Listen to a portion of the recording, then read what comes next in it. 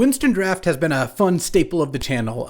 We've got our Winston Wednesdays every now and then, sometimes Winston Thursdays, sometimes Winston Fridays. In any case, Winston is, I still think, one of the best ways to play one-on-one. Campfire is also a lot of fun, but Winston Draft really has a special place in my heart after me and Cheon did countless Winstons when we lived together in college. We just, over and over again, we'd be Winston drafting. So I hope that these top 5 Winston drafts can kind of capture that joy, because I really enjoy them.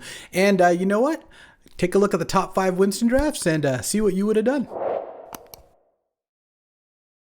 Alrighty, the people have spoken. We got a great response to my Winston battles against Mac. And so I'm going to start doing Winston Wednesdays. The 1v1 format is just so fun. And I want to talk a little bit more about strategy as we go through this one. I'm battling against Janara19. He's a good dude from the Cube Draft server. He actually has his own YouTube channel, so check him out.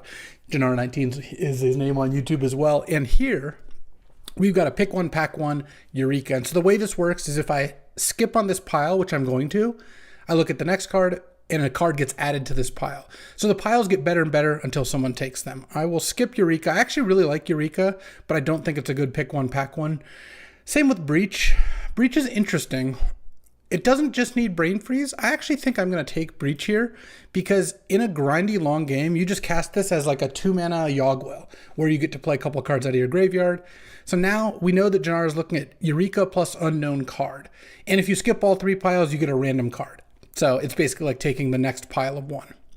Ooh, we might get Eureka back with some goodies. Let's take a look at what happens there. And you can kind of get a sense in Winston of what your opponent's drafting, knowing what they've passed up on. You don't have a ton of information, but you have some. Oh, I'm definitely going to take this pile. I think Eureka plus red-black Surveil land, not quite there, but 2 Surveil lands is pretty good. And they're both red. I definitely have the start to a combo deck. You know, you can draft combo style decks in Winston. It's just a little tougher, and you have to be ready to jump ship if you need to. But I like keeping an eye out for good stuff here. And so my priority order when it comes to Winston drafts is as such. First of all, there's the cards you just can't pass. Cards like Power, Bowmasters. It doesn't matter what you're doing, Caracas. You just have to take them whenever you see them. This pile I am going to take, by the way. I think Noise Marine is a good card. Then there's lands, which are very important. Seachrome Coast doesn't look like it's going to be that big of a fit, but you often are just like 3 to 5 color soup. That's one of the things you can end up. Here, there's Tribal Flames and Relic. I'm going to take this pile partially because Relic screws up my Underworld Breach, and because Tribal Flames is actually a pretty good card if you can get a 4 or 5 land types out there. Then there's cards like Noise Marine, which are just solid value cards. They end up being pretty good. Noise Marine, Recurring Nightmare. You know, you don't need a whole lot of help to make those cards good. So this pack's close because I think Malevolent Hermit's a pretty good card, but I'm going to skip this. Miscalc and Witness. This I will take. I like both of these cards. Witness is a good value card. Miscalc's great because it having cycling means you can play it in a deck with not a ton of blue sources and still not have it be a dead draw. Right now, I'm kind of Jund-ish, but we'll see what we see. Oh, man. So here, look. Janara passed on Flicker Wisp and Hermit, so he's probably not base blue or white, at least not right now. That can obviously change. Here, I actually don't think I want this pile still anyway. Oh, I'm almost never passing Triomes. So I'm going to take Ketria Triumph, and didn't want the Triumph either. Interesting. So I think Janara might be playing black. That seems fairly likely. Haven't seen any piles with black cards, and he's passed up on piles with a good blue card, a good white card, and a good Triumph, which is the Teamer one. One thing to note is, Subtlety is just a great card. Yeah, I'm fine just taking the Subtlety. Now that I have Ketria Triumph, I'm a little bit more inclined to want to play blue as well. Subtlety and Miscalc are both pretty good. So one thing to note in Winston in general is that the lands do to dictate what you can play to some degree, but also you just kind of end up with having bad mana. Oh, how good is this with Underworld Breach? So with 8 mana, you can play this for 3 mana and mill them for 9. You can mill them for 18. Or for like 9 mana, you play Breach, Jace them. I kind of think this could work, because look at it this way. I go Jace, mill you for 15, and then next turn Breach, Jace, mill you for 15. That seems pretty good. Haywire Might's not a bad card. Also stops my Underworld Breach. So this Eureka I'm going to put in the Shadow Realm down here. But I think I've got a decent start to some kind of like Breach-ish combo deck. Maybe like Teamer. Maybe splashing this Tribal Flames off Raucous Theater. So, oh, Lily plus Animate Dead. I can't really pass an Animate Dead. So that's one of those cards which I just basically wouldn't pass. I don't think I'm that likely to play Lily and Animate Dead, but it's not zero. I'll have them over here. Now there's Omnath, which I do like, and Ashen Rider, but I'm going to skip this pile. Skip Aegis. Oh, Coveted Jewel plus Workshop, and there's Toxic Deluge. Yeah, I'm kind of into that. I think that the Jewel Workshop combo is pretty good. I've got a couple different things going. We're about halfway through almost exactly of the draft. So there's 47 cards left. We started with 90. So now that I picked, see, look, this is how quick things can shift. Now that I picked up Liliana Deluge Animate Dead, black looks interesting. I'm going to take this Teferi because I think Teferi is just kind of a busted card. Channel. Oh, Channel Coveted Jewel is not bad. Okay, let's take that. And let's see where this goes. Season Pyro. I do like Season Pyro in general, but now that I've taken Channel and all these black cards, I think I'm skipping Pyro. I think Cryptic Code is too good to pass up. And Assimilation Aegis is fine. If I get a Stoneforge, I'd be interested. Oh, Reprieve. Yeah, I'll take Reprieve. Reprieve is one of those cards I don't really like passing very much. Now I can cut the Tribal Flames, maybe splash just Breach and Noise Marine. Though Tribal Flames is also good with Underworld Breach. This is why I take lands so heavily. Oh, Fire Covenant is a really good card. Standstill is kind of interesting too. I could see Standstill being good in like a Jace style deck. Okay, Seachrome Coast is back in play here for sure. And we're scattered here. We're going to have to start honing in on what we're going. I've had cleaner Winston drafts before. I guess, oh yeah, I just have to take Chromatic Star is a busted card for me. Well, busted, maybe not, necessary. And City of Traders also works nicely with the Jewel and the Workshop. Okay. And I do like these cards, but I'm going to have to look for some lands. Oh, Portal for Channel and Jace. Okay. Now this Channel is actually very good. So, and then the Jace will help smooth things out. So I think I might, no, I guess I probably will play Witness because of, if I'm playing Channel in my deck, I can support Witness. And Eureka might be making it back in too. I probably won't be playing Liliana, and maybe not Animate Dead, depending on my fixing. Maybe just Deluge, we'll see. We've got these two here. I guess I have Fire Covenant, Animate Dead. See, Jite is a card I would normally take, but it's not very good for me. And I think I've actually got enough sweepers and removal that I can maybe beat it. All right, I want to see this pile of 3. Oh, Currency Converter.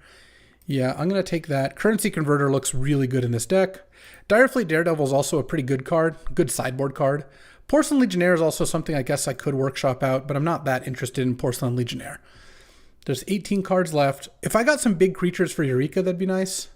Celestial Colonnade, GTA. Yeah, at this point, I think a blue-white land is good, and this does deny Janara a GTA. Oh, also, this is a creature land to go with Standstill.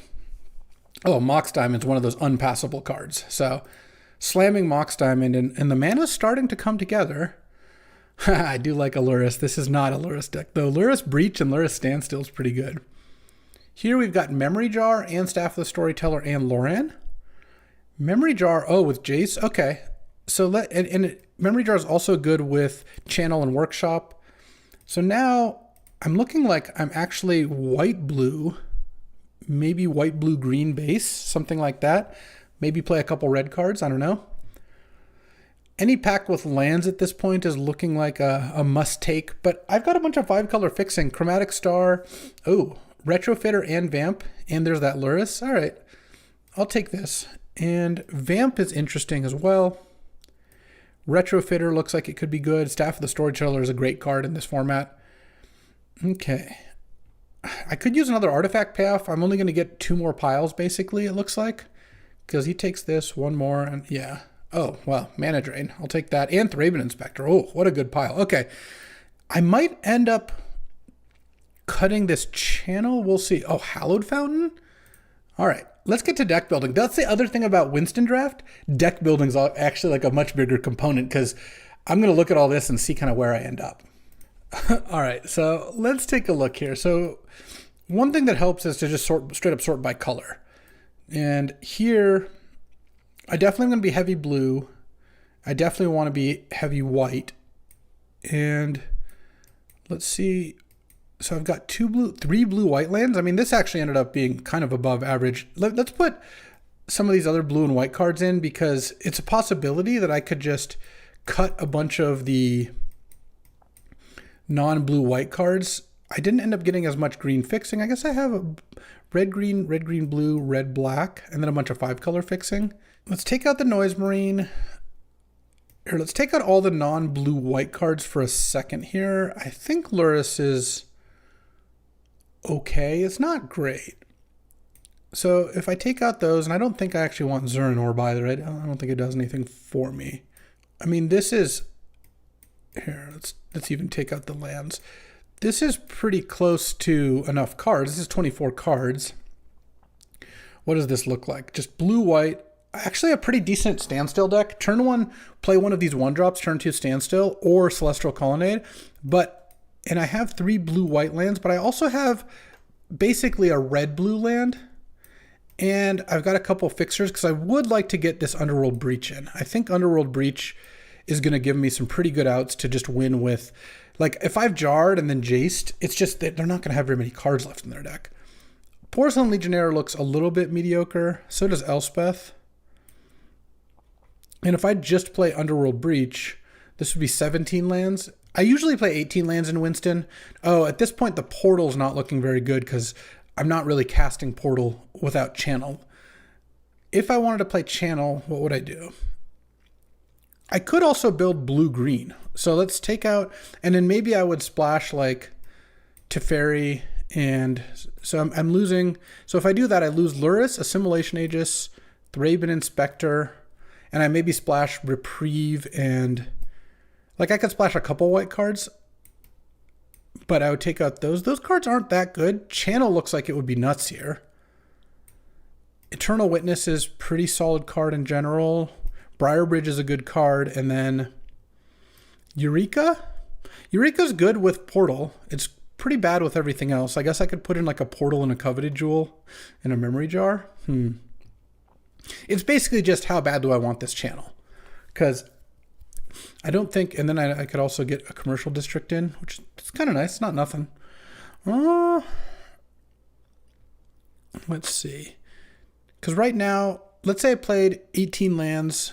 So I just, and I'm not playing Deluge, unfortunately. I love Deluge and I love Fire Covenant, but your mana really does dictate what you're doing. I think the white is probably stronger. I feel like I have enough ways to win the game that I don't need this channel here. And I have Mana Drain, which is really nice. So I'm going to put the white in. I also really like Thraben Inspector, Staff of the Storyteller, Luris, and Aegis. I don't need the Commercial District anymore. I don't think that really helps me. And do I want Tribal Flames? I don't think so. And let's see. Jite. Oh, Umezawa's Jite plus Porcelain Legionnaire could also be reasonable, but then I'd have to cut multiple cards. And I think Luris, especially with Breach, is good. It's not the best Breach deck, but Breach for Jace I think feels pretty good. And I'll take the Portal out. I mean, I could put in Elspeth. Elspeth is just a solid card. All right, I guess I like that. It's also good with Staff of the Storyteller. Okay, so let's go basic land, and let's get in there. Because I think we can play like maybe 1 mountain. I'll have 2, 3, 4, 5 red sources. Oh, this Haywire Might is actually looking a might suspect. I could also play Haywire Might off of a bunch of green sources like Commercial District, which is not a bad card to play. I could play that instead of the mountain, though I kind of want the untapped land. Let's take the Haywire Might out. I don't want to put in Jite. I could put in, just play 18 lands plus a Mox. Yeah, that actually seems fine to me. I don't mind playing extra lands in general. Okay, so this is right now 1, 2, 3, 4, 5, 6, 7, 8 white plus C-Chrome, Chromatic Star, and I guess Converter. And 1, 2, 3, 4, 5, 6, 7, 8, 9, 10 blue. And then I've got 2 red plus those. All right. Looks like we're going to battle out a couple other lands to the sideboard in case I want to side into something else, but I think my mana is not going to be such that I should. The other question is I could put an Animate Dead, Deluge, and Vamp. and then play a red-black land, but I don't think I need to do that. Let's see what Janara's up to first. All right, let's battle. The other sick thing about Winston is you just get to bang him out. You draft, takes 15 minutes, even less, and then you build, and then you battle, and then it's on to the next. Oh, look at this. Yeah, this is a very solid hand. I think I'm going to lead with the Colonnade, unless I draw another land maybe, because I don't need to get Chromatic Star out. I've got all my colors. Oh, I don't think I need to play City of Traders here. I could play a turn 2 Cryptic Coat, but I feel like City of Traders is strong enough that I would rather just play that as like my 4th land, not my 2nd land. Just thought the longer you can keep it out, the better. Oh, my staff's getting... Oh, Orcish Bowmasters. That's one of those cards. All right. Well, it could be worse.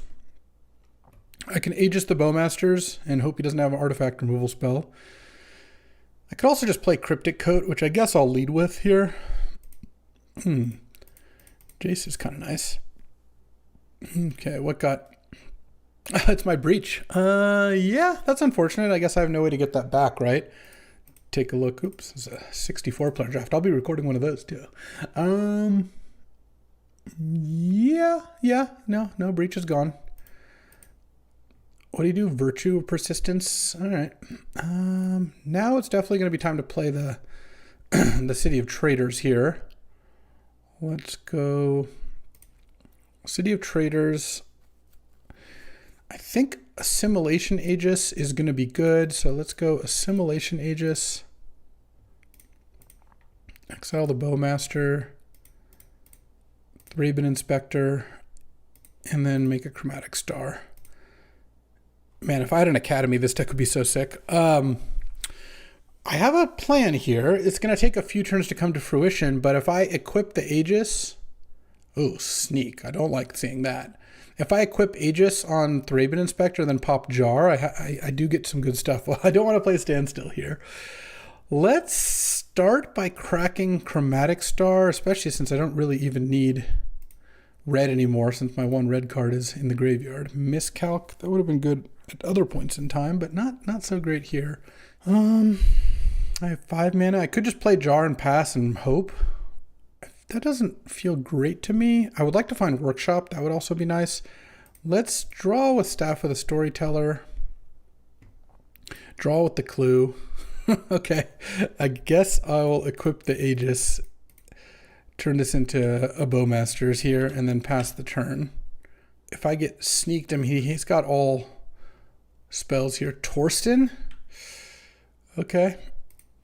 Finding Ashen Rider, World Spine Worm. Oh man, he really got there. Sneak is a card I really like in Winston. I would take Sneak pretty highly in Winston. Okay.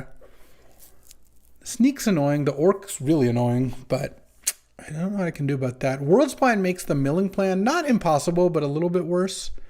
I kind of wonder if I want like Deluge, Tribal Flames, Dire Fleet. No, I don't really have a good answer to Sneak. I could try to play Quasali, Pride Mage, or Haywire Might. The only problem is if he sneaks, he's just going to activate it in the same turn. I've got a couple counters. I'm on the play. I'll side out Standstill if I win this game, but we'll see if I do or not. All right, I would like to play first. Yeah, I will keep this hand. I guess I'm going to discard Mishra's Workshop to this Mox Diamond. Kind of a shame, but I can play turn 1 Jace. Oops.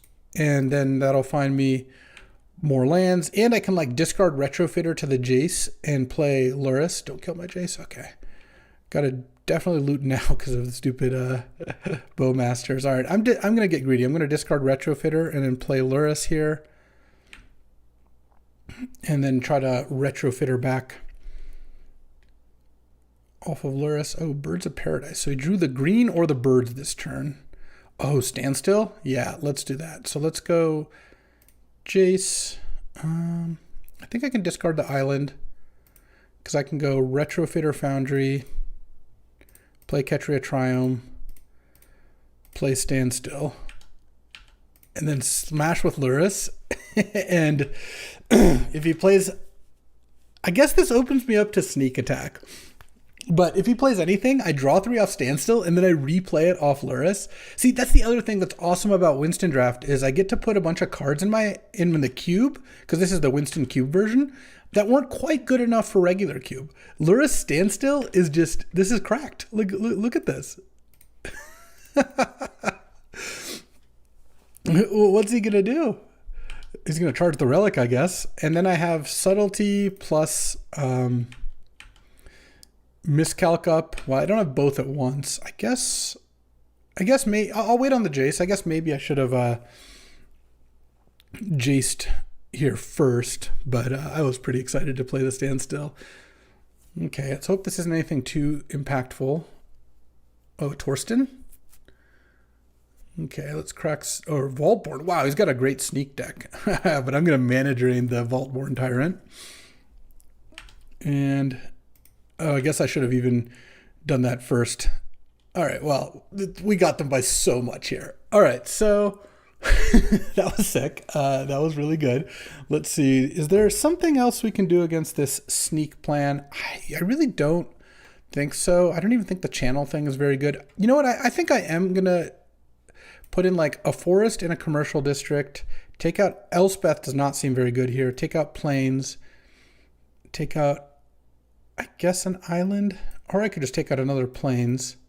No, I could take out the mountain, and then I'm going to put in Haywire Might and Quasali Pride Mage, which are also both good with Luris.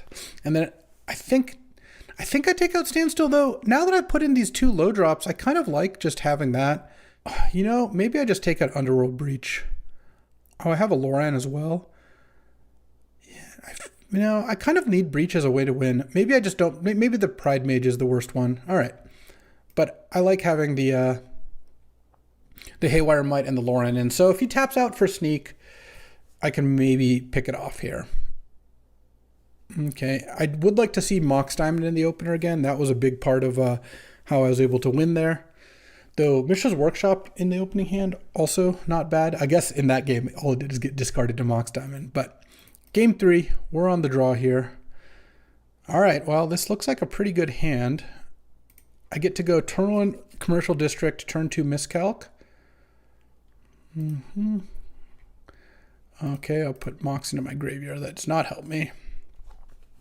Hopefully it doesn't have a play this turn. Okay, Island. I'm not going to play Standstill, because if he plays a Bowmasters in response, that sounds really bad for me. Yeah, I was really glad he waited on that. I get to Miscalc it here. And then next turn, really want to draw... Any land is good. Blue would obviously be great. Lelia is pretty annoying. Okay. All right, Plains and Chromatic Star. And pass the turn and try to set up a Mana Drain here. I don't have a good answer to this Lelia, so I don't love that. Hit a Sika's Chariot. Okay, well, that's a good card to Mana Drain. Does he have the land? He does. How does he not play a Sika's Chariot, right? All right, Mana Drain you. I'm even going to do it to show you that I don't even need the card draw of Star. All right, so I've got a bunch of mana. I could play Jace. I could play Luris. Let's go Luris. 3 mana floating. I could play Mox. I could minus Lelia with Jace. How much mana do I have here? If I play Mox... All right, yeah, let's go Mox Diamond. Discard Ketria Triumph. Cast Jace for blue. 1, 2, blue.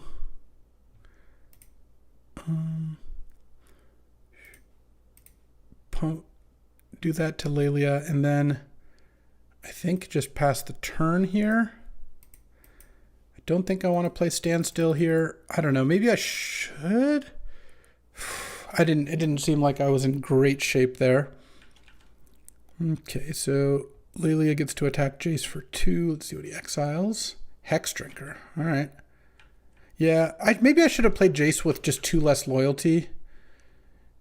And then for Standstill. I was going to play Hex Drinker now, and then maybe level it up twice.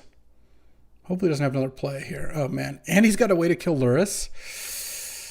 Okay. Staff is kind of nice. Let's go staff. And draw a card off the... Oh, let this resolve. Draw a card off the staff. Oh, Loran. So I can mill 3. I can mill for 12 down to 13 cards, and then I go breach. Yeah, all right. And let's see. He's got the World Spine. And then I have to survive an extra turn. So if I play this, so he has 14 cards left. So if I go breach, if I don't draw a land, I go breach Jace and I mill for 9. I could also play standstill, and then I take 4 down to 9 after chumping Lelia. And then I breach, breaking the standstill, but that lets me make him draw 3 more cards. He's going to draw 13. He's going to go to 12. And then, but then I'm at 9. And then the next turn, he just kills me because of the World Spine Worm. I guess I have to hope he draws World Spine Worm. I could also not play Standstill, but I think playing Standstill is my best path to victory here. It's pretty thin, but I think I've got a shot here. It's a weird one. Yeah, I guess actually playing the Jace for the good full loyalty worked out all right.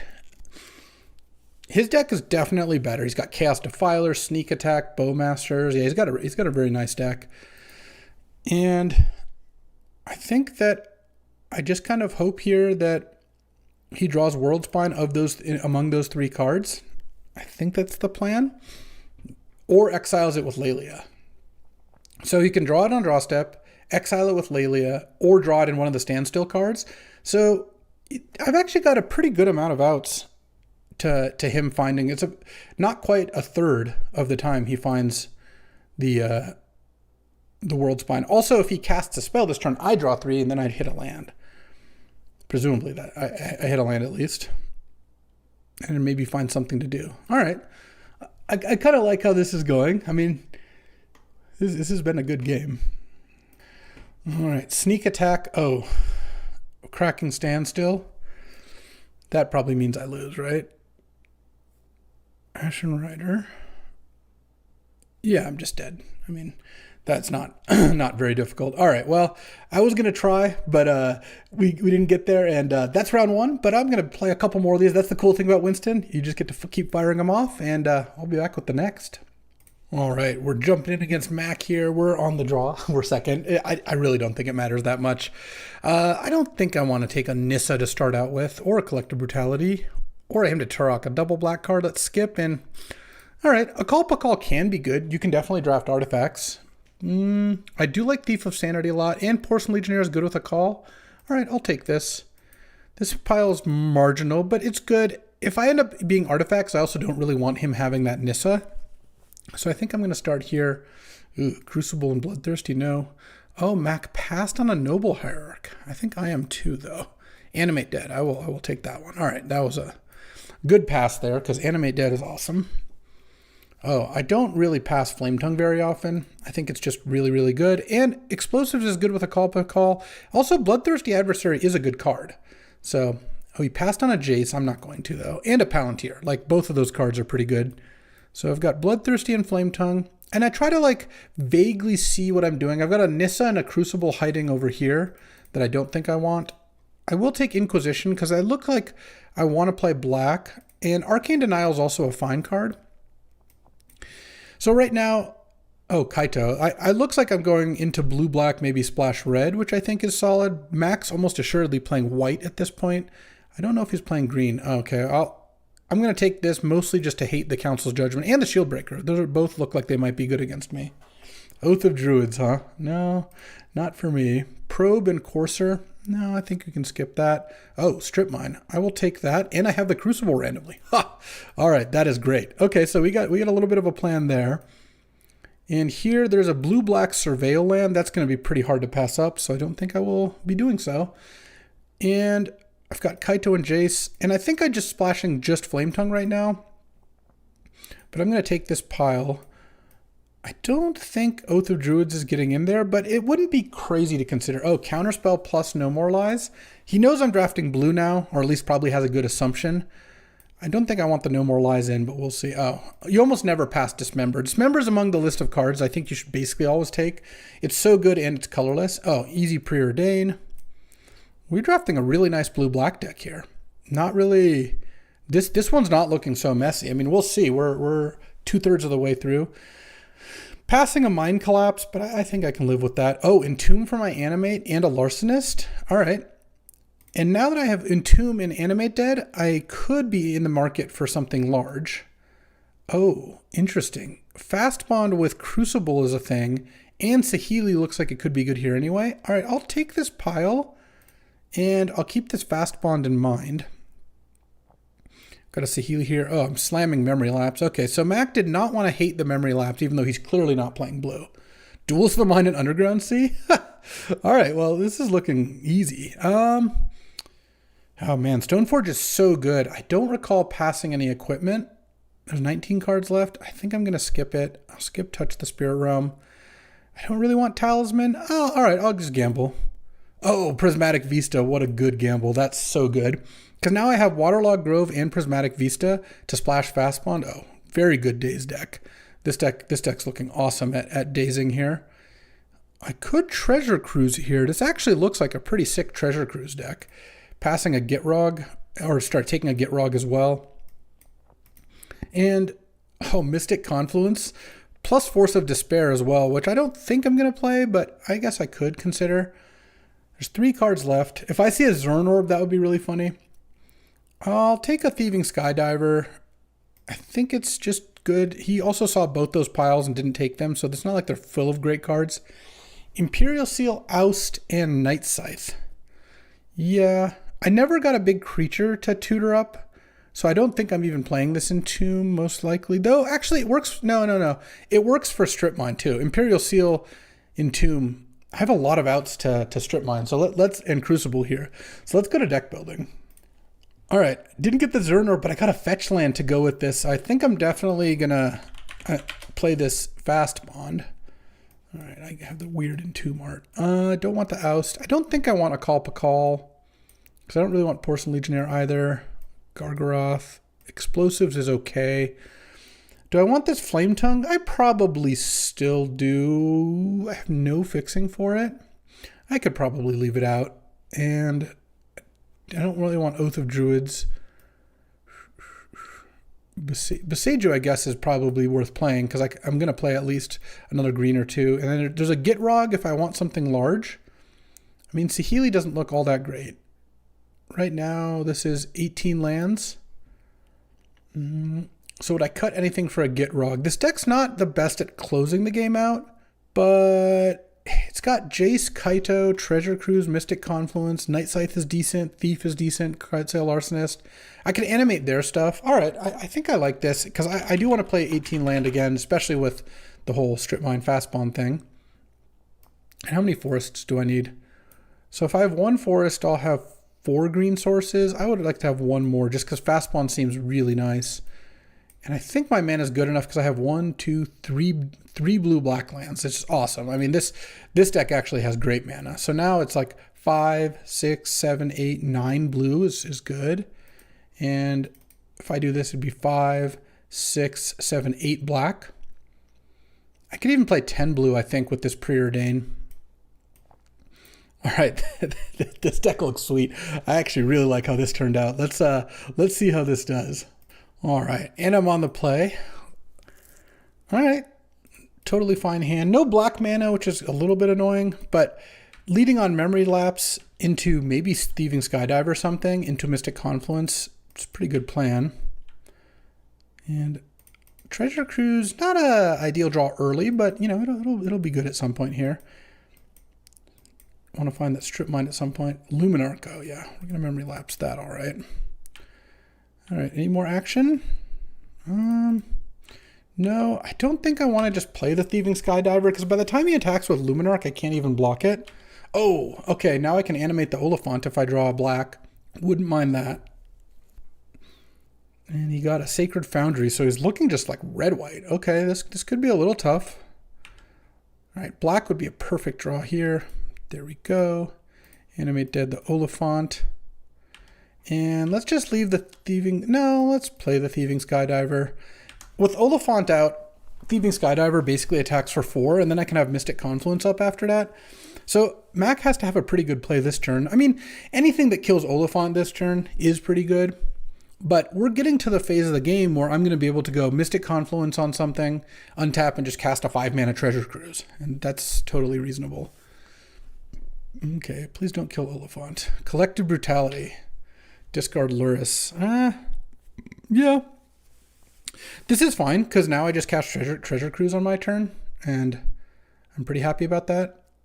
All right, and he doesn't have a land. Let's just go Island, Treasure Cruise. Draw some cards. Oof.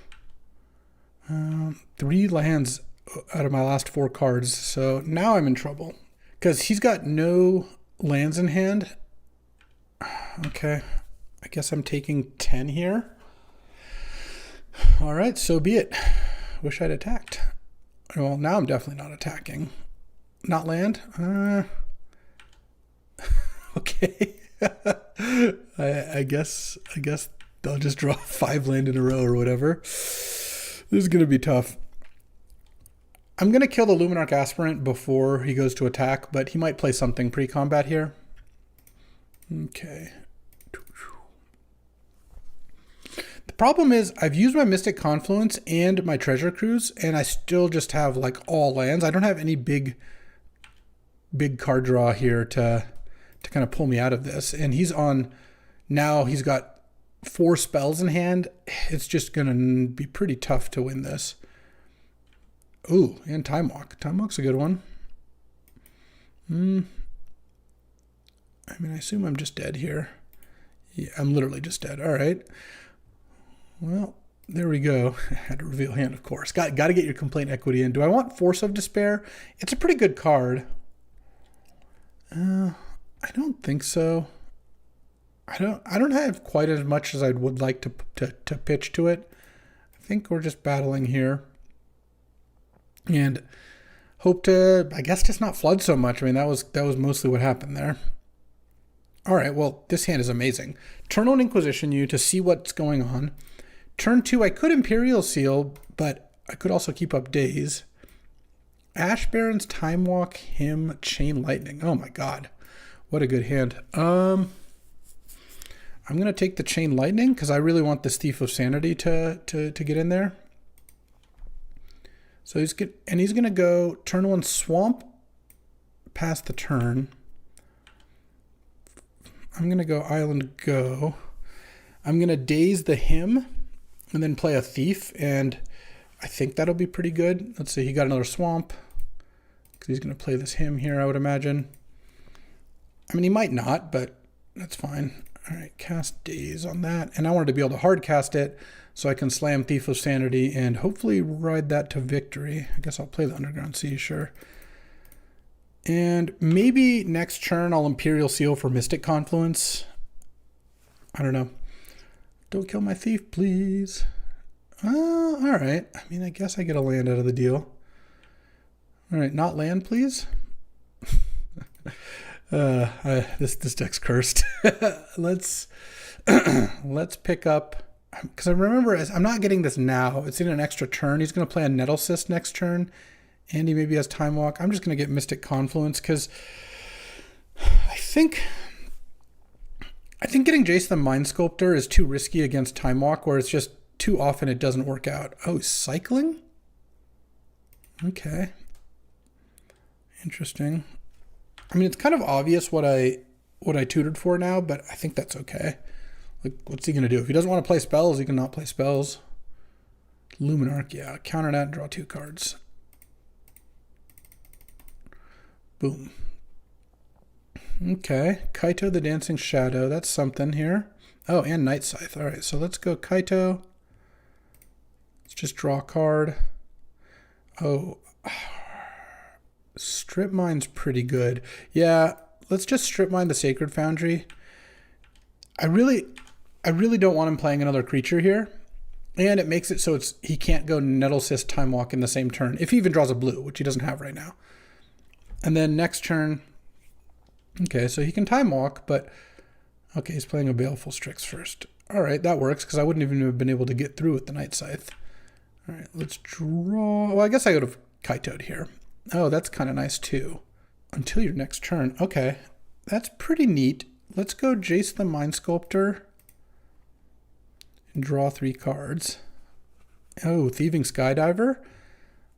All right, let's put back Island, Thieving Skydiver, play Island, play Night Scythe, and then I don't want the Strix to die here, so let's +1 the Strix, because I want Strix to be in play for this Thieving Skydiver. And now I have 2 blockers to protect my Planeswalkers. I think we've got this. The Mystic Confluence plus him stumbling on lands for a turn got us back in this game. Pretty nice opening hands on both parts. He had Chain Lightning him, and into Winds of Abandon. I had Inquisition Days, his first 2 things, play Thief of Sanity. And then next turn, he's going to Collective Brutality that. I guess I crew this in case there's a Haster coming. And he can play Time Walk. Oh, he's going to Phantasmal Image the Night Scythe. That's cute. Or he could copy the Baleful Strix. Oh, he's got the Night Scythe. All right, good play, good play. And he's got, his last 2 cards are Nettlecyst Time Walk. All right, well, this is going to be easy then. Let's go Thieving Skydiver with Kicker. Hold on. How do I want to do this? Because I want to get this Night Scythe in. So let's go, well, if I bounce this, yeah, bounce the Necron. He's going to crew the Night Scythe, I would imagine. Oh, he doesn't crew the Night Scythe. Okay, so cast this with Kicker, X equals 2. Take the Baleful Strix. Crew the Night Scythe with my Thieving Skydiver. And then attack. And this is just disgusting, because I get to bounce the Scythe to Kaito. Draw a card. Make a 2/2. Play a land, play a Night Scythe. Oh, I guess I could have played Undercity Sewers first. Oh yeah, I even knew my top card is an island, so I got a little ahead of myself there. But I think it's going to be pretty tough for him to get this Nettlecyst through here. At some point, I could even like bounce the Thieving Skydiver, because I have 4 blockers here. I've got my 2 Planeswalkers, and just have a million cards to play with. Okay, so the Planeswalker plan worked. I mean, Flame Tongue and Embereth are both good. Explosives is fine. He's got a bunch of 2-mana plays, but I mean, there's Porcelain Legionnaire as well. I like Duelist of the Mind well enough. Yeah, I like where we're at. All right, can I just get a sick Fast Bond Crucible Strip Mine draw? Turn 1 Fast Bond, Strip Mine your land, Crucible. No, but I'm going to keep this hand because I've got turn 2 Memory Lapse into turn 3 Palantir or Counterspell, depending on what I want. The Entomb is not of much value, but if I draw Crucible would be good. No Luminarch, please. Oh, Evolved Sleeper. Yeah, that one is okay. Let's draw a land. Oh, Strip Mine. I'm going to play Island first because I think what I want to do is counter this play and then Strip Mine and have another counter up. I could even Memory Lapse it for full value. Deathgreeter's Champion. Do I want to Memory Lapse it or counter it? I kind of just want to counter it. And then Strip Mine the Concealed Courtyard here. Swamp, okay. Well, I drew the Strip Mine, which is the card I most likely Entomb for, so the Entomb is not the best draw here. This also could make it so his Evolved Sleeper doesn't do anything. Oh, he doesn't have a play? Okay. Now I can play... I'm going to take a gamble here and play Palantir because I think getting this into play is worth so much. He didn't even play anything last turn. Oh, bottom. All right. He's going to mill me for 1, take no damage. Am I getting him with Strip Mine?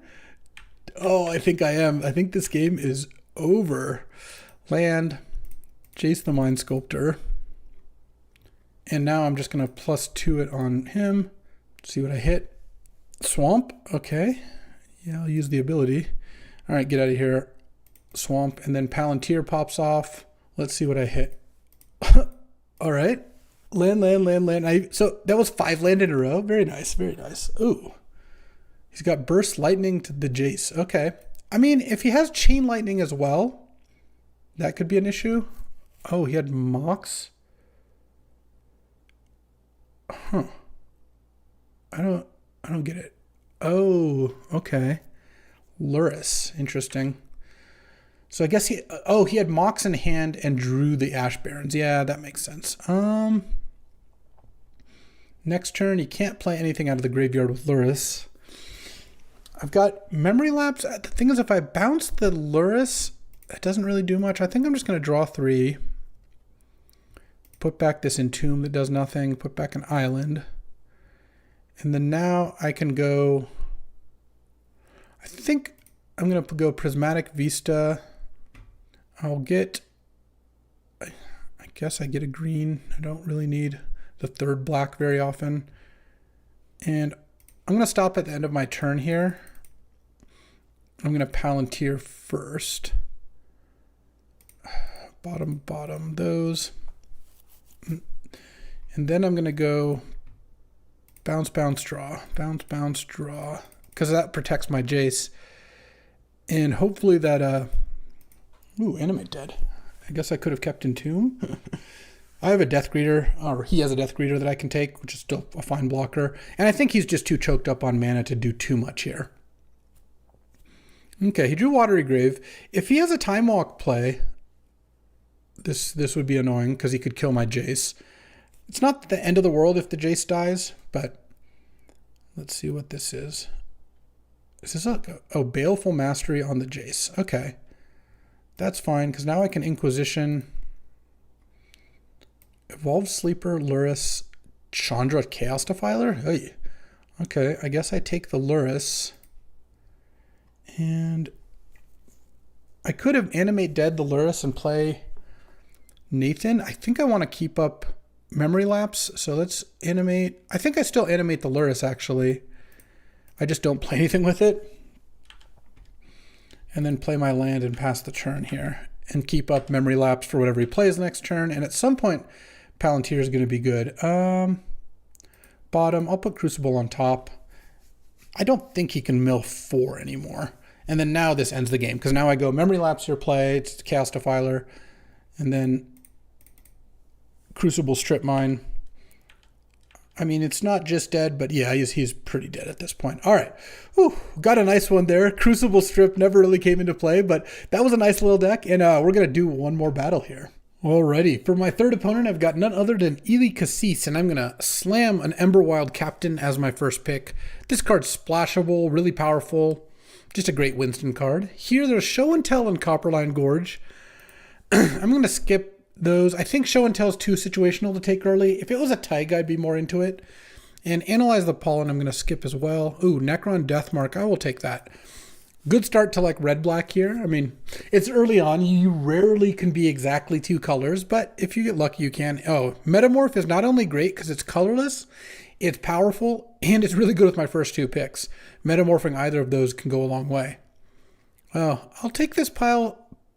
I don't think I'm necessarily that hyped about Containment Priest, but Batterskull's good. Skip this. Skip a Satyr Wayfinder. Yeah, I'm going to take the Ancestral Recall pile. We'll see where we go from there. Currently, I have 1 red card, 1 black card, 1 white card, and 1 blue card, with Metamorph and Batterskull being colorless. Urborg, mostly Zeator's Proving Ground. And Urborg also helps with the double black card, so that's not terrible.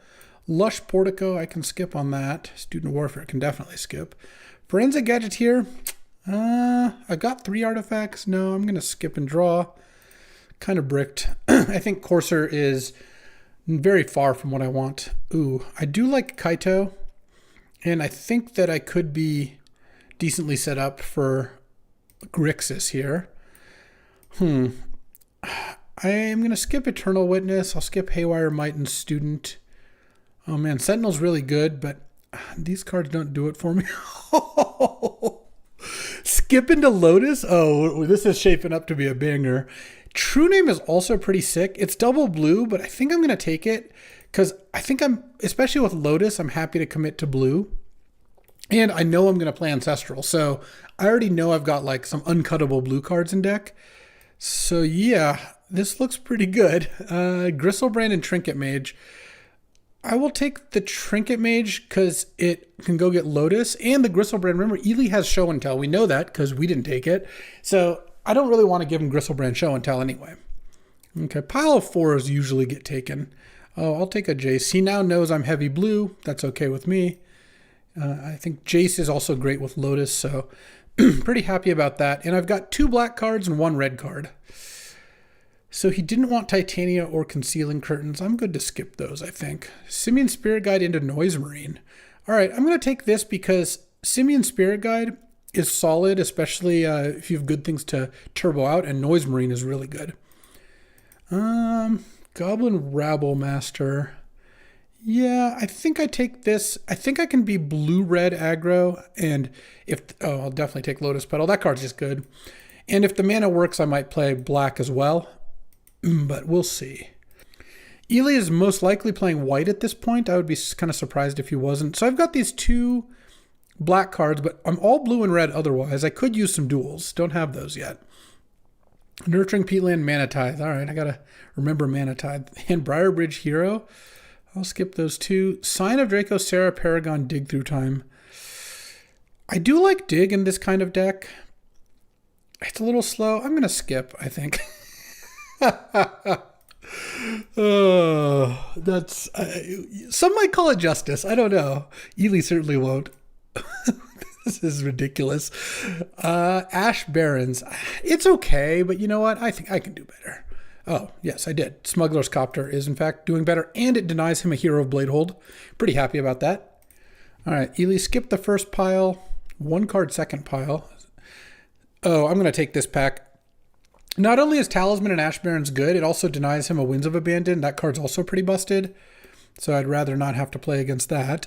And now that I've gotten Ash Barons, Proving Ground, Talisman, and I have Petal and Lotus, I'm just going to play Grixis. I think will play the black cards as well, most likely. There's 22 cards left, so we're about, 70 cards in. Deluge, I'm going to take this pile because of Toxic Deluge, which he didn't see. He saw the Lion's Eye. But now, with Lion's Eye, Lotus Petal, and Black Lotus, there are some cards that kind of get turned on by that. Oh man, this Trinket Mage is disgusting in my deck. Like, Underworld Breach here would be incredible, even without Brain Freeze. So, we'll see. He's going to take this 5-card pile, most likely. It's just too many cards to pass up on. Elder Spirit Guide and Highway Robbery. I can skip those. Mistvault Bridge and Reflecting Pool. Yeah, I'm happy enough taking that. I think that Reflecting Pool is pretty good. It only gives you double of your colors, but that is a nice ability to have when I have True Name and stuff. Simulacrum Synthesizer, I have Batterskull and Necron Deathmark and Metamorph. That's not quite enough, and I don't think he's going to take it. I'll skip the Otawara, I think. Oh, Spellseeker for my Ancestral? Yes, please. All right, so now I've got that. I could use another cheap card to Spellseeker for. If the mana works out, I could maybe play Winds. Winds is a busted card. Okay, there's not a whole lot of cards left, but I'm doing fine in terms of playables and fixing. Oh, easy pile now. Just Phantasmal Image is great. Seasoned Pyro is great. Simulacrum Synthesizer, probably not making it. Oh, I should take Cut Down to have cheap removal spell and something to Spellseeker for. I think that is good. And then here there's a Tundra and an Esper Sentinel. Or I take this pile or that pile. Tundra, Esper Sentinel. I don't think I'm that stoked about playing white. So I think I'm going to skip Ulamog. All right. I mean, he's gonna take this pile for sure. All right. Let's get to deck building. This is a nice one. Okay. So starting here, though the Lion's Eye doesn't actually do anything for me either. This is a Sanguine Evangelist and Elspeth, probably not in. Right now this is 18 lands. I mean, this is a little bit heavy on lands, but what I can do is I can play the Simulacrum Synthesizer. You don't need that many triggers for it to be good. And Batterskull can trigger it multiple times, which is nice. So right now, this is 17 lands plus Spirit Guide and then all the Lotus stuff. All right, so do I want to play like Winds of Abandon? It's a really sick card. My fixing doesn't lead that way. I could also play Briarbridge Tracker because I'm going to have Proving Ground and Commercial District in my deck, and I could play Ash Barrens. I could also play Gristlebrand with the intent of hardcasting it, but that seems like it's probably a bit excessive. I don't mind playing a little heavier on mana. I usually do in Winston's anyway, just to make your mana better. I guess what I could do is I could play Sunbait Canyon, I could play a Plains, and I could play Winds, because I can Spellseeker for it and then Lotus it out some amount of the time, or Reflecting Pool it out. Yeah, that seems like it's good enough. I don't think I want Sanguine Evangelist, but 16 land plus those 3 and Simian Spirit Guide seems great. All right, let's make sure the mana works somewhat well. And I think Commercial District as just a tapped Surveil land is fine. I don't really see a reason why that wouldn't be too bad. Obviously, it'd be better if it fixed mana. So, let's see. This is 3, 4, 5, 6, 7, 8 red. Yeah, that seems great. And then 1 Plains. Let's see. 3, 4, 5 blue. Oh, I need more blue than that. I'm going to have to cut a red and then play another blue. And then I can play like 2 swamps. Is 2, 3, 4, 5, 6 black plus Lotus and Lotus.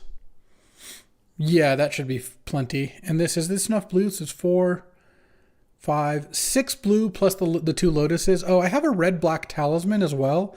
Maybe I get 1 more island in there. It's just really important to cast these blue cards here. Do I want double? Do I want to take out a red or take out a black or just take out a spell? I could also take out Simian Spirit Guide. It's pretty nice with Emberwild Captain, Jace, Noise Marine, Necron. Yeah, it's not bad. I could also take out the Commercial District. I have no way to tutor for it, so it is a little bit slow. Maybe I just do that and I end up with 1, 2, 3, 4, 5, 6, 7. Yeah, that's enough red. All right. I will do that, and let's get into this deck. This deck is a nice one. All right, time for game 1. Let's play first, and all right, I will keep this hand. No good Lotus play here. Like, I'm not going to Lotus out a turn 1 Copter, but turn 2 Copter, and then hopefully draw something that can crew it. I can Lotus anything I want out. I mean, if I draw Emberwild or Jace or Noise Marine, any of those things would be really good. And this Winds of Abandon, it is nice to have. I think if I can, I'll try to save the Lotus so that I'm able to use that with Winds. Just play Island and say go. I don't think I'm supposed to play the Lotus. I mean, maybe he's playing black, but most of the colors can punish Lotus in play. Only black can punish Lotus in your hand. So you got an island here. All right. Any action? Oh, yeah, that's action. Let's just play Smuggler's Copter. And then next turn I'll Ancestral here. I think this uses my mana a lot better. Let's see what he's got. Satyr Wayfinder. Milling a Force of Negation. Urza's Bauble, Mana Tithe. All right, some good cards. All right, let's Ancestral myself. Oh yeah, this is just gross. I don't think I'm gonna crew the Copter this turn. Ely's got to be on such tea right now. I know I would be. And let's go ahead and cast Emberwild Captain and just pass the turn. I've got the Monarch, so now I effectively have 2 blockers here. And then next turn I can Metamorph or Phantasmal Image it if I want. And he's going to have something pretty good to get out of this. Sentinel is good, but not good enough here. Let's draw. And I have that plane so I can kick Winds of Abandon now. Don't really want a Pyromancer. What do I want to do here? Because the problem is Pyromancer, I don't really want to discard very many of my cards. I could Metamorph here. Maybe I go Reflecting Pool and I cast Phyrexian Metamorph and then pay the life because I'm going to copy the Sentinel. And then I'm going to put a map counter on the Sentinel, I guess. Yeah, that seems fine. And I hit a Zeotor's Proving Ground, so it didn't matter. And then I'm just going to pass the turn. Again, when I have the Monarch, I really don't need to be making Smuggler's Copter attacks that tap multiple of my creatures, since that's the way that opens the door for him to steal the Monarch. Next turn, I can play Pyromancer and Phantasmal Image it. Potentially, looks like he's cracking Map Token, hitting Talisman of Dominance. I kind of doubt he wants that one. And is he going to get to attack here? No, he's going to play Glissa. Okay. And then I'm going to take my turn. I would like to draw a non-creature that I want to discard. Or sorry, non-land that I want to discard. Well, let's just start with Season Pyro here. Discard 2 lands. And I think I can afford to discard Ash Baron's Island. Okay, and then Simulacrum Synthesizer is gonna work nicely here. Guess I'll play my Plains because I'm gonna cast Phantasmal Image, and I'm gonna copy the Season Pyro and discard the Synthesizer in a mountain. There's a Noise Marine. All right, and then I am gonna crew now. Let's crew with, this Season Pyro, I guess. And then send in the air here. And discard. At this point, I can discard Proving Ground. I'll just want untapped lands. And then next turn, I'm most likely going to just Winds of Abandon him. And then attack with everything. I mean, he can attack with Glissa, and I can block with the Elemental token. It's not going to do anything. Also, if he attacks, he takes 4 damage because of the Emberwild Captain. And it's going to be a tough battle for him. All right, we got game 1. And sideboarding, I mean, Containment Priest is a card I could consider siding in. I don't think I need to here. So I think we're good. And we'll see how this goes. All right, so game 2 on the draw.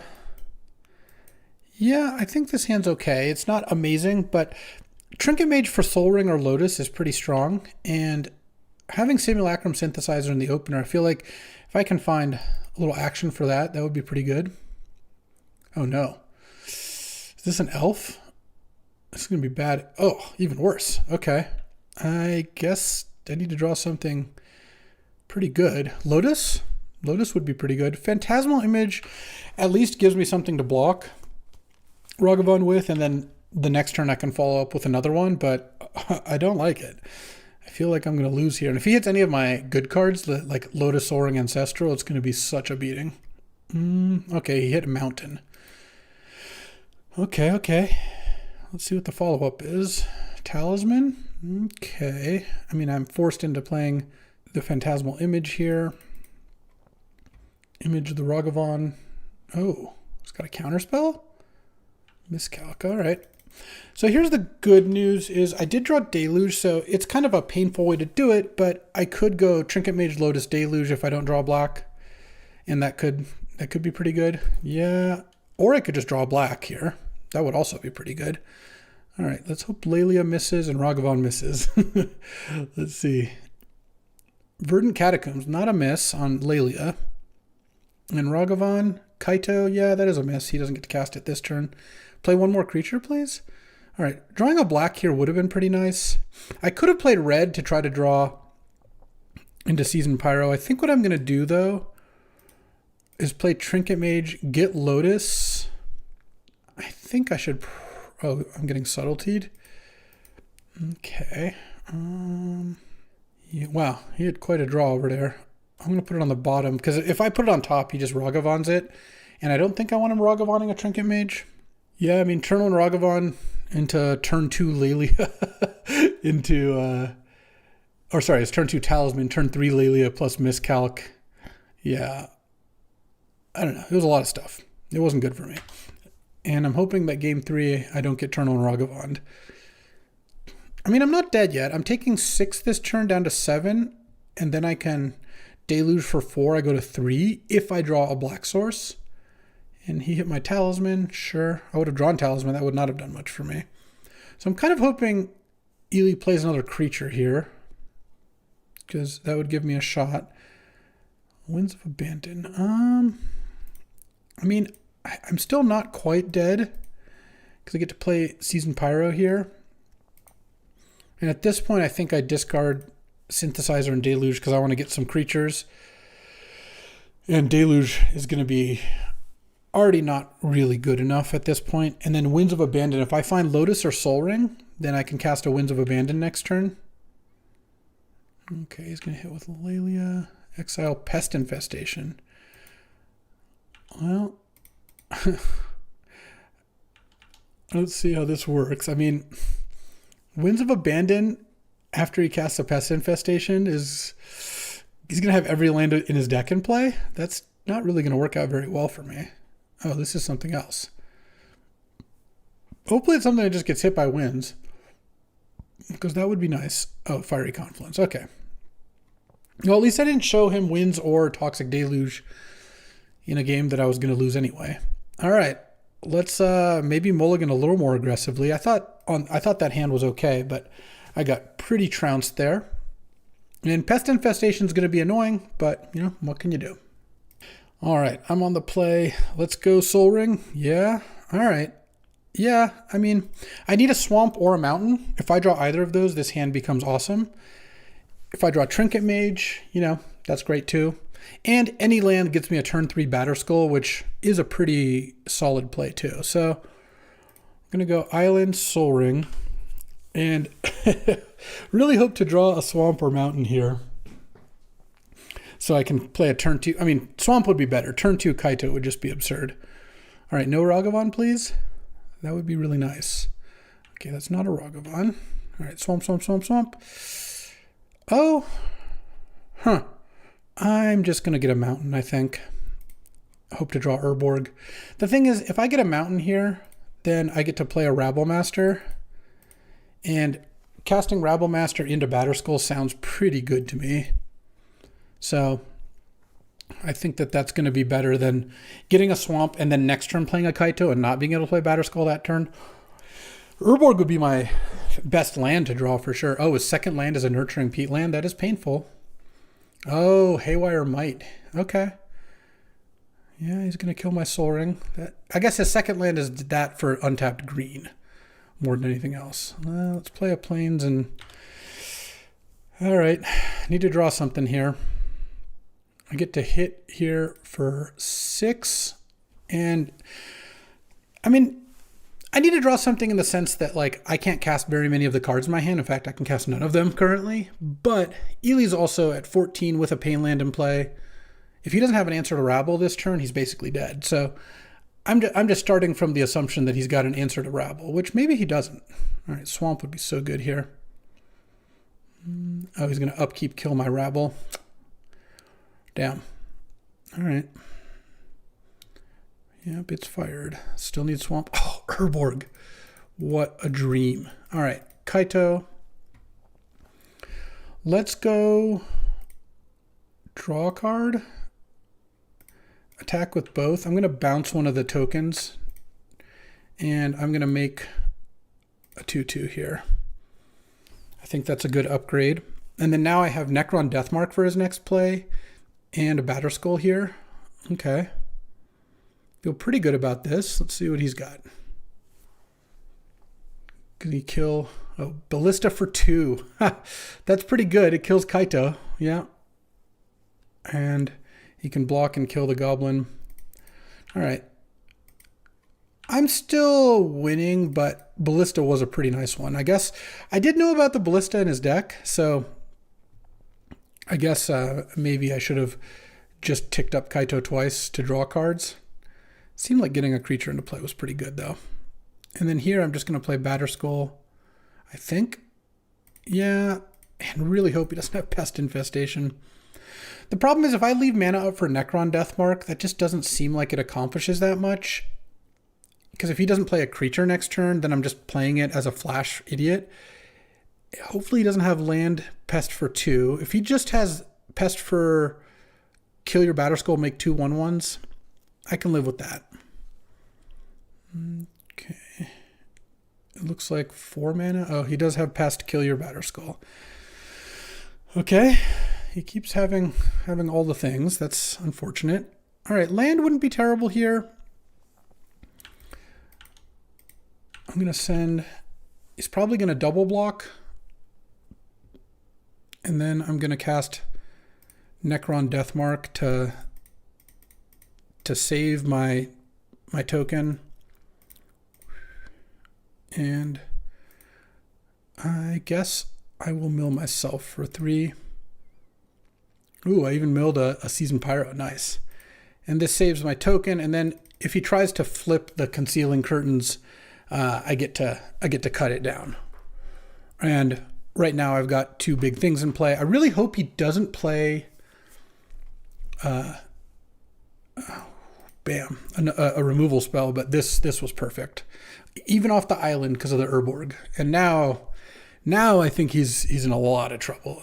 If he has a Flame Slash, oh, he has Ragavan? No, that's not quite going to do it. Oh, yeah, and I drew True Name. All right, so I'm just going to attack. I think he's going to just block the Death Toucher. Be kind of crazy to not do that. I don't really see a good way for him to beat True Name plus Smuggler's Copter, because now I have a bunch of creatures that basically don't die to removal, and even if he had a Sweeper here, I have a lot of outs because my Copter would still be alive, and if I draw a Mountain, I can just flashback Seasoned Pyro here. So it's going to take...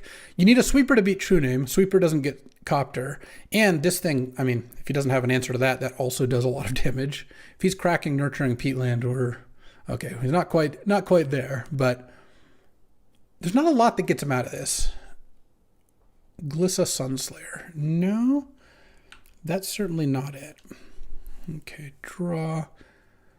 All right, well, I'm going to crew the Smuggler's Copter and attempt to attack here. All right, attack with those 2.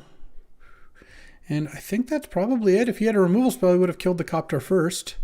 I think that's going to be tough. All right, well, I guess I will loot, though. Just found the Ancestral just for the rubbins, and that was a big win. Ely and I, yeah, we like our impactful Winston battle, so I'm very glad to be defeating him there. And that'll do it for today. This is a beautiful Winston deck, I will say. And the Wind Splash was kind of nice. I ran a little short on playables, but having these 3 cards made up for so much. So I hope you appreciated a new Winston Wednesdays. I'll be doing these, and you'll also see a lot more variety of cards as I change the Winston cube a lot, add new cool stuff. And you know what? More Magic is more fun, and Winston's a really fun format. You can find my cube list it's under LSV Winston as the code on Cube Cobra. And if you look at my profile on Cube Cobra, then you can see all the different cubes I maintain. And this is a fun one. Alrighty, welcome to another Winston draft. Playing against Honest AF here, and let's start this Winston draft. I'm first, so as usual, I get to pick this card. I'm not going to be picking Scavenging Ooze. I will skip it. I will be picking Shelldock Isle, and now my opponent here gets to take a look at these 2 cards and decide whether they want them. If they pass, another card gets added to the stack. Sweeten the pot. All right, Scavenging Ooze plus 2 unknowns to me, and took the 3rd card, Great Furnace. Urza's Bauble. No, I think I can skip those as well. March of Otherworldly Light and Pick Your Poison. I think we can go a little bigger. Ooh, Raucous Theater? All right, I think that's better than a random card. A red-black Surveil land. It's not the most fitting with Shelldock Isle, but Surveil does get you closer to Shelldock. And early on, I don't mind taking a decent Surveil land here. Endurance, Shadow Spear, Scavenging Ooze, Urza's Bauble, Great Furnace. You know what? I'm going to take this. It's got 2 green cards and a bunch of artifacts, and this means that if I get an artifact payoff, having Great Furnace, Shadow Spear, Bauble could be good. I'll skip Cauldra. I'll skip Thalia. I think I'm going to skip Fiery Islet. No, Red-Blue Duel's fine. I could be like Grixis-y here. I don't know about what's going on with those green cards. I guess we'll find out. Horned Lockwhale. I like that one. That one's in my Winston list here. I think I will skip it still. Simulacrum Synthesizer? All right, I'll try that. And also it cuts a Thalia. Ooh, I will take this Sphinx as well. I think we're both fighting for blue, presumably. Oh, Urza? There we go. There we go. All right, Dismember. We're just slamming. Everyone's just jamming. Pick one. I will skip finally. Oh, I will not skip the Time Walk, though. Okay, this has been a really good sequence here. I'll skip Bristly Bill, skip Treachery. Yeah, I'll take a Treachery. That works for me.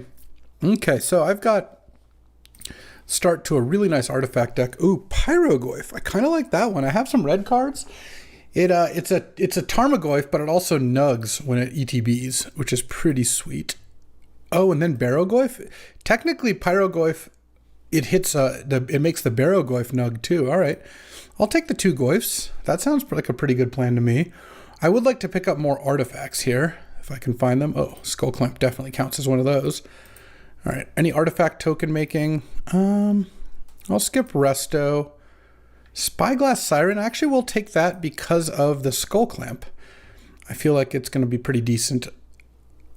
I'll skip Sanguine Evangelist, I think. I don't really want to be playing white. Oh, I will take a Spelljacker. I'm much happier with that. I think, I'm definitely taking the Skydiver. I think my opponent is definitely playing white at this point. Oh, Karn looks nice too. I could use some more things to trigger this synthesizer. And by more, I mean I don't have any. I think I'm going to have to skip a portal. I don't think that one's reasonable to play. Oh, I will take a Watery Grave, though. Because I think I'm just playing Grixis here. So, seems like a reasonable thing. I've got a Barogoyf and a Pyrogoyf and a bunch of blue cards. All right, now I'll take this pile because it's got Soul Guide Lantern. It's got this portal that I may or may not use, and it's got Arcane Denial. I mean, I've got a good artifact deck even if the synthesizer doesn't pick up. Oh, Balance? I'll take Balance. It's a really messed up card, and I have an Inspiring Vantage.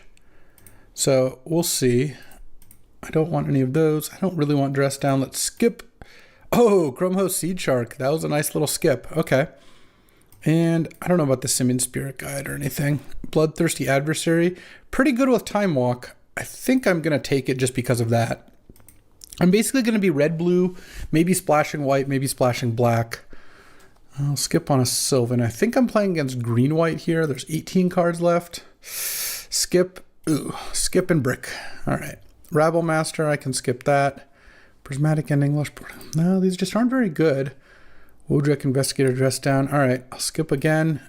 Ooh, Carnage Interpreter is actually not too bad. I think that one can be good. Oh, I'll take a Teferi as well. Could use a little bit more fixing as one always needs. This is a blue-black-red land. The Troll seems like it's going to be pretty great here. Don't think I want Lush Portico or Prismatic Ending in my deck, though. 2 cards left. Oh, we take the Mock Sapphire. I don't think I want Imperial Seal, though. It's not that bad in a deck that has like Time Walk and Balance, but I think I can skip on that. Unfortunately, the Simulacrum Synthesizer, which kind of got me into artifacts, I'll have to skip. Oh, Flash?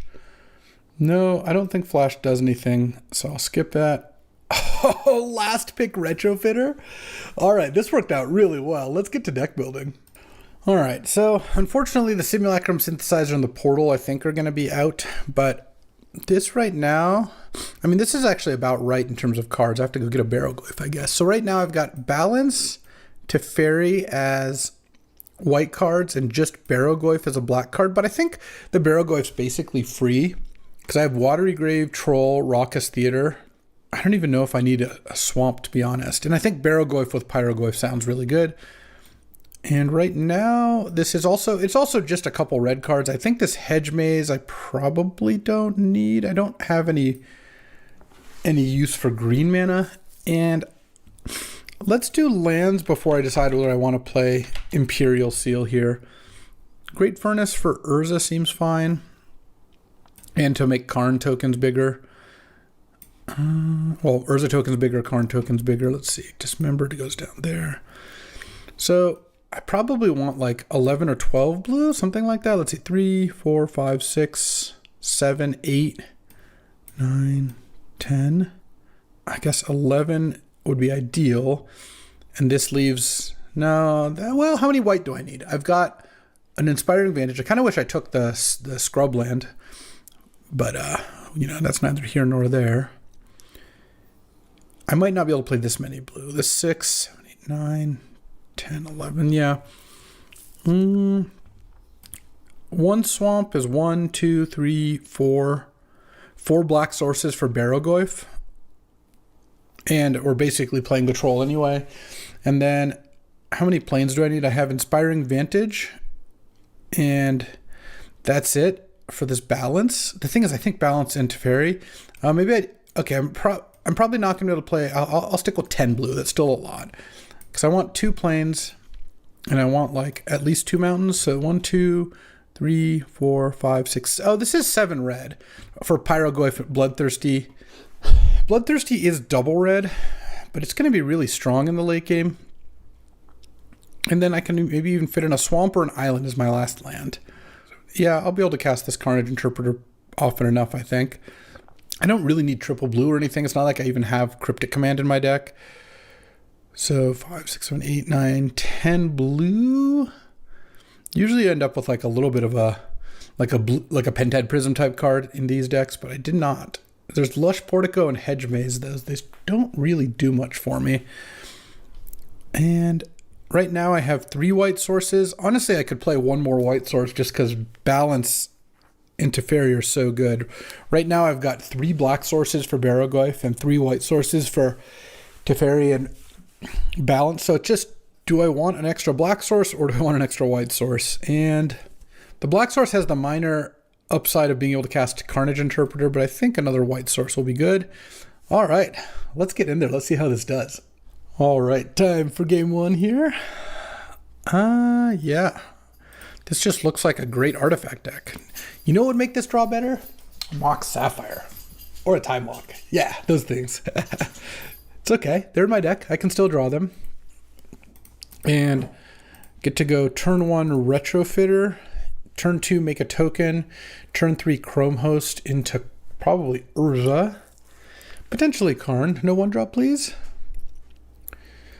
Oh, we're getting Pick Your Poisoned. They do have that. That's a shame. Oh, Analyze the Pollen.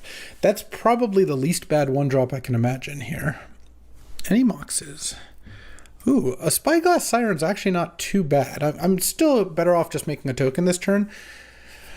But Spyglass Siren does put a little cheeky little artifact into play. Uh-oh, Chrome Mox. Okay, they're doing some things. Chrome Mox. So they're like red, green, white or something. Imprint a Gold Vein Hydra. And play some aggressive Rabblemaster type thing. Oh, even better. Wow, okay. Fable's good. All right, any Moxens? No. I guess I'll just play the Chrome Host Seed Shark because that can block the Goblin token, perhaps. And it also sets up a Karn next turn pretty nicely. Turn 2 Fable's strong. Definitely could lose to that. If at any point I draw Time Walk or Mox Sapphire, I'm going to be in really good shape with this draw. They discarded a Night Scythe, though. Kind of feels like my Chrome Host is going to die here. A Pyroglyph would also be pretty sick, to be honest. Drawing Barrowglyph, a little less so, given that I have red mana, or black mana. Okay, Unexpectedly Absent. No, March of Otherworldly Light. Yeah, all right. I guess I'll have to live with that. Island would be pretty nice, too. Carnage Interpreter is quite bad, so that's cool. Karn. Make a Golem. Pass the turn here. So they get a token. They have a lot of mana now. Fable's great. Turn 2 Fable followed by a removal spell. I could definitely lose this game. I feel like if my top card's an island, I'll still be in pretty great shape. But it also depends if they're killing my construct token. No, but they are going to get to make the Goblin trade for it. I suppose that that's what I'll do. Is there a reason to double block here? I don't think so. So I think I'll just block with the construct, because if they have a removal spell, it's pretty bad for me either way. All right. Yeah, they just have it all, huh? Oh, they're going to pump it. I didn't realize they get up to this much mana. Oh, I should have blocked with the token too. That was just foolishness on my part. Oh, Pyrogoyf is a 4/5? Okay. Let's do that. Let's go Pyrogoyf. Kill the Reflection of Kiki-Jiki. Make another token. Pass the turn. Okay, this actually ended up working out all right. Pyrogoyf's a really good card. I do really need to draw blue, though. Next turn, I get to plus Karn if it survives. And they spent their turn pumping the Goblin. That's not so bad. I do kind of wish I had done it otherwise. But now, if they put a counter on the Goblin and attack, they can make it up to an 8/8. I can still just block it down. Depending if they have a fetch land or not. And if I draw a blue, I can pop off with Urza. Karn hopefully gives me a +1 here. Let's see what costs 4 mana. And I've got a bunch of blockers to protect this Karn as well. So I feel like I'm in decent enough shape here. Red or black mana also lets me get Carnage Interpreter down. Oh, no plays? Okay, and that's blue mana right there. So let's +1 the Karn here, revealing Treachery and Watery Grave. Okay, I get Watery Grave. Yeah. That's my blue mana from the Troll, funnily enough. Okay, I'm just going to play Urza here. I'm not playing Carnage Interpreter this turn. Urza, Spyglass Siren, tapping, I think my 1/1. Make another token, and then now I can get some nice retrofittering done. Do I need to attack? I don't want to attack. Currently, I can pay 2 and make a token. I think I want to leave the map token in play here. And I think I just pass. Yeah, I mean, I could spin Urza, but that seems pretty foolish given that I might get attacked here. It's like a Resto Angel. Yeah, that doesn't do anything. Just 3/4 Flying Flash. There's nothing to blink here. I'm glad I killed the Fable token. All right. And then I'll block Resto because it's going to attack my Karn. I'm still at 16. I mean, if Urza doesn't die, I'm going to just win this game in a landslide. Like, Urza just taps for tons of mana right now. And Urza Retrofitter, we know how good that is. Okay, here. I'll block with the Spyglass, and that's it. I don't need to do anything right now. The question is, do I cycle this Troll, or I can't really cast it and cast the Carnage Interpreter. Carnage Interpreter Urza, by the way, is really nice. I think I'm just going to cycle the Troll, and I'm really hoping this Urza sticks around. Sophie Carrieted, yeah, sure. That's fine by me. Okay, so let's Swamp Cycle the Troll, get my last target, Retrofitter, create a Servo. I think that's fine. Draw. Oh, Soul Guide Lantern's nice. Let's go Soul Guide Lantern. Let's take out the Fable. It's going to make my Pyrogoyf smaller, but I don't care about that too much. Play Raucous Theater. Oh yeah, Skull Clamp can go on top. And then play Carnage Interpreter. Oh yeah. I mean, this is just... Yeah, they're done. Like, this is just obscene good value. Okay, playing against Red, Green, White Beats. Yeah, I mean, that's not too surprising from what I expected, so let's get in there. I mean, my main sideboard cards would be like, do I want Graveyard Trespasser if they're a graveyard deck, Thalia if they were like somehow a spells deck. Prismatic Ending isn't crazy, but on the splash, I don't think I need it, and there's also Imperial Seal, but I think on the splash, I don't need Imperial Seal either, so I feel pretty good about this configuration. The question is, do I want Hedge Maze? I already have one Surveil land. I kind of don't want another tap land, so I think I'm Gucci. All right, and here, oh, it's Barogoyf's time to shine. I'm going to keep this hand. Arcane Denial is actually kind of nice with balance. You get to Arcane Denial, they go, ooh, there's a white source. They go up on cards, then you balance them anyway. So we'll see how things play out. Obviously don't want to see Fable. Mana Dork I don't mind seeing. Oh, can I hold off on casting this Barogoyf until I cast Pyrogoyf? Probably. This looks like a really nice little controlling hand here. I'm likely going to want to Arcane Denial whatever they play this turn. but there is a chance that I'd want to balance. The problem is I didn't draw any artifacts in this hand, so let's say they play another creature and I balance the 2 creatures away. I would just have to discard a bunch of cards from my hand too. My hand's pretty good. Bristly Bill. Yeah, let's just... I think Arcane Denial that. Yeah, because I would like to try to find some cards to play myself. Into Sylvan Library.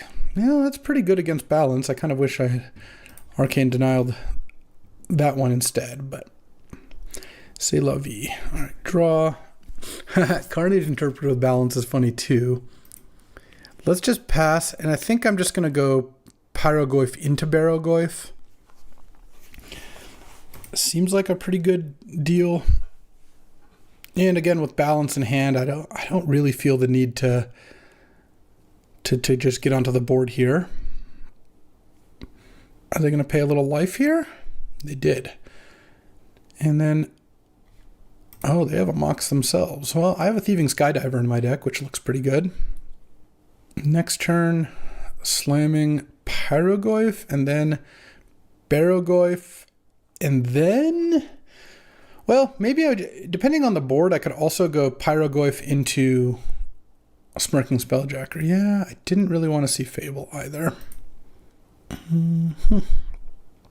Though I do get to eat the Fable token with the Pyrogoyf at least. So that's not too bad. So if I didn't Arcane Denial the Bristly Bill, they would have just played Sylvan, and I'd kind of have to Arcane Denial that. Or I guess I could just do nothing. I don't know. They're going to attack with their Paradise Druid. They are. It's no longer hexproof, but I can't take advantage of that because I am going to draw a card I could have played earlier on the wrong turn. All right, let's go Pyrogoyf. And I think I just eat the Paradise Druid. The token has to attack to get a treasure, so maybe they won't be able to use it here. It would be nice to get to land Barogoyf here. Also, when this hits a player, I get to mill that many cards and put a creature into my hand, which is kind of cool. So they get to Sylvan, put 2 cards back, and then Fable. So they might pay 4 life just to get a card deeper, even without caring too much about that card. All right. They paid 8 life. All right. Well, I guess this is where balance maybe comes in handy. I'm sure they're discarding 2 cards here. Ooh, this Pyrogoyf is about to get bigger too. Yes, it does. It's now 3/4. They discarded 2 lands. They have 5 mana, but they haven't played a land yet. That's 6, and they can attack with the Goblin. That's 7. I mean, them Sylvaning a bunch really does kind of play into balance nicely. And if they don't get far enough ahead this turn, which I assume they're going to, but if they somehow manage to play a turn where they didn't get far ahead, Smirking Spelljacker could be pretty nice. But I imagine my Pyrogoyf's dying. Oh, no, that's a Sylvan Caryatid. They're just going to pass with Resto up. Nope, they're going to make a play here. The One Ring. Interesting. Okay. They're at 8 life. That's not the best One Ring I've ever seen. Let's draw. Oh, Time Walk is really nice, but I'm going to try to save that. Yeah, look, this is perfect. I've got... they've got a One Ring going. They've kind of got to do something here. I get to Smirking Spelljack or something, and then go Barogoyf, ping with Pyrogoyf, then cast Time Walk, attack with both. I don't think balance is actually going to factor in this game. Time Walk was an excellent draw, as it always is. I mean, I'm just going to be able to set that up nicely. The One Ring means I didn't want to Time Walk while they had protection, of course, but I should be able to set up a nice attack here. There's no way they're paying life on Sylvan, I wouldn't imagine. I mean, it would seem crazy to do so, but they are going to decide what they want to put back. They've managed to 13 themselves. I haven't done any damage to them. So if they lead with something big, I get to Spelljacker. I really hope they don't have a bunch of like instant speed cards, but it seems unlikely that that's the case because I need to play Spelljacker this turn. I mean, if they don't play anything this turn, I'm just going to end of turn play the Spelljacker, but obviously that wouldn't be the ideal scenario. Clearly they're aware of a counterspell here, so they're going to keep in mind that. They could tap the One Ring to draw the top 2 cards. They just put them back off Sylvan, so they kind of know what those are. All right, I'm going to Spelljacker this almost assuredly. Wojak Investigator, yeah, that's good enough. Definitely don't want to risk them not playing something. And the nice thing about Spelljacker is even if they kill it, it's still got their Wojak Investigator. And if they don't kill it, of course, I basically just win. All right. We've successfully Spelljacked. And now they can play their big thing, whatever it is. And I think the Barrow-goyf into Time Walk sequence is likely going to be enough. So what did I do this game? I went Arcane Denial on 2, Nothing on 3, Pyrogoyf on 4, Spelljacker on 5, and they've cast 1, 2, 3, 4, 5, 6, 7 spells. They cast a lot more spells, but I actually think we're in pretty good shape. Okay, so they're drawing the 2 cards they knew about. I mean, I hope they don't have something like a Glory Bringer or something. Though, even that I might be able to swing, because right now there's instant land creature. I could cast Time Walk before attacking to make Pyrogoyf into a 4/5. Are they attacking with their Goblin Shaman? Interesting. What do I do if they attack with the Goblin Shaman? I really don't want the Pyrogoyf to die. Honestly, I might just take it. No, they just passed. Okay. And that's a Thieving Skydiver. That's also a good one. Let's go Time Walk.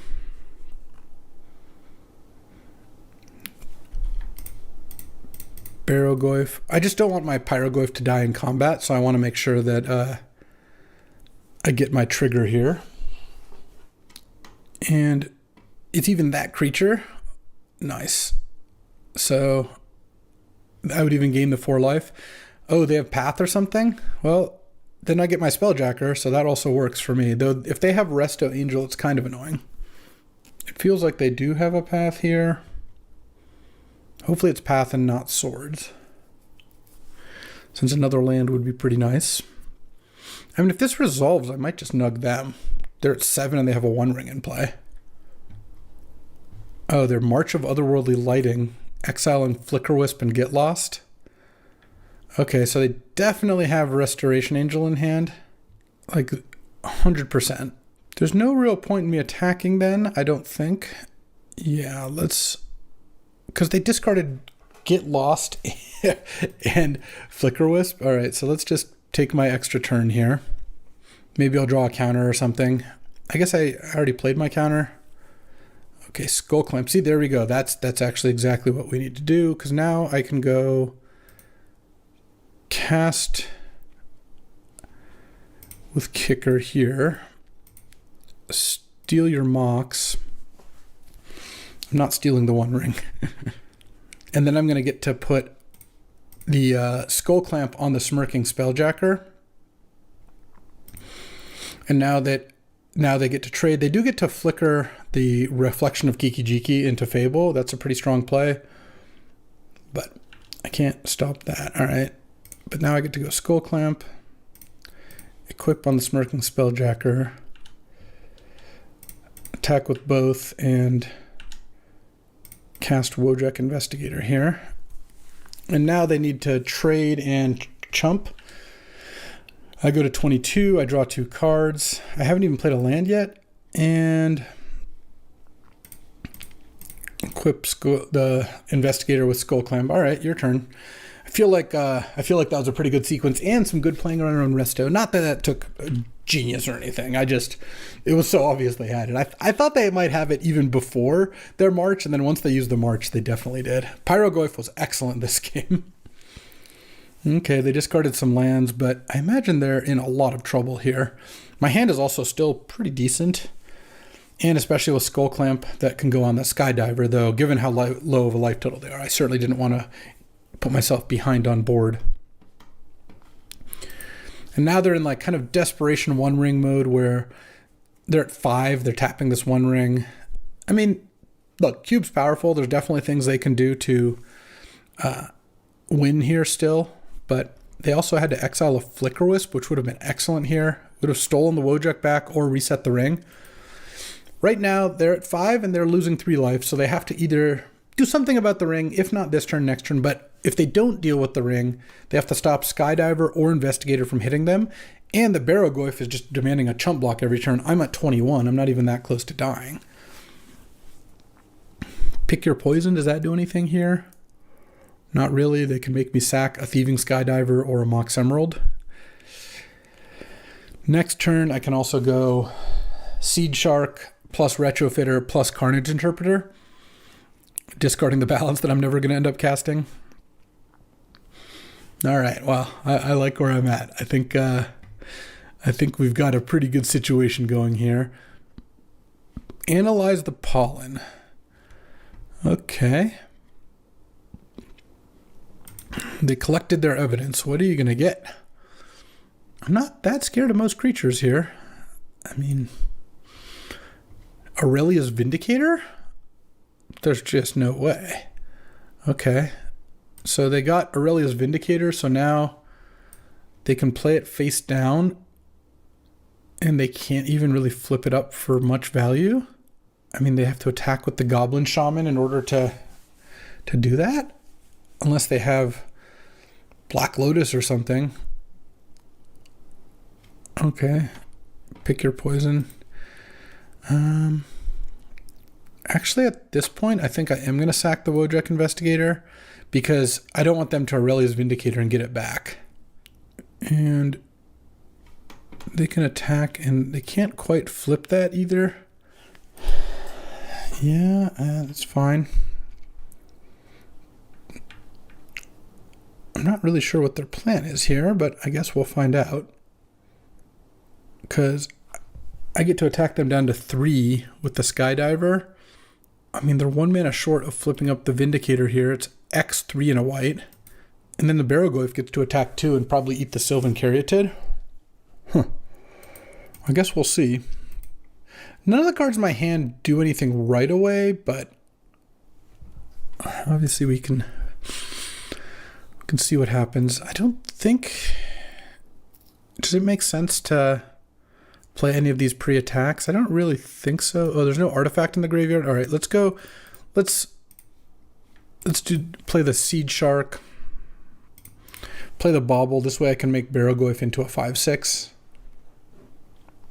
I think that's worth doing. Okay, play another blue. Play Retrofitter. Not that I need all these incubator tokens for any particular reason. All right, and send with Barrogoyf and Skydiver. Okay, they have an answer. They can dress down. Oh. Okay. Interesting. They didn't want to do that before the Crumho Seed Shark. All right, that worked out pretty well. Not gonna lie. So the problem with Carnage Interpreter here is I wouldn't get the trigger, but I think that's fine. I'll just play this as a giant thing, and I think I want to equip Skull Clamp to something here. I'm at 20. They're at 5. They're going to 2, but they can flip Aurelia's thing for a ton now. So in that case, I think I will Skull Clamp the Skydiver and draw 2 cards. And I guess just pass the turn. Dress Down goes away. All right, Dress Down was pretty good. I didn't anticipate that. It killed my Barrogoyf. That is not bad. All right, so they get to basically see the rest of their deck now. Balance might end up being good. We'll see what they do with their Vindicator. I might leave the Bauble in play for the moment. We'll see. I can just crack an end of turn if I need to. All right, so they get their Reflection back, and if they play a land and attack with the token, they can flip for as much as they want. They only have 1 creature in their graveyard, so they're not going to be able to store that many. Because remember, the Vindicator, what it does is you exile creatures from the battlefield and graveyard, and at least play all those cards go back into their owner's hand.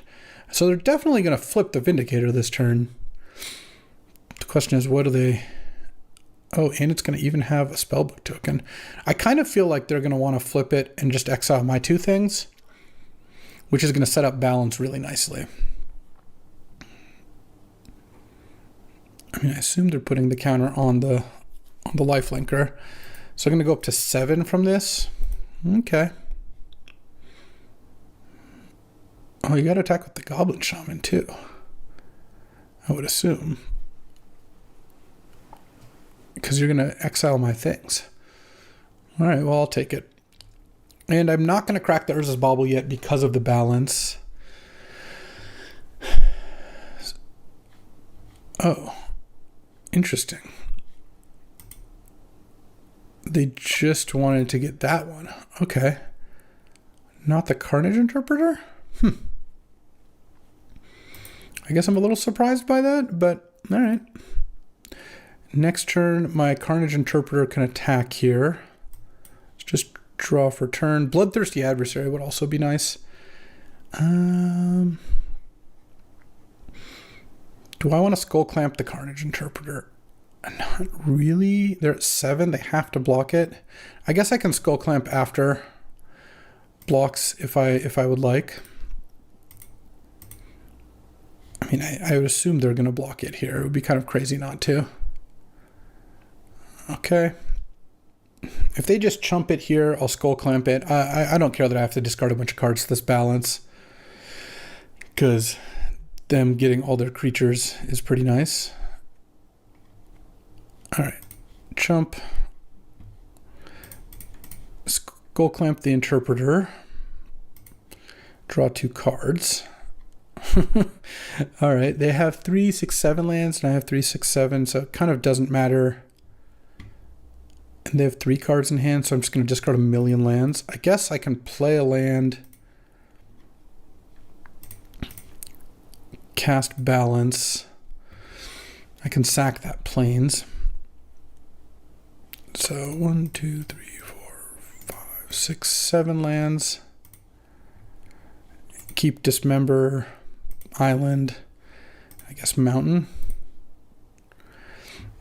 And then they lose all their creatures, and I get my Chromehost Seed Shark back. And what do I do now? Yeah, I guess I'll play the Seed Shark.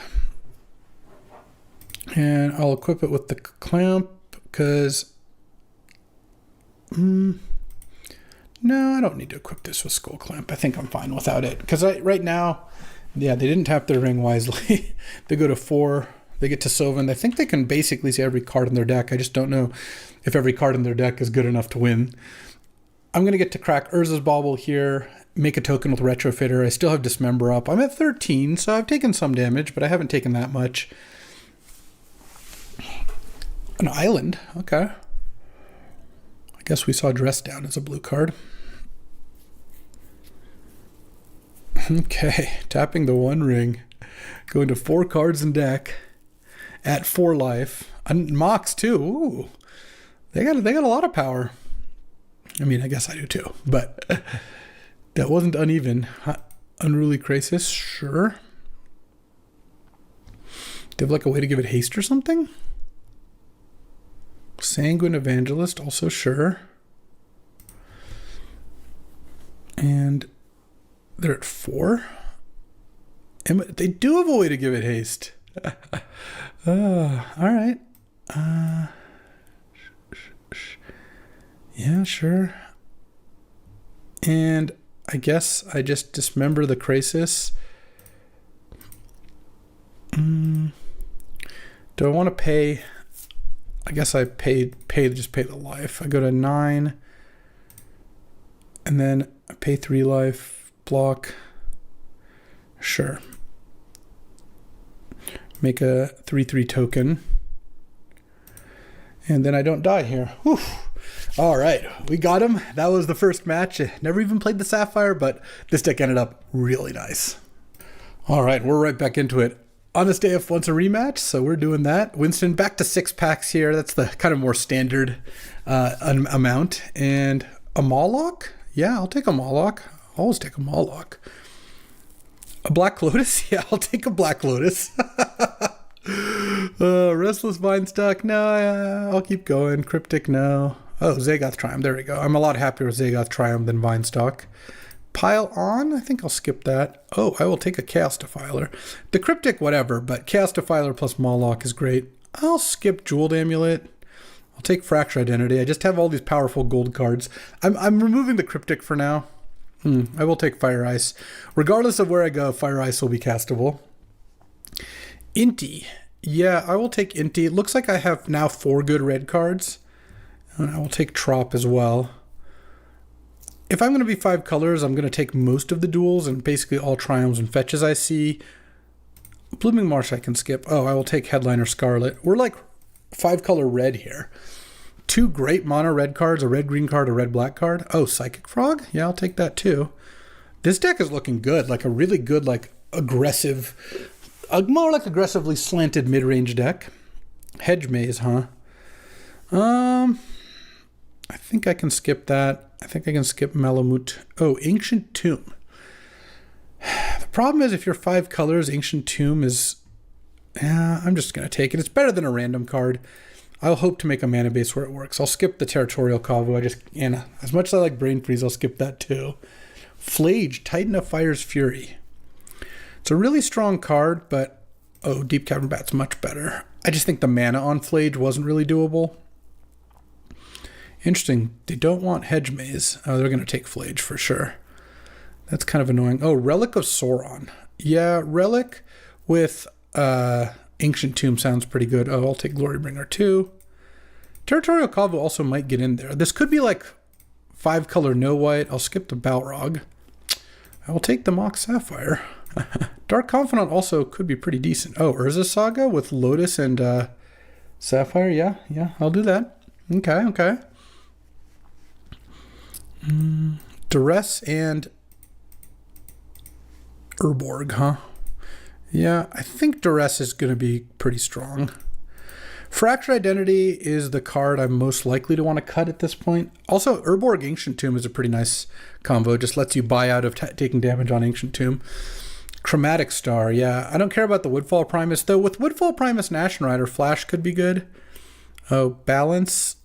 I'm going to take it, even if I don't play it. Balance is too good to pass. And if the mana fixing works, I might play it. All right, I'll skip Mightstone and Weakstone. Oh man, I really love me a K command. Yeah, I'll take it. I feel like I could just be kind of like black, red, blue, green, all of them. I don't have that many green cards. I just have Moloch and Territorial Kavu, and I can basically dismiss the Kavu. Oh, Bloodstained Miner? All right, well, that's just the nuts. It's the literal best fetch for me.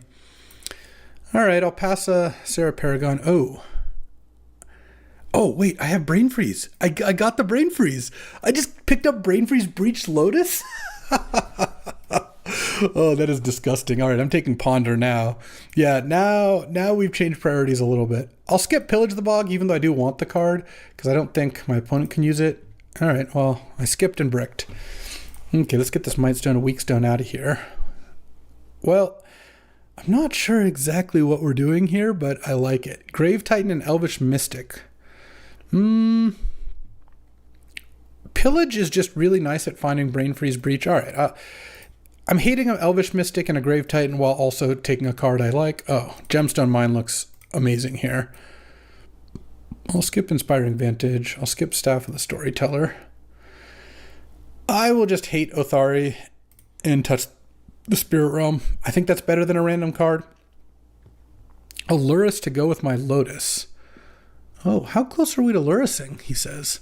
So I'd lose Glorybringer, Moloch, Chaos Defiler, and Relic of Sauron, but I have Lotus to go with Luris, and I have all these cheap cards. All right, I'll take it because I'll play Luris either way, because Luris Breach is also really good. I'll skip Triplicate Titan, 5 cards left. No more Lies, Staff. Bone Shards? No, I don't really want Bone Shards. It's an okay sideboard card, but we'll see. Vexing Bauble, Questing Beast. I'm going to take this pile in part because there's no cards left, and in part because I really don't want to play against Vexing Bauble with my Lotus Sapphire deck. All right, let's get to deck building. All right, so let's look at my mana. What are we at? We have a lot of green fixing, which is not actually that useful, though it helps with Pillage the Bog, I suppose. I don't need to cut too many more cards here. Let's just make sure I'm not missing anything here. I mean, Bone Shards, Cryptic Command, and Grave Titan are all like somewhat potentials. Balance is a strong card. Oh man, I have Chromatic Star for Lurrus too. That's nice. I have 1 5-color land. Well, I don't care about white mana, so because I think the Fractured is probably not making it. I just don't have any white fixing besides Gemstone Mine. I've got some blue-green fixing. I've got a lot of blue-green fixing, but I also have blue-black. Bloodstained Mire is red, black, blue, green. Yeah, it gets all the colors that I care about. How important are those? I probably... Let's see. If I were to play Lurrus, I'm not sure that I want to. I would probably get the Bone Shards in. Lurrus would be there. I would probably have to have Cryptic in, and at that point, I wonder if Balance as just like off Chromatic Star Lotus would be good. Bauble to get with Saga is not crazy. I don't think I want to play Lurrus because I'm going to be short. If I do this, I'll end up playing like 20 lands. Like, I guess I would play Balance. I don't think I'd play Exploration. That doesn't sound very good. So let's get Lurrus in and Cryptic out, Headliner in, Relic in, and then Glorybringer and Chaos Defiler. And end up with like, let's see, that's a black card. Blue-black card is red-black, red-black. Just like a red-black, basically a red-black deck splashing blue and green with these 3 green cards and basically some blue cards. All right, let's go by mana value once more. So right now this would be 17 lands plus Lotus. I actually don't mind going a little heavier on lands anyway, given I have like Urza Saga and Waterlogged Grove and just a really powerful deck here. So 1, 2, 3, 4, 5, 6 black sources. So let's go 7 black. And this is 3, 4, 5 red. No, I need more red. And so this is 4, 5, 6 red plus Lotus and Chromatic Star. That's not crazy. And then how much blue is this? Because I assume I don't need green, a basic forest, right? I've got Mire, Gemstone Mine, Trop, Waterlogged Grove, Zagoth Triumph, plus Lotus and Star. I think that's fine. And 1, 2, 3, 4, 5, 6, 7, 8 blue. So I can afford another red even. Okay, so this is a pretty great deck here, honestly. I don't want Exploration. I don't want Cryptic Command. I don't think I need Grave Titan here. I feel like Glorybringer, Chaos Defiler, Mawloc are sufficient. And a pretty good, it also keeps the curve a little lower for Dark Confidant. All right. Yeah, this deck looks great.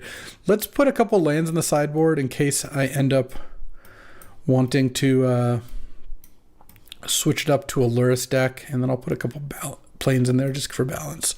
All right, let's see how this does. All right, time to battle. On the draw here, this deck can turn 1 kill. Not that it's very likely to, but it could. Okay, here. So I don't actually have any red duels, do I? No, I just have the Zagoth Triumph. All right. Well, all that means is I'm just going to go turn 1 Urborg Duress, turn 2 Bloodstained Mire for Mountain, play Inti. And we'll hope Inti into Duress, or Duress into Inti is good enough. I can discard this Territorial Kavu if I would like, and well, kind of go from there. I could also draw a Mox Sapphire and go turn 1 Inti. That would also be pretty good. Okay. What do I think I'm playing against here? I do think I'm playing against a white deck because I didn't take any of the white cards. Relic of Sauron. That's not too enticing. Animate Dead and Arcane Denial with Angel of the Ruins. All right. And Balrog. Well, I guess I'm just taking Animate Dead. It's fine. If Inti gets Arcane Denialed, I can live with that. 2 fetch lands, though. That is nice. Fetch lands are good. So I assume that they're going to have the mana to do those things. And here, let's see, crack Flooded Strand.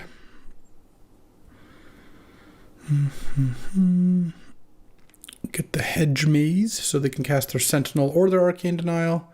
Satya. Satya's good, but yeah, it didn't look like a card you'd want to keep on top here. Let's draw. Oh, Mountain. All right. I guess I should just play the Mountain. Play Inti. Oh, I can use a Chromatic Star to cast this Territorial Kavu if I want. And then I can make it into a 4/4 once I get the Zagoth Triome off Bloodstained Mire. Because I can go Mire tap it for mana. Thanks to the Urborg here. Just like they're tapping the Polluted Delta. Alright, so they're cycling Angel. And are just going to play Sentinel next turn, I suppose. Seems like the play. Okay, Lotus time. Lotus Glorybringer. Let's go. All right. Draw. Fire Ice would also be decent. Waterlogged Grove, huh? Play Chromatic Star. Play Bloodstained Mire. Add a green. Oh, interesting. Okay, well, I'll play the Territorial Kavu, but next turn, I think I'm in for a Psychic Frogging. So they have Arcane Denial, Balrog, some unknowns in hand. I mean, they might Arcane Denial the Relic of Sauron. Next turn, I'm still not going to have an opportunity to... They have 2 cards. I'm just going to double block here. I hope they don't have a removal spell, but if they do, they do. And I think taking out the Sentinel is going to be a pretty big game here before it grows off these map tokens. And do they have something? They do. Swords to Plowshares. All right, well, Swords is going to be good at some point regardless. And now they're going to crack the map token, revealing a Jeweled Amulet. No, they probably don't want that. I guess they could get to hard casting Balrog. It seems a little unlikely. Okay, I'm going to play, well, do I play Relic? I think I just play Relic, because if they, don't want to tap that for that mana. If they Arcane Denial Relic of Sauron, that's fine. I don't think they're going to, but they could. And then here, I think I go Deep Cavern Bat. I was pretty happy that they didn't counter the Relic. Okay, they're cycling Ash Barrens. Okay. So now I just get to take the... yeah, this looks good. They're down to 1 card. Or they're down to no unknowns in hand. They're getting a basic here. And I get to snipe them. I'm going to take Arcane Denial, leaving them with Balrog of Moria, which they're not that close to casting. Oh, they don't have another non-basic to get. All right. I mean, it costs 7 mana. They're on 5 mana here, but next turn, I'm going to get to go Psychic Frog plus Glorybringer if I draw a land. Okay, they hit Blooming Marsh. Okay, so they have a Balrog at the ready. Sadly, their thing has grown large enough that I can't kill it with Glorybringer. But they're still 2 turns away from getting there on Balrog. All right, draw. Vexing Bauble. Vexing Bauble doesn't do a lot. Let's play the Glorybringer. And play Vexing Bauble. A lot worse than just drawing a land, to be honest. And I'm not exerting. Just hitting for 5 in the air. I mean, I'm just going to try and win this race. This turn, they're going to get to maybe play something if they've drawn it, but next turn, the Balrog's coming down. They have all the black they need from Urborg. I go to 15 here. Still at a pretty high life total, thanks to swords and all that. All right, Fire Covenant is their top card. Do they want Fire Covenant? They're not going to have a lot of life. I guess it can kill the bat, so they're keeping Fire Covenant. Okay, I'm hoping that their top card isn't good. Oh, they can Fire Covenant this turn by discarding the Balrog. That's interesting. Oh, Fire Ice. Fire Ice is also pretty good. All right, let's see if we can attack here.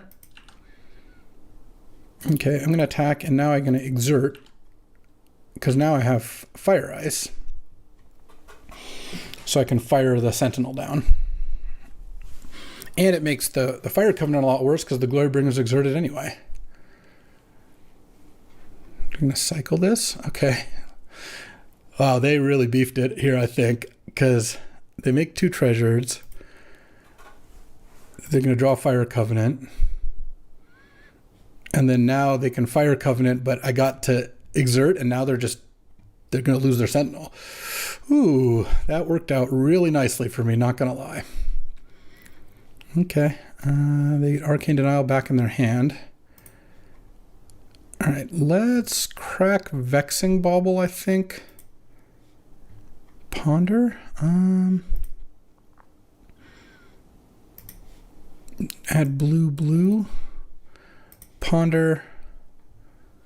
I'm just going to shuffle. Those don't do anything. Let's see. Tap this for black. Psychic Frog. Urza's Saga. Fire your Sentinel for 2. All right. Well, that is perfect. Now they have a bunch of lands in hand, plus whatever they drew for this turn. And I have a Psychic Frog and an Urza's Saga, which are just going to go run rampant here. They drew an expensive card. They drew an Atroxa? Okay. Wow, that was lucky. Now we're just dead. Well, we're not just dead because we have the Breach combo, but unbelievably good draw from their part. So what do we got? They get to get Artifact, Instant, Creature, Land, Enchantment. Okay. Well, this game went from being very good to being very bad very quickly. I don't have any.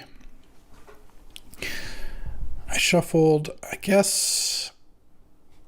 Do I want to get a Zagoth Triome? I'm probably going to want to get a red source with this eventually. I don't think there's a real reason to sack Bloodstained Mire. So they got No More Lies, Bristlebud Farmer, Plains, Curtain, Portable Hole.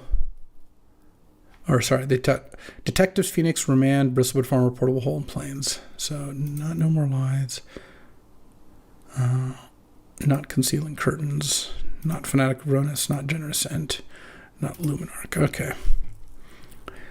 Lurrus is interesting. Okay. So Lurrus, I can replay Chromatic Star. All right, so... Or I could also replay Deep Cavern Bat, but I don't think I care about that. I kind of want to just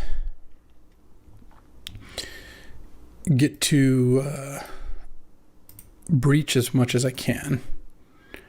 Pass the turn. I'm going to make a Saga token here. I think it's still probably worth making a Saga token. If they attack with Atroxa before casting Portable Hole, though, I guess they're going to... Oh, wait, am I just dead? Oh, I guess I'm just dead. No, I'm one short of dying. They can go Bristlebud Farmer, Bestow, Detective Phoenix, and Portable Hole my Psychic Frog. Wow. All right. They even discarded the Phoenix to hand size. Well, the good news is if I find Breach, then I can still win, but things got out of control pretty quickly here. Yeah, I thought I had things in good shape, but Atrox off the top was quite a beating. Okay, so I guess they're not using Portable Hole here, so I'll chump the Atroxa. And, I mean, honestly, just finding the Brain Freeze is probably enough. They're only at 13 cards. Oh, no, they are playing the Portable Hole. All right. Yeah, I go to 1 here. I'm glad I didn't crack that Bloodstain Warrior. Sure. I guess given the Phoenix, I really didn't need to... they got a Sarah Paragon, sure. I didn't really need to make an Urza Saga token. Okay. I'm at 1, and they have Remand up. I mean, I guess I'll make a Saga token anyway. I don't really think it matters too much. All right, draw. Brain Freeze. Oh, Ancient Tome? All right, tap this for a black, I guess. Go get Lotus. I already have a black floating. I'll sack this, add a red. All right. Underworld Breach? Nope. Another land. Chromatic Star.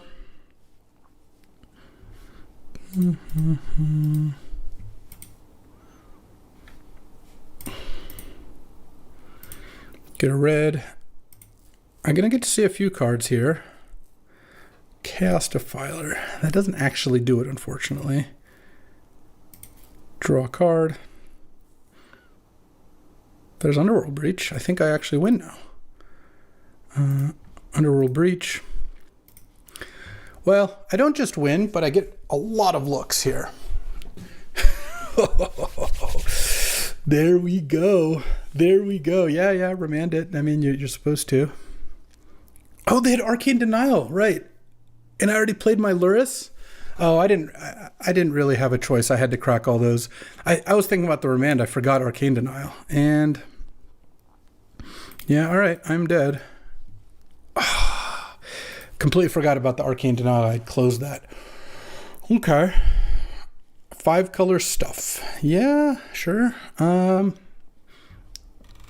only thing I could think of is maybe I don't want this Headliner Scarlet, but it's a pretty good card. I think I'm fine with it. I mean, Fracture Identity would be good. I just don't think I can swing the mana, and I think I've just gotta hope we don't get a Troxit again. All right, I am on the play here. This hand is pretty bad. If I draw Lotus, it's good, but I think I can just mulligan that hand. Yeah, this looks a lot better. I'm going to keep this and I think put Bone Shards back. And really hope to just draw a blue source, because if I can play a Psychic Frog on 2, I feel like I'll win this game pretty easily.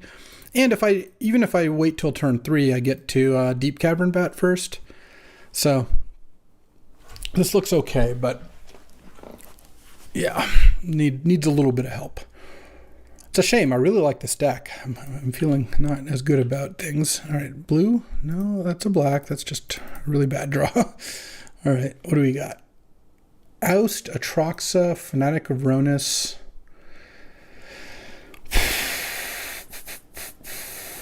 None of this really... I'll just take the Oust, I guess. I don't really want to redraw this bat.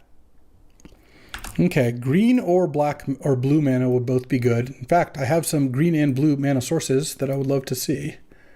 All right, Fanatic of Ronus. Yeah, sometimes this is what happens. You know, you just mulligan into a hand. I basically mulled to 4 this game because I've drawn 3 uncastables. I mean, if I draw a green this turn, which I don't really have an untapped green, I don't think. I mean, I guess I have Lotus. Oh, no, sorry. I have Zagoth Triumph tapped. I have Waterlogged Grove and Gemstone Tropical. All right, I've got some untapped green. If I can draw that and just immediately play Mawlock, I'll feel pretty good about things. Though maybe they're going to use their map token on their Sentinel this turn. It's kind of what it looks like. All right, they hit a Polluted Delta. All right, green.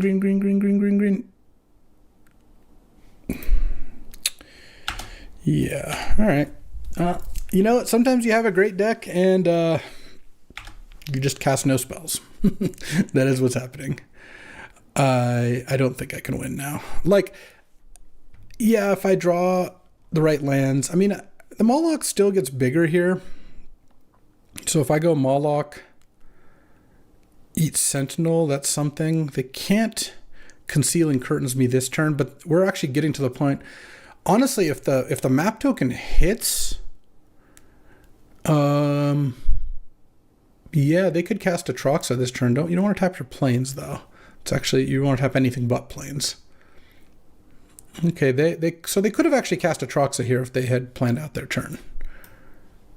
Because now they'd have 7 mana, they'd have green, they'd have to tap the Taiga. So they're blue, green, white, black off of Polluted Delta. But,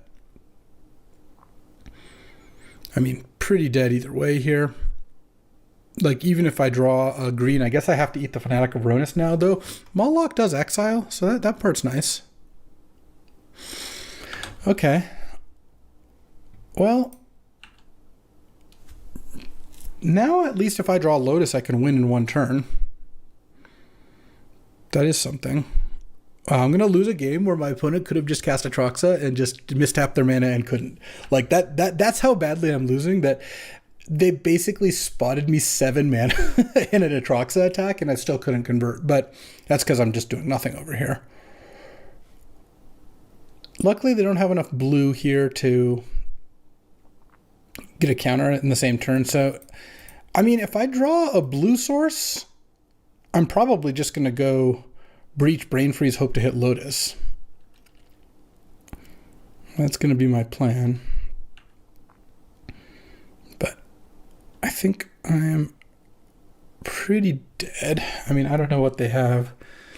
It's possible they're trying to leave. No, they're not trying to leave counter mana up. Yep, they just played Atroxa.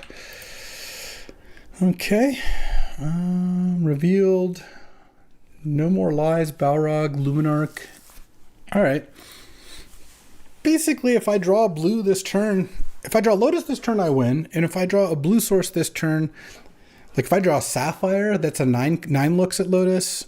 If I draw just an island, I get to go Breach, Brain Freeze myself for 6. If I flip Sapphire or Lotus, then I can actually have a chance to win. Because if I hit Sapphire, I then get to replay that, replay Brain Freeze. And so then I'm looking at 12 cards. And so it basically, it all starts by drawing a blue here. But if I do draw that blue, then I can maybe do something here. Okay. Let's go Lotus. Let's go Lotus. Oh, Waterlogged Grove. All right. Yeah. I mean, what am I going to do, right? They have Animate Dead. They have No More Lies is the problem. I think if I wait a turn, I just lose. So. Okay. Brain Freeze. And can I just get lucky just once? That's 3, miss. Nope.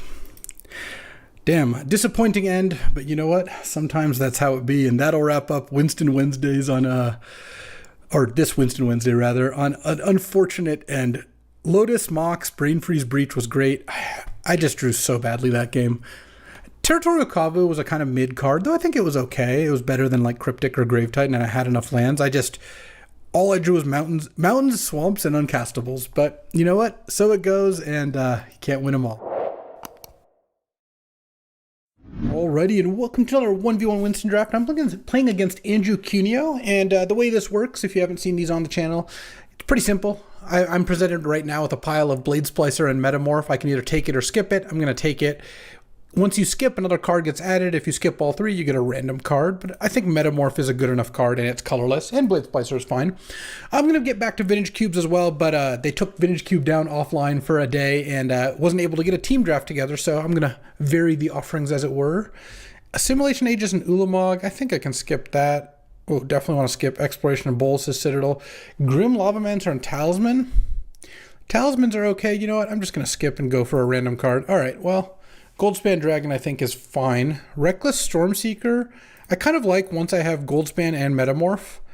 I just feel like that's a lot of haste action. The Blade Splicer is not like out of the question, but I'm just putting it over there for now. I'll skip on the Bristlebud. Oh, this pile still hasn't gotten much better.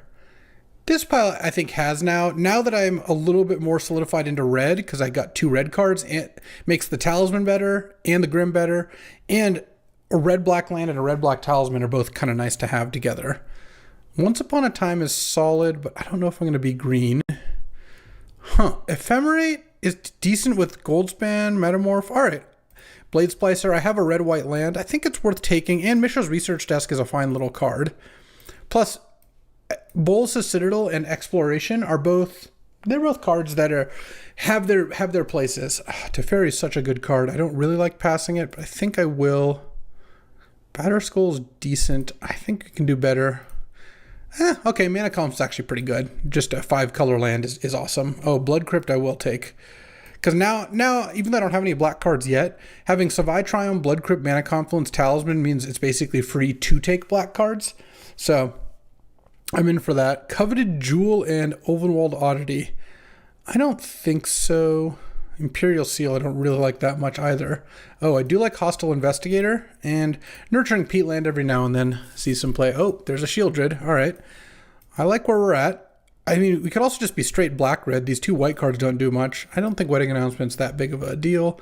Now that I've gotten Shieldred, Seal looks a little better, and Mindstone is actually kind of decent too, so I think that's okay. I think I'm just going to be trying to be straight black-red if I can. Obviously, that would be awesome. Well, I'll take a Mox Sapphire. That one's also great. So, Bolas' Citadel's kind of interesting. Oh, can I workshop? He's got the Batterskull. I have Bolas' Citadel, Talisman, Mindstone, Metamorph. There's about 50 cards, 47 cards. We're about halfway through. I guess I'll take workshop just because it's got a really high upside. Thieving Skydiver. I guess I really don't want to play against this card. And if the mana works out, I could play it. I have a Mox and a Mana Confluence already. I think that's okay. Fiery Confluence is a slam. Yeah, maybe this workshop makes it, maybe not. All right, can skip Briar Bridge. I will take Infernal Grasp, though. I mean, right now I'm still really just looking at red-black. Oops. Fiery Confluence, you are staying in. I'll skip a Stomping Ground. I'll skip a Samwise. Oh, I will not skip a 4th Eorlingus. Okay.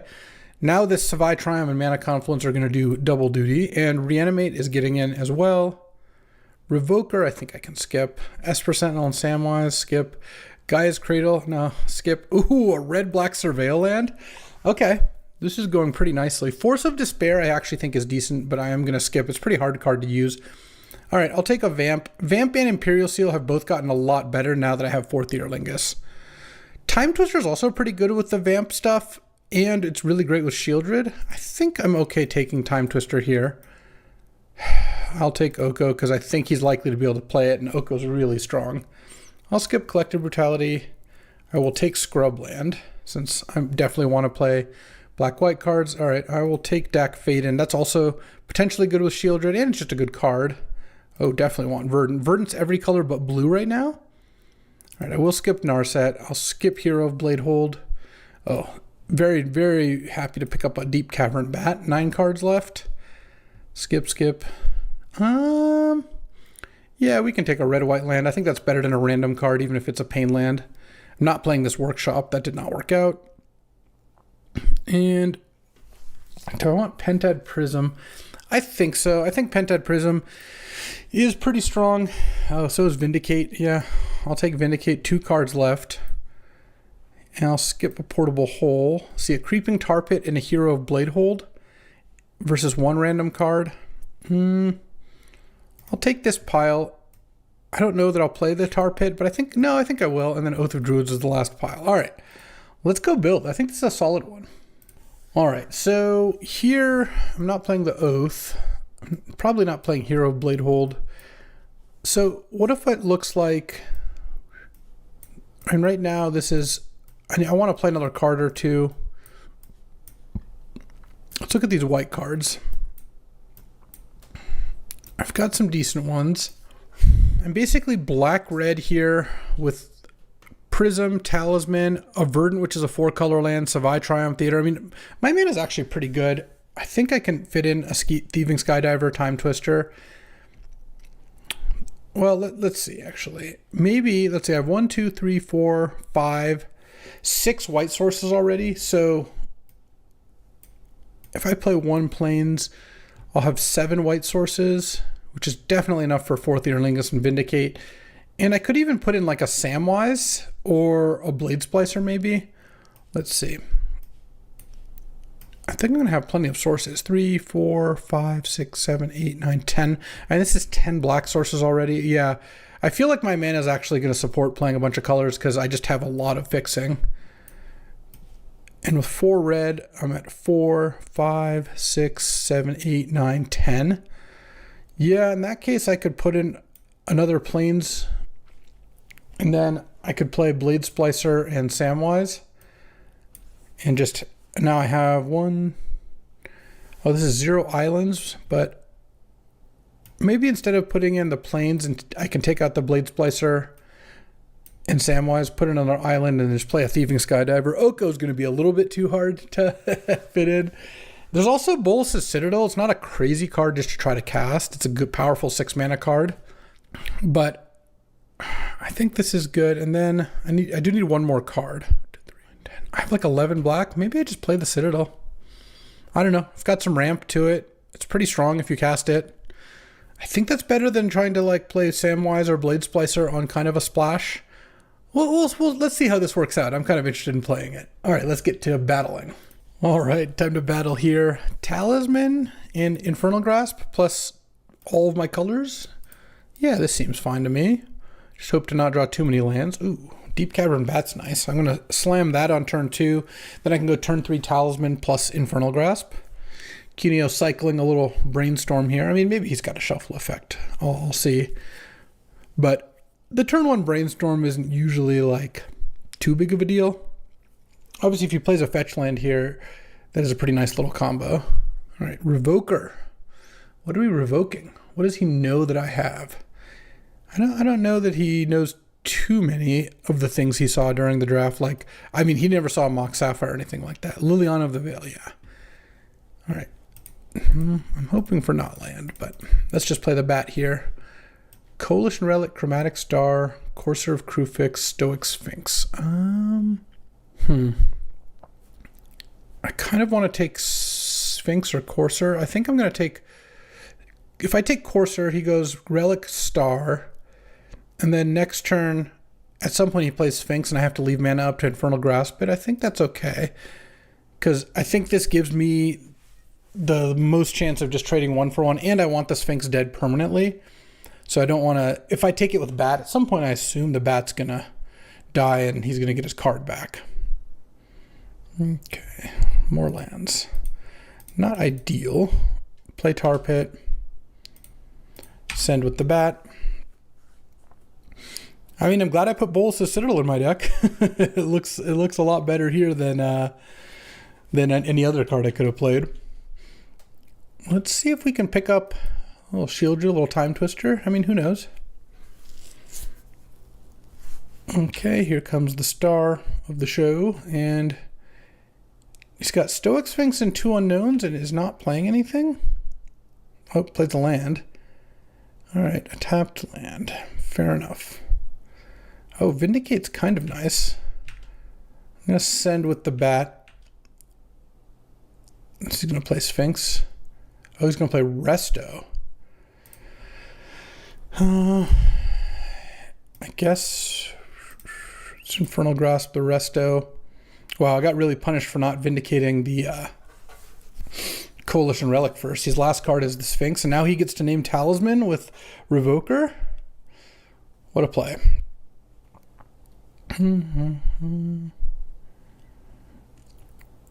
Okay, and do I vindicate something? I mean, the Sphinx is going to be pretty annoying. I'm not going to be able to kill it on my turn, so I guess I'll just vindicate Coalition Relic. Yeah, I guess not vindicating that did cost me. He probably plays something in response. He's probably going to just play the Sphinx now, while I'm tapped out. And he didn't crack star, so maybe he has another color worth of cards. Oh. Reanimate on the resto is actually pretty solid. Let's do that. It blocks the Sphinx. I'm not gonna blink the bat, doesn't do anything. Sunbaked Canyon. I guess, I can't use the talisman. I guess I actually should have done this first, but all right. Can't play that. Pass the turn. And I'll get a Reckless Stormseeker down here soon. Okay, he's surveilling, hopefully into the graveyard. He does get to crack Chromatic Star. Oh, he likes the card, and he gets to cast it this turn. Saving Star worked out nicely. Hopefully this isn't too good. I mean, if it kills my resto, if this is a removal spell, then I'm in a lot of trouble. Oh, this is an expensive card. Oh, that was like the worst possible. Because not only does it kill my resto, oh man, it puts a Solitude into play. I'm not going to trade here. I need to do a little better than that. Okay. I mean, Vamp Tutor's not terrible. Let's give Deep Cavern Bat +1, haste, attack. I go to 8 here. I can block the Solitude and go to 1. I guess no, never mind. Vamp Tutor is horrible. Oh, he's not attacking with the Revoker. Nice. All right. So now I can actually vamp. I mean, it's got to be better than not vamping. I go to 1 here. I guess I can play a Metamorph. I even have the blue. Or I can play... Yeah, I don't think Fiery Confluence is going to do what I want. Goldspan doesn't seem like it's that good. Shieldred doesn't do anything. Yeah, I guess it's Metamorph. And then land, cast Metamorph, copy the Stoic Sphinx, and pass the turn. Now I have to trade Bat for Revoker here. Don't really like that because Courser is going to make things a little bit difficult for me. No, he's just offering this trade. Okay. That works for me. And no follow-up? Okay. Blood Crypt pass the turn. I get to block the Revoker now with my Bat, and he gets his Courser back. So it's basically going to be my top decks versus his, except he's gotten the first draw and gets to play Courser, so he's not going to be missing too much. Okay, Smuggler's Surprise. Oh, and a Wedding Announcement? Dear Lord. All right. I'm not even sure what I can draw here. Shieldred, I guess, is a start. I mean, Fourth Year Lingus has to be one of the better cards. All right, Fourth Year Lingus for 6. I think I attack with 4 of them. No, I attack with 3 of them. That way, if the Courser attacks, I can double block it. Okay, well, that's a start. So now I draw a card end of turn. He draws Smuggler's Surprise, gets to play Plains. He can play a fully kicked Smuggler's Surprise. Oh, and he gets Snapcaster Mage, or he can just cast Smuggler's Surprise for 3 mana. That's probably better than paying 5 mana to put maybe Snapcaster into play. So if he Smuggler's Surprises for 3... Oh, interesting. He's just going to wait. Okay. Let's see. Well, Sapphire at least makes Tar Pit live. And I think I'm going to send for 3 here. I don't think I want to attack with the idiots. Just puts him to 14. I mean, Fourth Year Lingus is a very good card. That could make up for any previous sins. We'll see, though. All right, it goes to 14. End of turn. I assume it's going to be Smuggler's Surprise here. Smuggler's Surprise. Oh, he's just going to do it for it all. And just see if he hits something big. Okay. Mill 4. All he found was Snapcaster Mage. And a land, I guess. Milling Assimilation Aegis and Once Upon a Time. Okay. And I'm still going to get to... Oh, he played the Snapcaster on Brainstorm. All right. So he's going to now get to Brainstorm and draw basically a lot of cards because he's going to get to set it up so he gets Courser. So he drew Trop, Green Sun's Island, and now is going to put 2 back, and Ovenwald is on the top here. Can I draw a relevant instant? Imperial Seal's not ideal. So he's going to play his Island. His top card's going to be Ovenwald Oddity. Oddity is going to be a beating. I can double block it. I double block Oddity, block Courser, block Snapcaster. I guess I don't die here, but it doesn't look great. And then Wedding Announcement flips. I need to draw an answer to the Oddity or I die. Grim Lavamancer does not do it. He just gets to flip that thing next turn. All right, so that game went a lot longer than I kind of expected. He's playing green, white, blue. Maybe my mana is good enough. I'm just supposed to play Hero of Blade Hold, Blade Splicer, cut one of the seals, cut a mountain for a plains, and maybe just cut Mindstone. Yeah, I think I'll try that. Just go for a slightly higher power level. And, well, I'm on the play this time. Let's see how this goes. Yeah, I'll keep this. Mana Confluence really holding this together. What I'm probably going to do is just cast turn 2 Thieving Skydiver, turn 3 Reckless Stormseeker. I think that's going to be my plan of attack here. Oh, Grim? No, that doesn't change my mind. I didn't see that many cards to steal with the Skydiver. He has like Revoker. Oh, he's got Brainstorm too. But I think getting a 2/1 flyer into play is pretty good. And then I can go Stormseeker, and then turn 4 I get to go Vindicate plus Grim Lavamancer. Oh, look at that value. Lush Portico. He's going to be binning the card he didn't want off of Brainstorm there. Verdant. I guess I don't need to sack that quite yet. Stormseeker. Haste itself up. I mean, this is just a good beatdown start on the play here. He plays a card here. Like, if he plays a creature and not a removal spell, and I just get to blow it up, it's going to be really nice.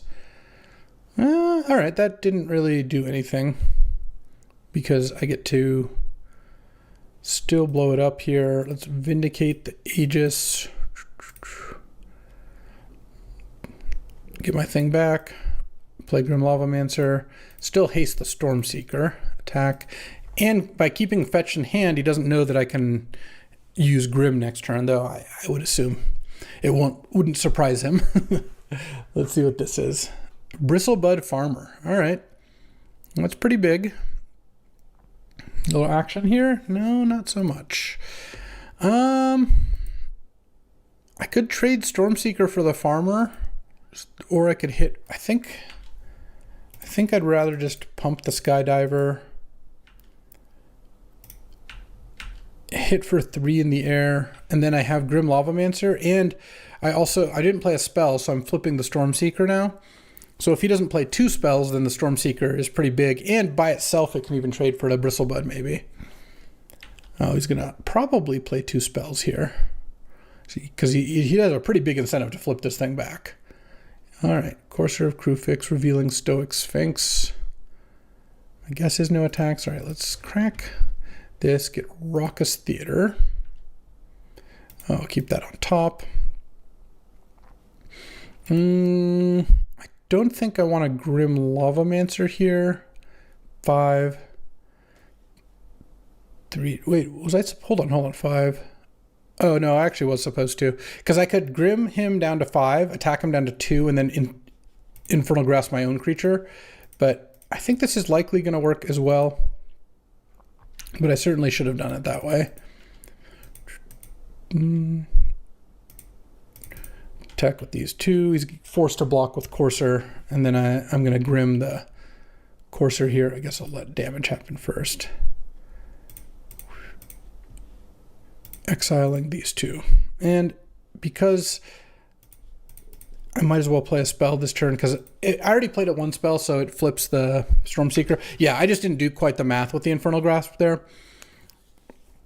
I mean, Stoic Sphinx doesn't really do that well on this board. Oh, Teferi. I guess this is minus on the Stormseeker, and no, plus it to draw a card.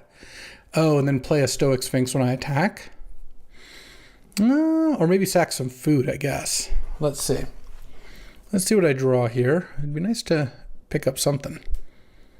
All right, I guess there is no justice. Let's pump the Skydiver, and then I'm going to attack Andrew here with everything. Cryptic command, tap like your opponent's control, draw a card. All right. Fair enough. And post-combat, let's just nug my opponent for 6 here. All right, well, that was nice. All right, we got a really good beatdown start here. I guess the Coalition Relic's actually another thing that I could steal. Stealing Assimilation Aegis is not that impressive. All right, Cryptic Command, huh? Good one to know about. It looks like he has a very solid blue-green-white deck. If I can get a Mox in my opener, then I can really pop off. Yeah. Keep this, go with the turn 2 Skydiver once more. I don't think I'm going to get a chance to steal Chromatic Star. But if I draw a Mox Sapphire and he taps out, stealing Chromatic Star would be a beating. Okay, no plays. Verdant doesn't get... You know what? I'm not the beatdown here. Let's just chill a little bit. I'm going to go get Savai Triome. I'm not going to play Mana Confluence this early. Maybe I get a chance to steal that Chromatic Star if he taps out, because that would be a pretty big win. It looks like he's cracking it, actually. What can you do? Maybe I get a chance to steal like a Coalition Relic later in the game. We'll see what this is. Courser of Crewfix. All right. Well, I'm just going to get Savai Triome. I just feel like since I didn't really have a turn 3 play either, going for a beatdown start here was just not going to work out all that well. All right, Swamp's kind of nice because now I can Vindicate the Courser without having to play Mana Confluence. And I can Metamorph his next play, and then maybe play Hero of Bladehold. Depends what he does, I suppose. Briar Bridge Tracker. Oh, I can steal that clue. Or I can just slam Shieldred. Or I could slam Bladehold. So 4 cards in hand. Let's play Hero of Bladehold. I think the payoff there is pretty high. And if Hero of Bladehold survives and I can Metamorph it, that's also pretty nice. Obviously, anything I do if he taps out for like Teferi or Solitude next turn is like not going to be great for me. But, yeah. Yep. All right. Now I'm taking 4 here. Let's see what I draw. Oh, Infernal Grasp isn't terrible. So let's go cast with Kicker. I'm just going to take the clue here because Skydiver is a pretty good way to attack Teferi. And I'm going to pass and take 2 off the Briar Bridge Tracker. I don't really think I have much of a choice there. And then Infernal Grasp if he plays something good end of turn, and if he doesn't, I'll crack a clue, or maybe just kill the Briar Bridge. It kind of depends what he does. But I think it's worth taking 2 here. And let's see what this is. Is this a flyer? Oh, a Coalition Relic. Okay. Yeah, let's just Infernal Grasp that thing. I think that's good. I don't know. Maybe that's terrible against Resto and Stoic Sphinx. I can also Fiery Confluence the Coalition Relic. But, oh, he's tapping out end of turn for Stoic Sphinx. Okay. What am I doing here? I have 6 mana. 3 cards in hand at 9. Maybe I attack Teferi, he blocks, and then I can pop Coalition Relic. And the Sphinx with Fiery Confluence. I mean, it's going to be hard for him not to block here. Destroy target artifact, 1 damage to each creature, 2 damage to each opponent. Yep. And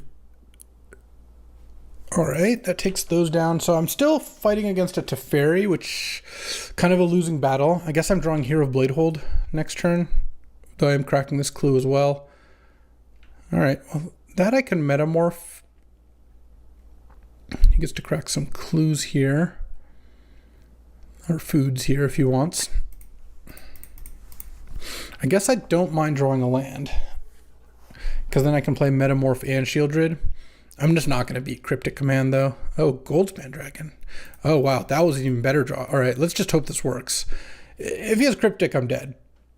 And so be it. But if he doesn't, then attacking Teferi and then post-combat Metamorphing Bristlebud is like kind of a nice way out. All right, that worked.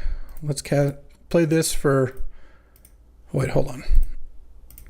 Cast this for, 3. I have to pay a lot of life here. I mean, if he has anything, then I die. But if he doesn't, then I'm kind of winning. Goldspan Dragon's an amazing card. He chose not to sack any food because he has the Bristlebud to eat it. I mean, so close yet so far. And well, that's I guess our first Winston here. Just got pummeled by Cuneo. Definitely could have made a couple decisions differently this game. I don't think game 1 was super winnable based on the cards that I saw. But that'll do it, and on to the next. That's the next plan. Alrighty, welcome to another Winston draft. So, quick refresher. I'm presented with 3 piles. I look at the first. I decide whether I want to take it. If I take it, it goes into my stack. New card goes there. And then Luis Salvato, who's my opponent, does the same. Every time you pass on a pile, it gets a new card. And if you pass on all 3, you get a random card. Well, I'm going to first pick Fabled Passage. I think that card's pretty good, because you end up in 5 colors a lot. And now Salvato took the first pile, passed a Simian Spirit Guide. I'm going to skip Simian Spirit Guide. Ooh, I will take Chrome Mox. It's acceleration. It's kind of fixing in that it can represent multiple different colors, though obviously it's a little bit dependent. You have to draw 2 blue cards, for example, for the blue imprint to matter. Oh, and Salvato went skip, skip, skip. Oh, and here I'm going to take this pile because you just basically don't pass fetch lands in this format. They're so good at just helping you cast your spells. There's a Simian Spirit Guide here, which is not that exciting, and a Jace, which is not that exciting, but you know, every now and then comes up. I have a Misty as well, so I have very light color leanings right now. And here I actually think Brainstorm's good enough, and Guardian Scalelord is actually pretty good. I have 2 fetch lands, which makes Brainstorm of a lot more interest to me. Guardian Scalelord also decent. This format is a lot less synergistic than regular Cube, but the deck still ended up pretty powerful. Salvato is deciding on the first card. He took it. Oh, I think I will take Time Spiral. I have a good inroad into blue. Chrome Mox also helps cast Time Spiral. And it doesn't work the best with Guardian Scalelord, but is decent with Jace. Oh, and Jace again. And the funny thing is, so Salvato knows I took a pile with Scalelord and a pile with Mana Tithe. He probably thinks I'm playing white, which is actually kind of good for me because I'm not looking to play that heavy of white. Oh, Reflecting Pool. I think Reflecting Pool is a pretty good land. It just gets you double color on anything you can produce, and it works well with like 5 color lands. So I think it's solid. Also, Grim Lavamancer is not nothing. The fact that he passed it up isn't super meaningful, but he's a little bit less likely to be red, though you probably wouldn't take a pile of Grim by itself, even if you were red. So I have a kind of nice like blue combo-ish start. We'll see where we go. I'll skip Imidane's Recruiter. Oh, I'll definitely take Swords to Plowshares. That card's awesome. All right. I wouldn't be surprised if Salvato took the first pile. Imidane's Recruiter is pretty good. If he got something to go with it, that's not bad. I'm going to skip Portal. I do like Bankbuster a good amount, but I think I'd rather just take a look at a pile of 2 here. Trumpeting Carnosaur and Figure of Destiny. Okay, I think Trumpeting Carnosaur is pretty good, and I think that pile is better than 2 random cards. Salvato snaps off the first pile. Oh, Jar plus Bankbuster. I will take that, because Bankbuster was close already, and then Jar actually is kind of nice with Jace the Perfected Mind, because you can actually start to deck them. Oh, I'll take a pile with Fiery Confluence, and now I've got a bunch of good blue and red cards, because I have Carnosaur and Confluence, and Simian Spirit Guide's good with some of this stuff too, so we'll see where they go. I'm going to skip Thief of Sanity. Oh, Mana Confluence plus Necromancy. I think Mana Confluence is good enough, especially with Reflecting Pool, and Necromancy is a card I don't really want to pass. You know, the Sandstone Needle might actually be playable when I have Time Spiral, Fiery Confluence, Trumpet, and Carnosaur. Grim, probably not. Figure of Destiny, probably not. Haven't seen much in the way of black. Another reason I didn't really want to pass Necromancy, which is a good combo with Carnosaur, by the way. And there's about half the cards left, so we're about halfway through. You start with 90 cards, and we're using, of course, 45 of them. All right. I would like to find some duels to pick up with Misty Rainforest. Like a blue-red duel would be really good. Or any sort of white-blue duel. I guess white-green would be my least favorite duel of those. Salvado past is looking at the last pile and probably is going to ultimately take it. Yeah, he did. Touch the Spirit Realm, Sylvan Caryatid. So he didn't want Thief Sylvan Caryatid. I'll skip Touch the Spirit Realm. Oh, I will take Sneak. He doesn't know he does know I have Sneak, which I don't love, but now I'm definitely, like, Sneak is great with Time Spiral and all this stuff, and great with Necromancy, so I'm gonna aim to not play the Grim. Oh man, Lurrus is a really good card. Not for me here, don't worry, I'm not that Lurrus-brained, but it is something worth considering. Do I want to pass it? I guess I will. Especially with Sneak in my deck, I would like to find some creatures to sneak in. Malevolent Hermit versus a random card. The Hermit actually seems fine. It's like a decent cheap creature. I would really like to find some Sneak cards. There's 40 cards left. He did take the Lurrus. Oh, I will take Brazen Borrower. I think that card's really strong. And he passed. Let's see, pile 2 if he wants that. So he does have Lurrus that we know of. Oh, Treachery and Mind Collapse. Yeah. The Mind Collapse is less important, but Salvado probably thinks I'm red-white now.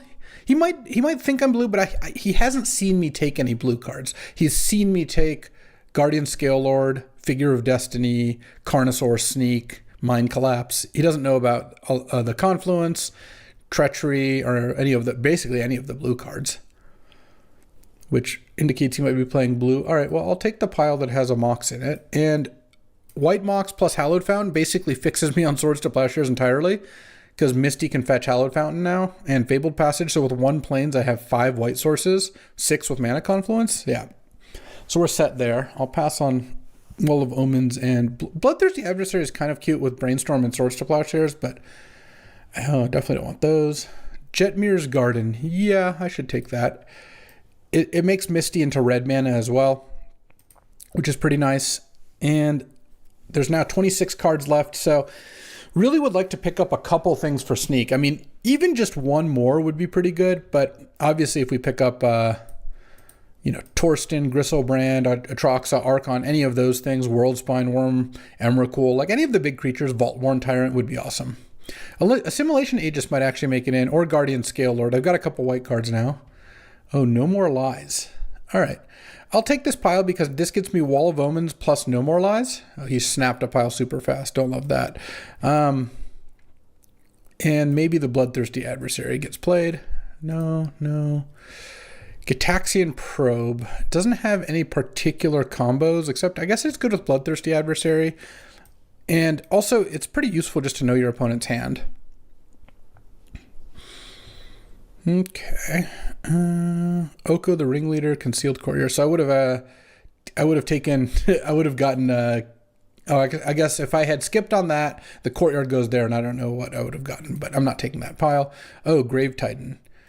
Yeah, Grave Titan is good enough to Sneak and Necromancy.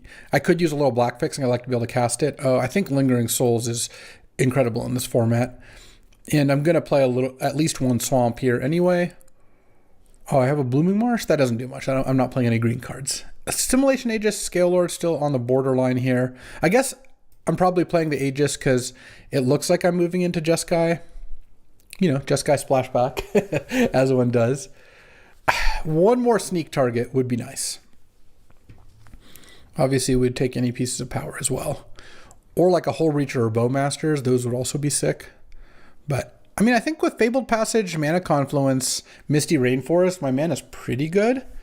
Misty doesn't make black right now, but makes all my other 3 colors, which is pretty nice. And I've got some pretty good high-end stuff with Mox, Simian Spirit Guide to help accelerate them out, which I also think ends up working out pretty nicely, though I would definitely take a Name Sticker Goblin if I saw one.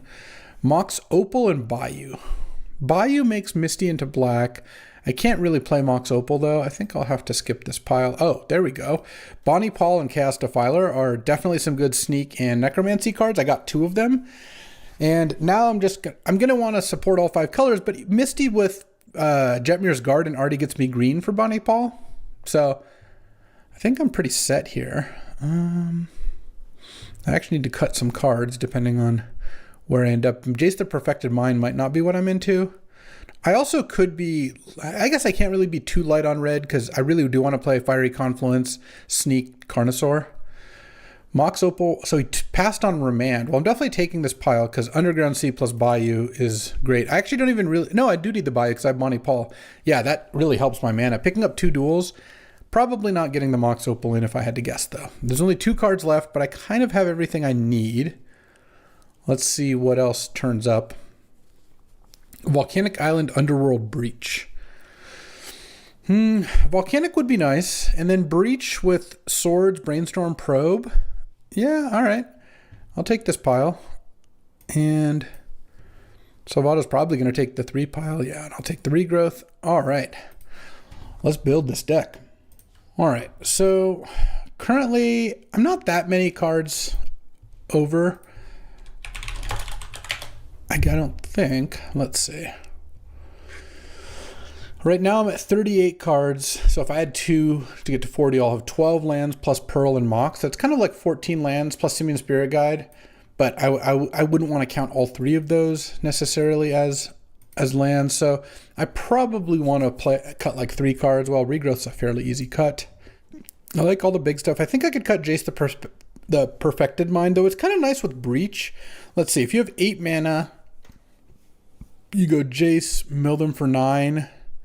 Jace, mill them for 9. That's okay. Hermit seems okay. Let's see. How many? So if I had 1 mountain, 1, 2, 3, 4, 5, 6, 7 red sources, 1 plains, 1 swamp, no forests, and an island and another island. I have 1, 2, 3, 4.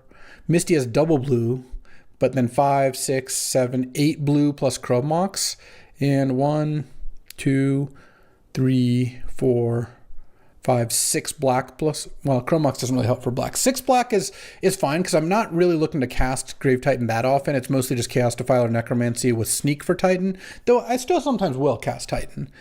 And definitely got enough white, right? 1, 2, 3, 4, 5, 6, 7. Yeah, plenty of white. I just need to cut 1 card. I like the Time Spiral. I guess I could cut Mind Collapse. I don't actually have that many mountains. I think the Breach will actually be decent here. Oh, Simian Spirit Guide's another red source too. Because, I don't know, Breach into just casting swords twice is just pretty reasonable. All right, and I'll put a couple lands in the sideboard just in case. But this looks like a pretty solid place to be. And, well, let's see how this goes. All right, let's see what we've got for Salvato here. Well, we have a very good blue-white control hand here. I'm going to lead on Fabled Passage for Island, and then I get to have No More Lies up, Swords, Brazen Bar, and then culminates with a Jace. That seems like a pretty good plan to me. And just getting an island here is going to work out nicely. I hope he doesn't have a turn 1 play. The only good news about a turn 1 play is sometimes that leaves you a little vulnerable to the killing or bouncing the next couple plays. But my guess is he's not coming out the gates firing. We'll see, though. Oh, he is. Island into like a cantrip? Oh, into a Soul Ring? Come on, Luis.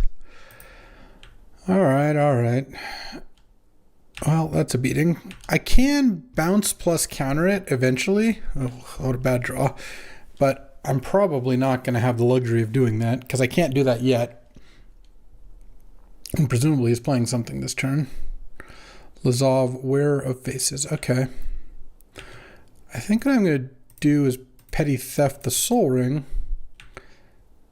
And then Mana Confluence, Swords the Lazov. And then Mana Leak the Soul Ring with No More Lies. And then play Jace. Okay. Yeah, this actually looks like it's going to work out all right. I really hope he doesn't have a follow-up here because then the Jace would be on an empty board. All right. Counter you, I hope. Hopefully I don't get mana tithed here. Okay, Soul Ring gone. Oh, he has the Mox too? Don't love all this into Steel Seraph. Okay. guess I'll just bounce that with Jace. All right. Chaos Defiler is pretty great. So if I can fade a haste creature, then I can Jace, Brainstorm, and then play Chaos Defiler on the Steel Seraph. It's going to be tough if I'm beating a Soul Ring Mox opener. I'm really glad he didn't play the Mox first, though. Had he played the Mox first and then played Soul Ring, I wouldn't have countered the Soul Ring. Oh, man, there goes my Jace. All right. Well, at some point I'll be able to breach it back. Land. I think I'm just going to play Brazen Borrower and then Chaos Defiler the Steel Seraph here. I could Chaos Defiler the Mox, but then he plays Steel Seraph and then what? I can't really race it. So I think I'd rather... Oh, he's just not playing anything here? All right, I guess I'll cast Brazen Borrower. I'm not sure what he's up to. Oh, that's fine. All right, let's just... Oh, sneak. Huh, that's funny. It's not actually good right now, but Chaos Defiler, kill the Interrupter, and then play... Oh. I can Petty Theft now? Huh. Let's just wait then, because if it's exiled... Oh, sure. I can cast either half. Yeah, let's just do that, and then if he plays a Steel Seraph here, I can Petty Theft it, and then... If I draw Grave Titan, I'm actually pretty close to casting it. At some point, if I draw a land, I'll just cast Underworld Breach as a regrowth on Jace. All right, cycling a troll, so he hit another land here. He just got a basic swamp, and he's still got a Mox out, so if the Chaos Defiler dies, then I've got a target. All right, let's draw. All right, Petty Theft, Steel Seraph, Underworld Breach, and then cast Jace here, exiling Simian Spirit Guide and 3 cards. And I'm going to Brainstorm with Jace. I think I'd rather sneak the Titan. So let's put back, I guess Remand on the second Grave Titan on top, play Sandstone Needle, slam, and then this can't be played for free, unfortunately, anymore. And then next turn, I just think Sneak Titan hitting for 11 and then putting a bunch of zombies into play. And if the Jace still lives, I get to Brainstorm. If it doesn't, then I get to... If it doesn't live, then I don't get the Remand. But if I Brainstorm, I'll have Remand up as well, which sounds pretty sick to me. If his play is just Steel Seraph, that's pretty weak. Well, it looks like he's got something a little better than that. Sarah Paragon, replay Flooded Strand. All right. Draw.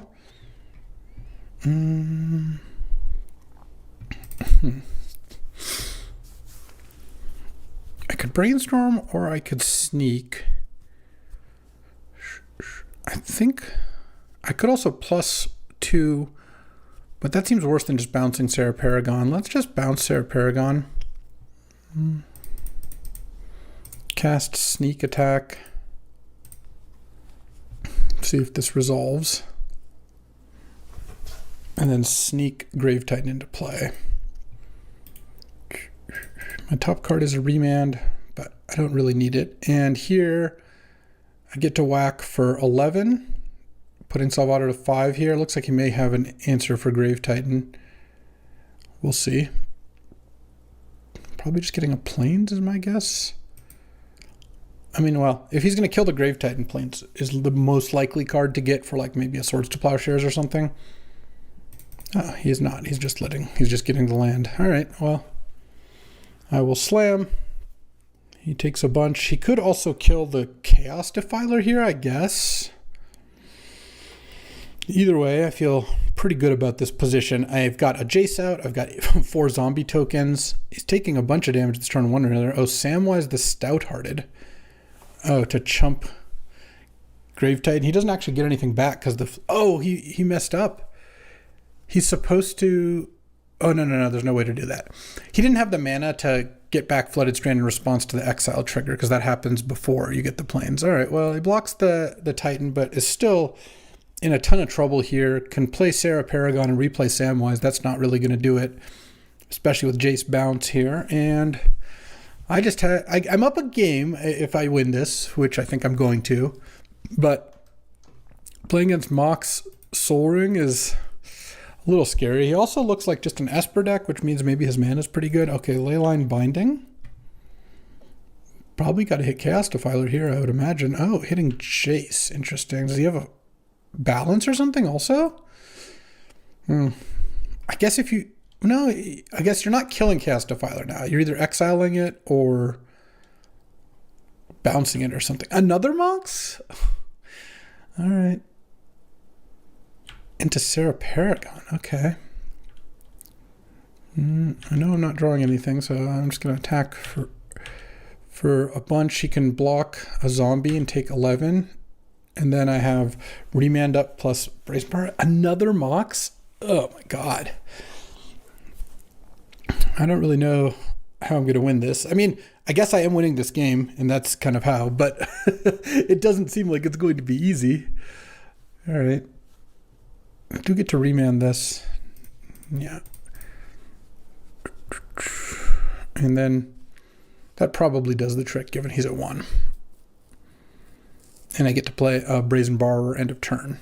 And if he plays a Wrath, then I get to kill the Leyline Binding. Okay. Up a game playing against a million Moxes. Jace Perfected Mind Collapse. Did have a lot of creatures that Mind Collapse is good against, but I don't think I want to run it anyway. All right. Let's just hope we can dodge an early Mox Soul Ring draw, though. I guess he had turn 1 Soul Ring, turn 3 Mox, and we didn't just lose. This hand is all right. It's a little slow. Underworld Breach, I mean, it was good last game as a regrowth on Jace. It's not a card I really want in my opening hand. I kind of want to just draw that on turn 9 or whatever. I will keep this hand. I'm not expecting much here, but I think having turn 2 Reckoner Bankbuster on the draw is pretty good. Yeah. Okay.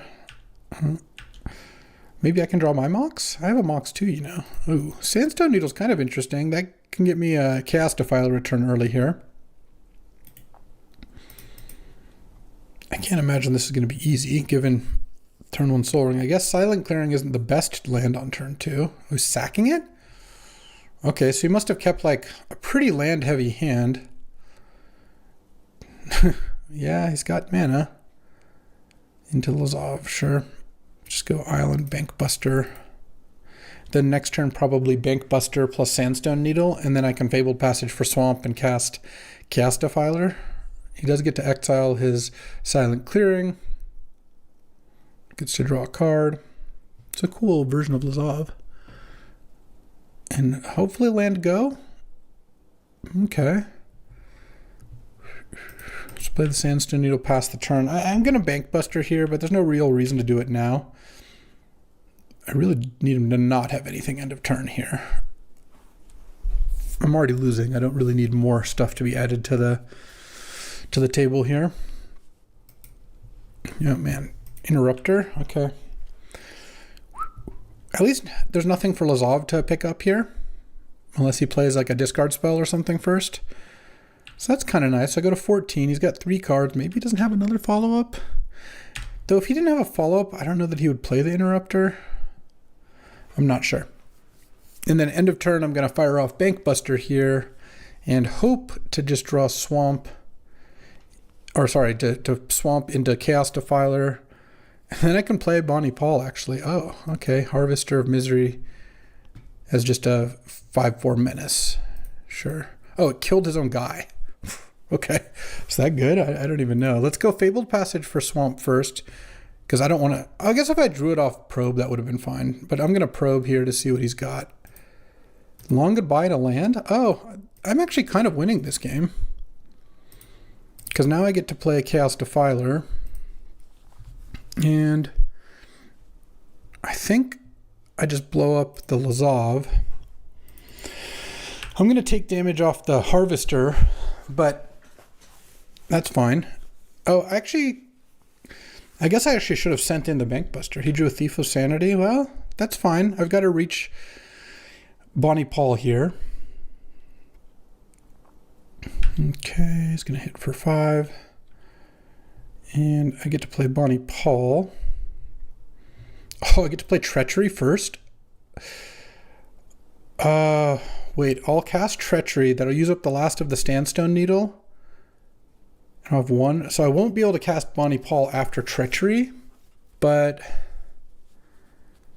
I would get to Necromancy. I could also just cast Bonnie Paul. I'll get a 6/5 reach. Yeah, I think I do that. Sandstone Needle Treachery is really funny. 6 mana, I'll have 1 floating. Yeah, I won't have enough to cast it afterwards. I could Treachery and then... So if I Treachery and then I have 1 mana floating, I have 5 mana. I can Necromancy and I can play Wall of Omens. What I could do is... Oh, if I Treachery the Thief, he's just going to long goodbye it. Yeah, let's just play Bonnie Paul.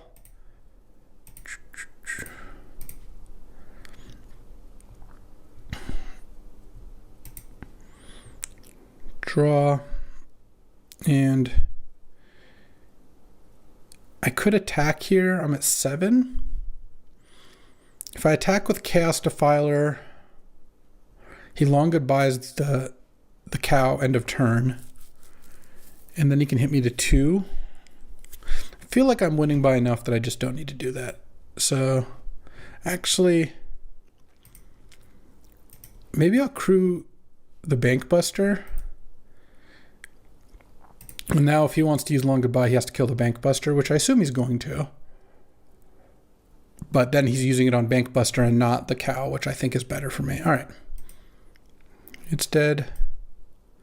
Pass the turn. He's got no cards in hand. Okay, miss for 1 turn. The game just ends if he misses here.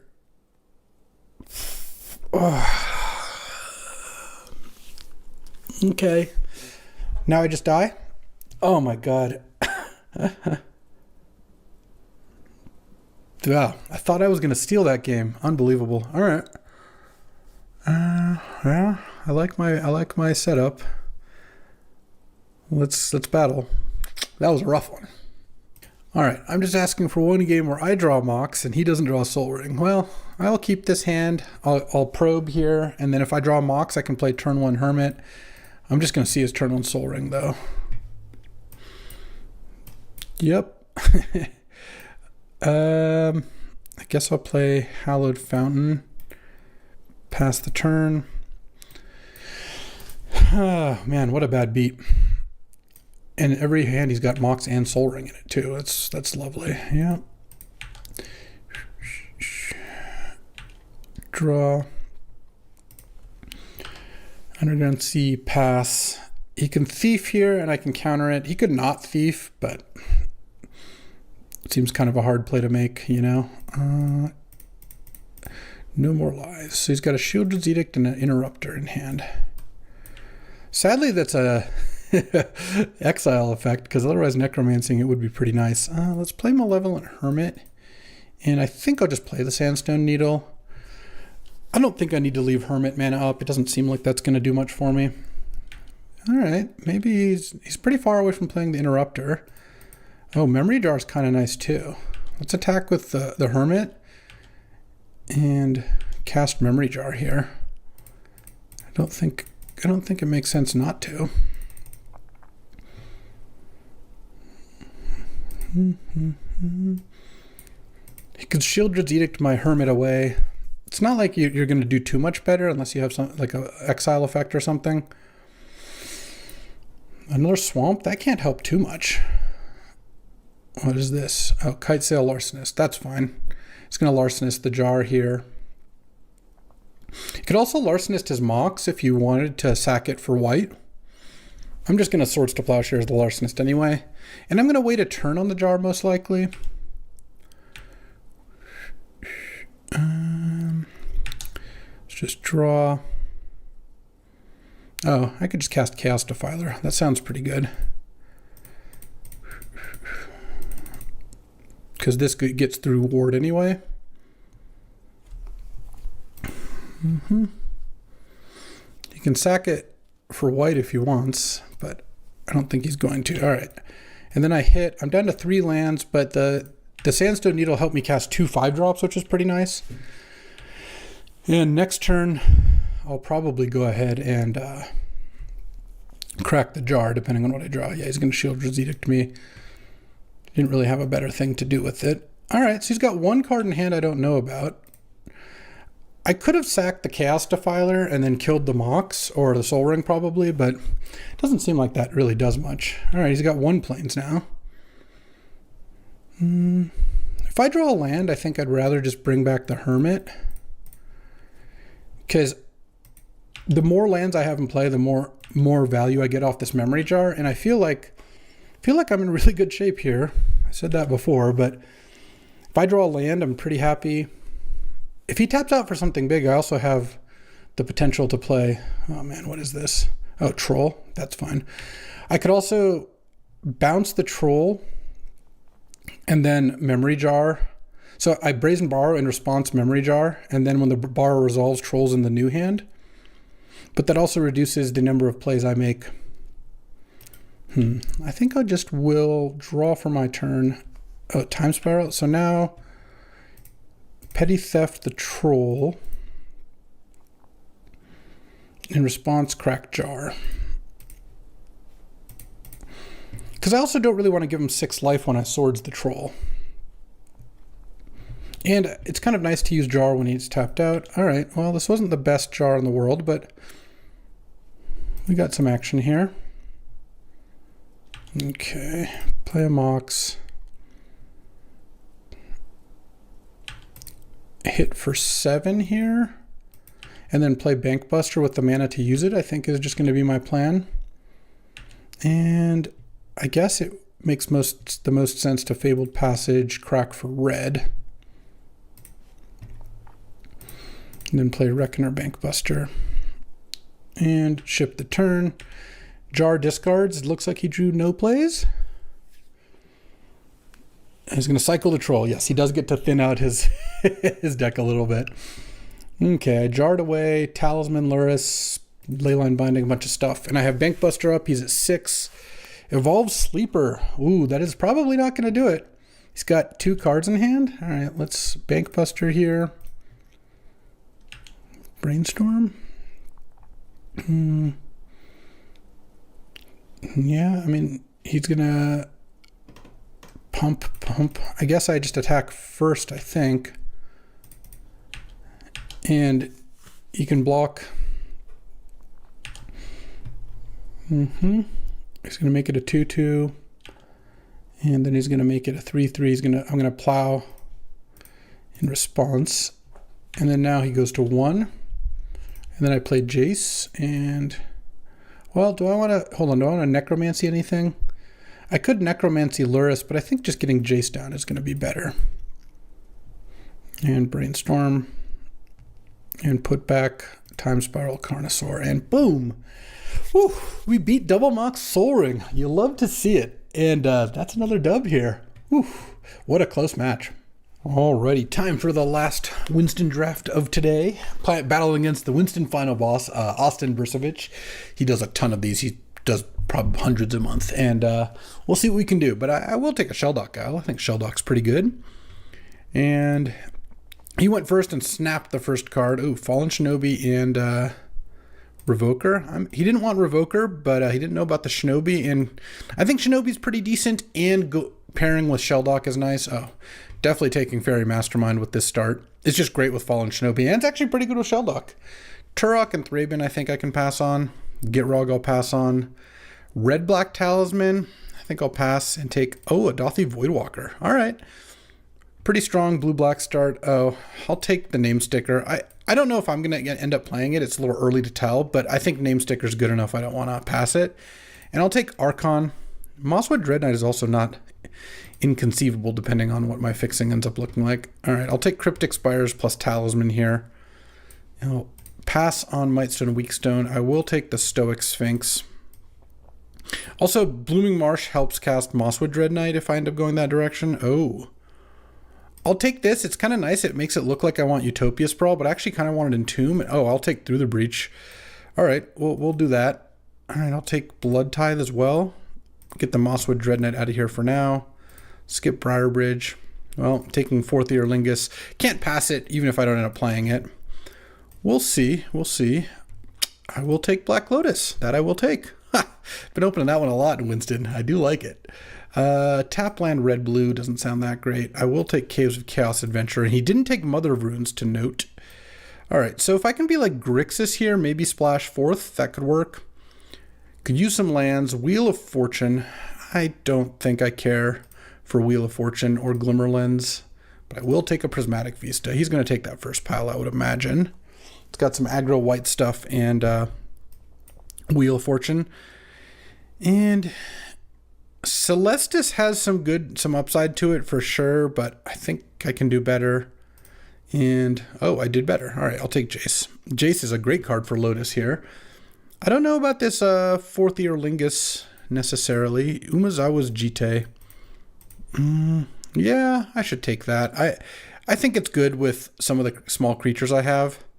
Still 27 cards left. Pass up on an Aragorn. I think mana-wise it doesn't work. All right, skip and a blue-green land. That's pretty bad. It's like the one color I don't really want to be. He's taking Aragorn. Yeah, I will take Coalition Relic. I like that one enough. And Dragon's Rage Channeler with Jite could be pretty good. I could be like red-blue here, splash black. Maybe I don't play the Voidwalker. Oh, the name sticker actually gets in now with Caves of Chaos Adventurer.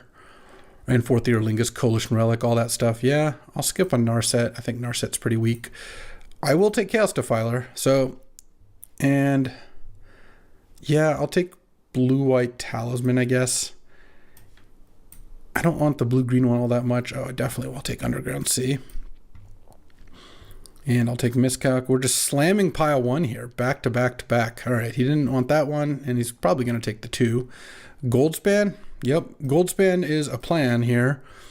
This name sticker goblin ended up working out. And that's the thing about Winston is you never really know which direction you're going to go. At this point, I do want the Archon in, and I'm going to play Sunblack. Oh. Maybe I just take the blue out. And, I mean, I have some blue cards, and I'll be able to play some amount of them, but I'm just looking at this Grief. Yeah, Grief has some pretty good combos here. It's pretty good to just pitch cast Grief before casting like Caves of Chaos Adventurer. There's 3 cards left. I want Mystical Tutor. It can get me a Through the Breach and a Fourth Ear Lingus. I don't think that's quite good enough. All right, skip. 1 card's left. I'll skip it. Coveted Jewel. That was a pretty bad miss. All right. Entomb ended up not working out. Well, we'll see what combination of Grixis things I am. Oh, I'll take a Shieldred. Okay. Well, let's get to building and see kind of where we ended up. So, let's put the Oath of Druids over here. And I don't want the Coveted Jewel, Council's Judgment, Thalia. Let's go sort piles by color. And these are both red-black. Yeah, I think I am going to... I'm not going to play Blooming Marsh, I don't think. I think I am going to play just Grixis, splash Fourth Ear Lingus off 1 Plains and Talisman. I got some blue-green lands that don't help me. Mightstone, Weakstone. A blue-green Talisman that looks kind of weak. And I think I just have like medium mana, but that's just how Winston works. Here, let's take out the lands. This is 23. I'm missing a card. No, I guess not. I just don't have enough cards in my deck yet. All right. Mana-wise, I think I have a black-red Cryptic Spires, Sheldock, and then I can play 1 Plains, and then I'll have 1, 2, Talismans 3, Coalition Relics 4, Caves of Chaos Adventure is kind of like 5. Yeah, that's enough white sources. And I probably want like 4 mountains gives me 4, 5, 6 red sources plus Lotus Relic. Well, let's see if I can get 1 more in there. Do I want Through the Breach? I think Through the Breach with Archon and Chaos Defiler is pretty good. Lotus Archon is great. And let's see. 4 islands gives me 4, 5, 6, 7 blue. And then that would leave room for 4 swamps, which is 4, 5, 6, 7 black. Yeah. Oh, and then I have an extra talisman. And maybe I put in, is that enough red? Let's see, 4. I kind of want one more mountain. And I think I'll just play 18 lands plus Lotus, which I don't mind. I mean, I could take out Stoic Sphinx or Jace. The problem is I don't really have any other cards to play. Like, I could put in a blue-green talisman. Seems kind of weak. I could put in, like, Utopia Sprawl. Coveted Jewel just doesn't seem like a good card for me to put in my deck, though. Coveted Jewel, Shieldred, they take the jewel. They draw 3, lose 6 life. I think I just play like this, cut one card, probably just cut Revoker here. And just have kind of mid-mana, and hope I draw Black Lotus. Yeah, that seems like a pretty good plan to me. Let's do it. All right, Lotus time. Let's go. Let's draw Black Lotus. That would make this deck work out very nicely. I mean, I've just got a lot of really good plays to Lotus out. Oh, that's a Lotus. Oh, and that's that's a Through the Breach Archon. Okay. So I'm going to get to go turn 1 Dragon's Rage, turn 2 plus Lotus. Oh, and he has Mana Vault. Let's see if he plays a play that can get hit by Breach. Oh, huh. I don't think I'm going to play turn 1 Shieldred. It feels like breaching Archon is going to work out better. Mountain. Don't really need a mountain here. I would have taken an island. Let's go Lotus Go. It also puts a land into my graveyard for this Dragon's Rage channel, which is pretty nice. Let's see what Austin's got. Playing the Lotus could be a risk, but if he kills the Lotus, then I can just cast Fairy Mastermind off it, so I don't mind that too much. Karn. Oh, perfect. Even better. I assume he's going to make a dude. Oh, it's +1ing. Can have Marsh Flats or Sewers. That's actually kind of interesting. Blue-black tapped. I guess I'll give him the Sewers. It's a little awkward because he gets a Surveil, but Marsh Flats is black-white plus other colors. This is a second blue, which isn't quite as useful usually. So, feels like that's going to be better. Okay. Yeah, well, I'm definitely slamming here. Island, Through the Breach. Surveil Swamp. I'll keep that on top because that's my double black for Shieldred. Put Archon into play. Sack that Karn. Discard. And then I get to hit for 10 more. All right. Seems pretty good. And he's got a Mana Vault in play, so he's going to get pretty punished every turn for that. I get to hit for 13 this turn. Goes to 7, then goes to 6 off Vault. And then I have Fairy Mastermind into Shieldred coming. All right. Slam. And my Dragon's Rage Channeler is about to be a 3/3. Okay, goes to 7. Discards a Narset. Mana Vault. Ping you down to 6. So the Dragon's Rage is a 2-turn clock. And then I get to play Shieldred. Let's hope he doesn't have an Animate spell. That would be brutal, but, you know, is what it is. Okay, Talisman. Yeah, I guess I play the black-red land and a hit for 3 here. Oh, wow, I didn't even have land. He discarded Necron, Deathmark, and Narset. No lands, huh?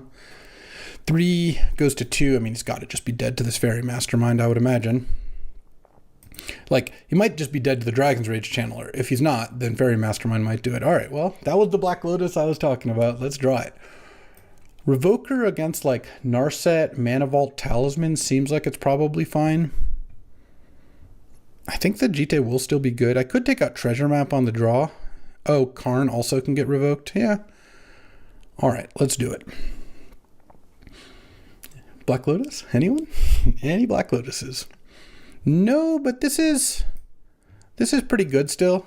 This is a turn 2. I could either play Blood Tithe or Voidwalker. I probably will just want to play Blood Tithe because if I sack Prismatic Vista to get Swamp, my Jace is pretty far from getting cast, so I don't like that. Okay. He's got a Mox. All right. Oh, Name Sticker.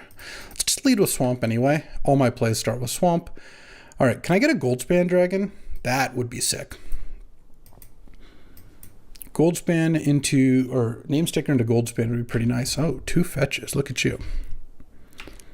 Okay, draw. Black-red tap land. All right, let's just play Blood Tithe. I don't think playing the tap land is great. He's probably getting like a Undercity Sewers or Rafine's Tower here, yeah. And then name sticker would be good. I guess if all else fails, I can just play Cryptic Spires next turn, maybe even discard the mountain to my blood token. See what Austin's got here. Legion Extruder. All right.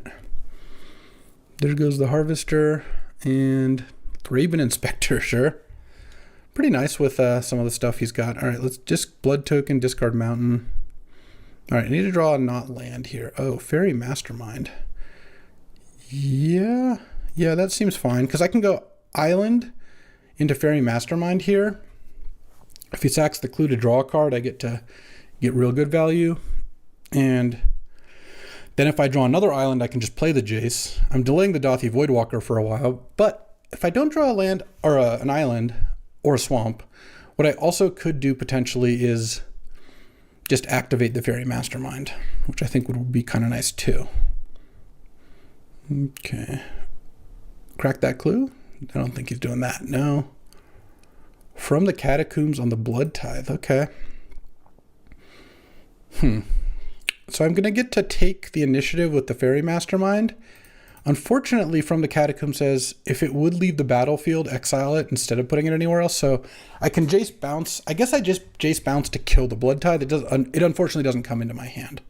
But then I'll have the initiative. I'll have a Jace on 2, and he'll just have a Thraben, which he can take the initiative, but then I still have Jace out. So let's do this. I'm really glad I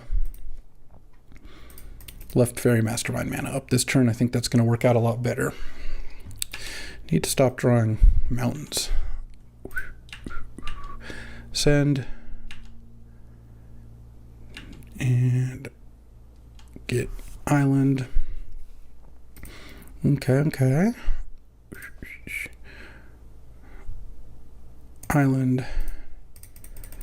Jace the Blood Tithe. Kills it, and then pass the turn. And now he's got a Thraben Inspector, a land in hand, plus 2 other cards. Obviously, there's ways this goes really wrong, but doesn't look too bad right now. If he has a way to kill the Fairy Mastermind, that's kind of annoying. If he has a way to kill the Jace, that's obviously annoying. If he has both, I'm probably going to lose. He can make golems with the Legion Extruder, but they don't have haste or anything. Thraben probably just takes the initiative, and then next turn I get to brainstorm with Jace, and imagine if I find some stuff to go with this name sticker. I hope he's sacking a clue to start with, though probably not going to do that into a Fairy Mastermind either. Oh, he's sacking blood? Oh, I'll take that. Okay. Swamp at least means I can play these two, the Dothy and the name sticker. Let's see what he's got here. True Name Nemesis. Okay.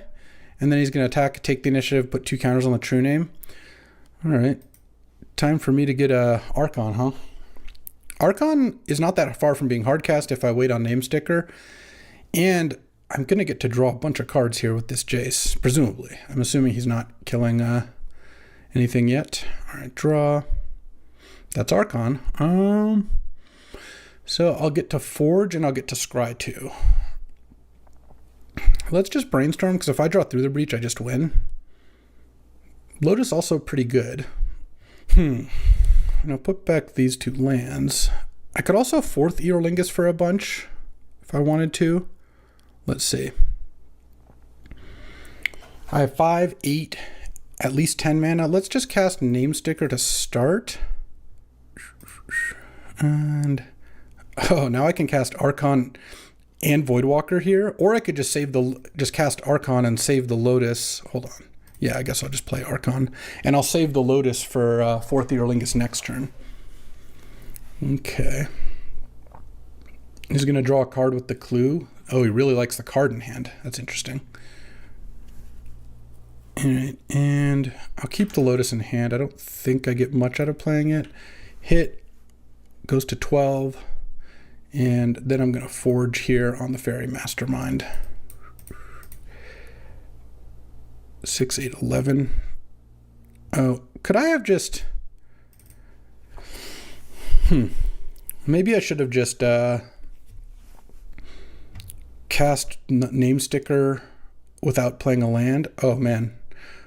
I wheeled and my Jace...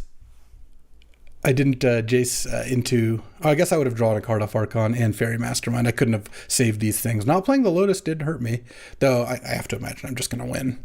He's got to have an answer to Archon, and he still just is completely behind against Jace, Namesticker, Fairy Mastermind, and I have Goldspan next turn. I guess I have to Through the Breach it into play, but I could do that. I also have Grief, Miscalc. I mean, I just kind of have it all here. He's got 3 mana, 4 if he plays a land. Like, if he doesn't answer Archon, he's just dead. Hold on, so if I just played Namesticker, if I hit 8, 11, I cast Fourth Earlingus for 9, he'd block 3 of them. No, it wouldn't have killed him. I think playing Archon is fine. I should have probably put the Lotus, or the Fourth Earlingus second from the top, drawn 1 off Archon, and then I guess I would have drawn 1 off Fairy, depending... Oh, no, I should have put Lotus second from the top, or Fourth Earlingus second from the top, and just played the Lotus. I did know that Wheel of Fortune existed. I knew he had that card. I didn't know that he was playing it or not, but it makes sense, of course, that he is. Okay. Just going to have something pretty ridiculous to come back here. From the Catacombs on Archon could be dangerous at some point here, if we get to that point, but it seems kind of difficult to end up there. Mana Vault's a start. Okay. And then True Name hit me. Yeah, I'll take it. I go to 10. Well, 15 and then 10. Hopefully it doesn't have like Time Warp. Mana Vault into Time Warp would be kind of a beat. That'd be a brutal way to lose this.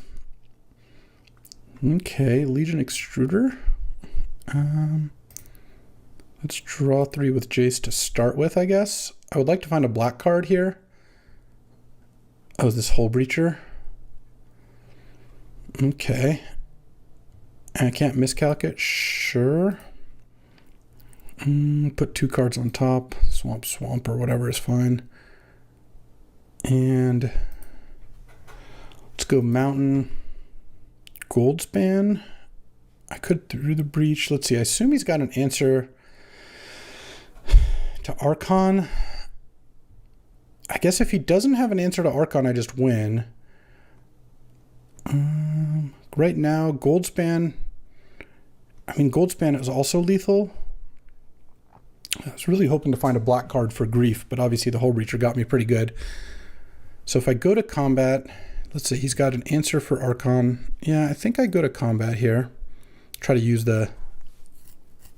make him use his last floating mana and see what Austin does. Okay. Just tapping 2 mana, black and 1.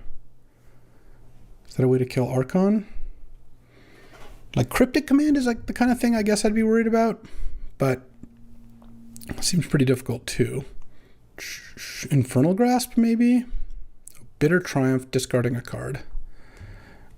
Okay, that's fine. Let's cast Goldspan Dragon and hope he doesn't have another answer off of the 3 treasures. Attack with these 3, and then he's just going to die to Trap here off Goldspan plus Fairy Mastermind, and I have Miscalc off the Goldspan treasure, so I feel like I should be okay here unless...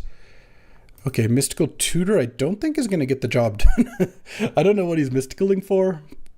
Path to Exile? Okay. And then what? Like Brainstorm or Burst Lightning on the Goldspan? Okay. Makes a treasure. Okay. Makes another treasure. Yeah, I think we're good here. Whew.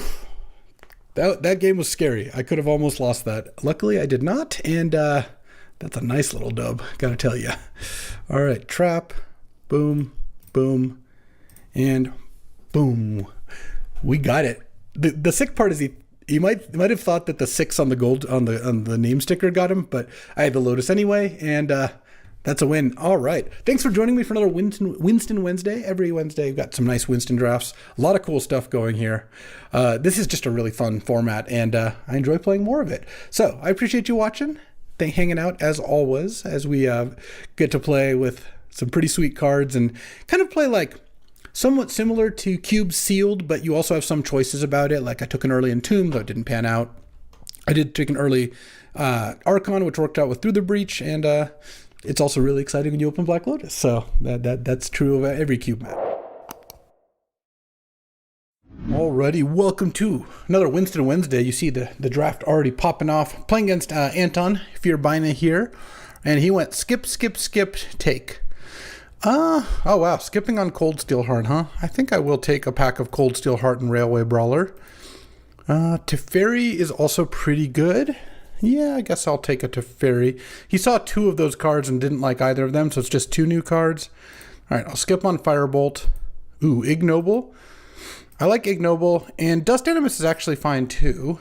Oh, definitely want Jetmir's Garden. Okay, so we're the start to a pretty decent green deck. Skip there.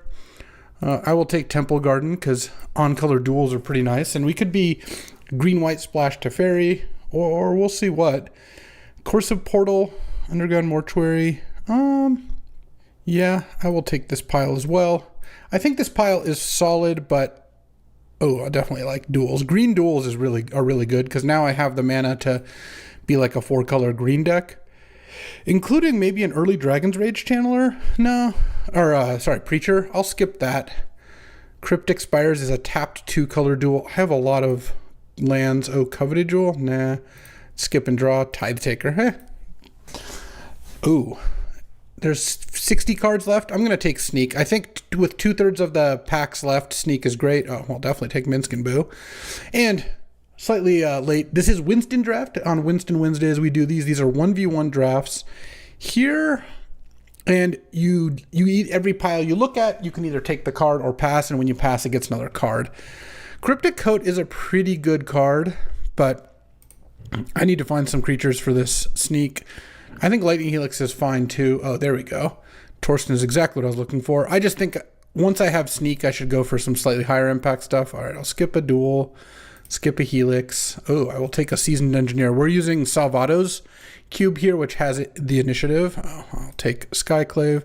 I'm basically just Naya Sneak here. That's what it's looking like. And this pile has gotten quite nice. Explosives is a fine sideboard card. I tend not to main deck it. But I'm basically green-white, maybe not even splashing this Teferi. Green-white-red. I'm taking Coveted Jewel out for the moment as well. Bristlebud.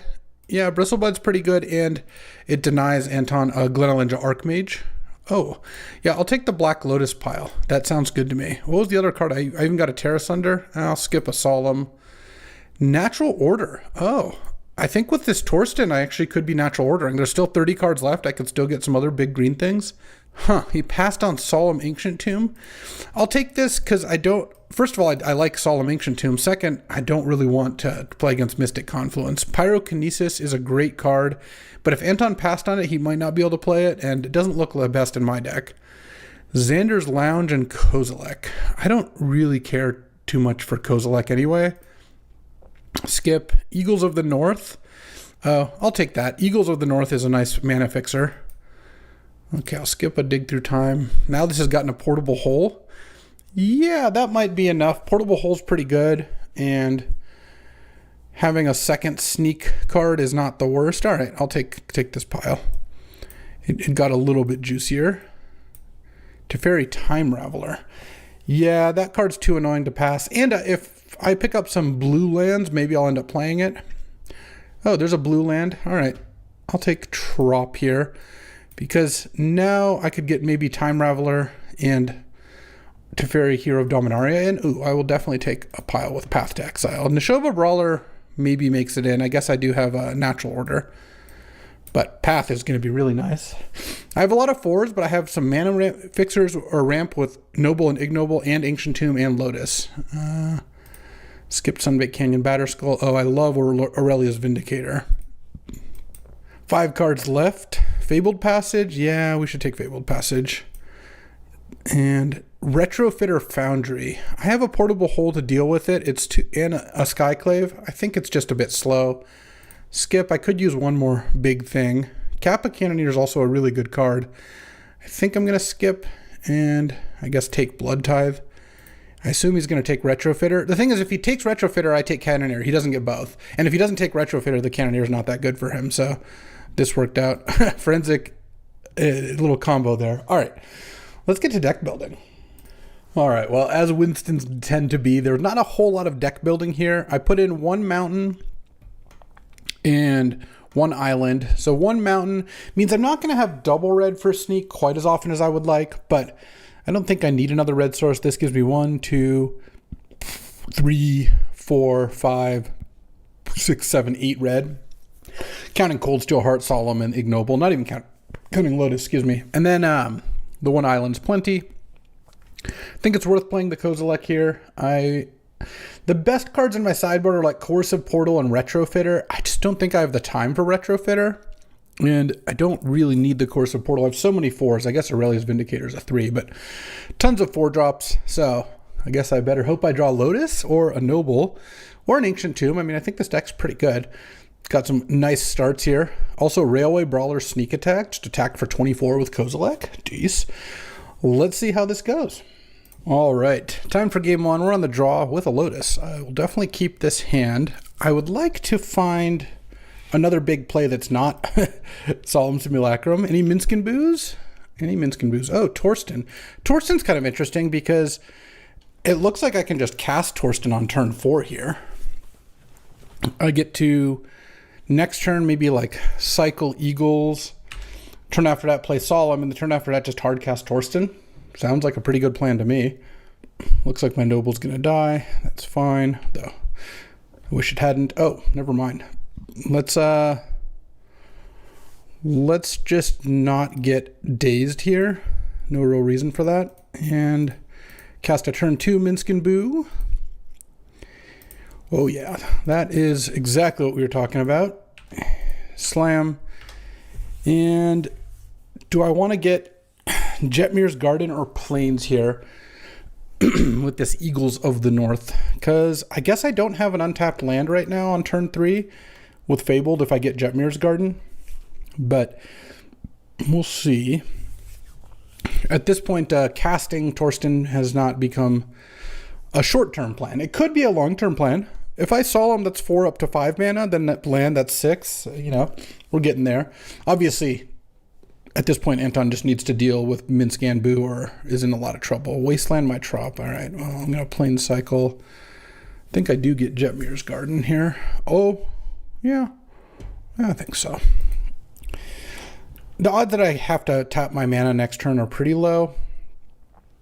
And then what's this? And then a Territorial Kavu is a 3/3. Okay. I will not use the ability. There's a path. I think what I'm going to do is send for 4 and then throw the Minsk at his Territorial Kavu. Sack this. Deal 4 to your Kavu. Draw 4 cards. And then I get to go Island, Cold Steel Heart, name, white. And then pass the turn. It opens up Minskin Boo to getting killed to a small burn spell, but I'm okay with that. And it just locks in those 4 cards. So now, even if that happens, I'm up, say he traded 2 cards for my 1 card and I drew 4 cards and I did 8 damage. So I would say a pretty satisfying exchange. It turns out Lotusing out Minskin Boo is in fact the business. And didn't really see much. The Wasteland's going to be annoying, but yeah, what can you do? All right, let's get in there. All right, game 2. No Lotus this time, but this is a pretty solid hand. I get to go maybe turn 2 Tithe Taker, turn 3 Teferi. Torsten's still a potentially castable card. And if I draw like a Noble or something, that'd be sick. A red-white Cryptic Spires, sure. Obviously, Lotus would still be a sick draw. Neshoba Brawler is not terrible. Let's just lead on Plains, and I think, I kind of want to just play Neshoba Brawler here on 2. It's going to attack for 3. It's a little bigger than Tithe Taker. I'm not really worried about him having mana up. Oh, interesting. So Seasoned Dungeoneer means I could play Cold Steel Heart to play a turn 3 Dungeoneer. I'd have to name red. Well, I don't have to. I could.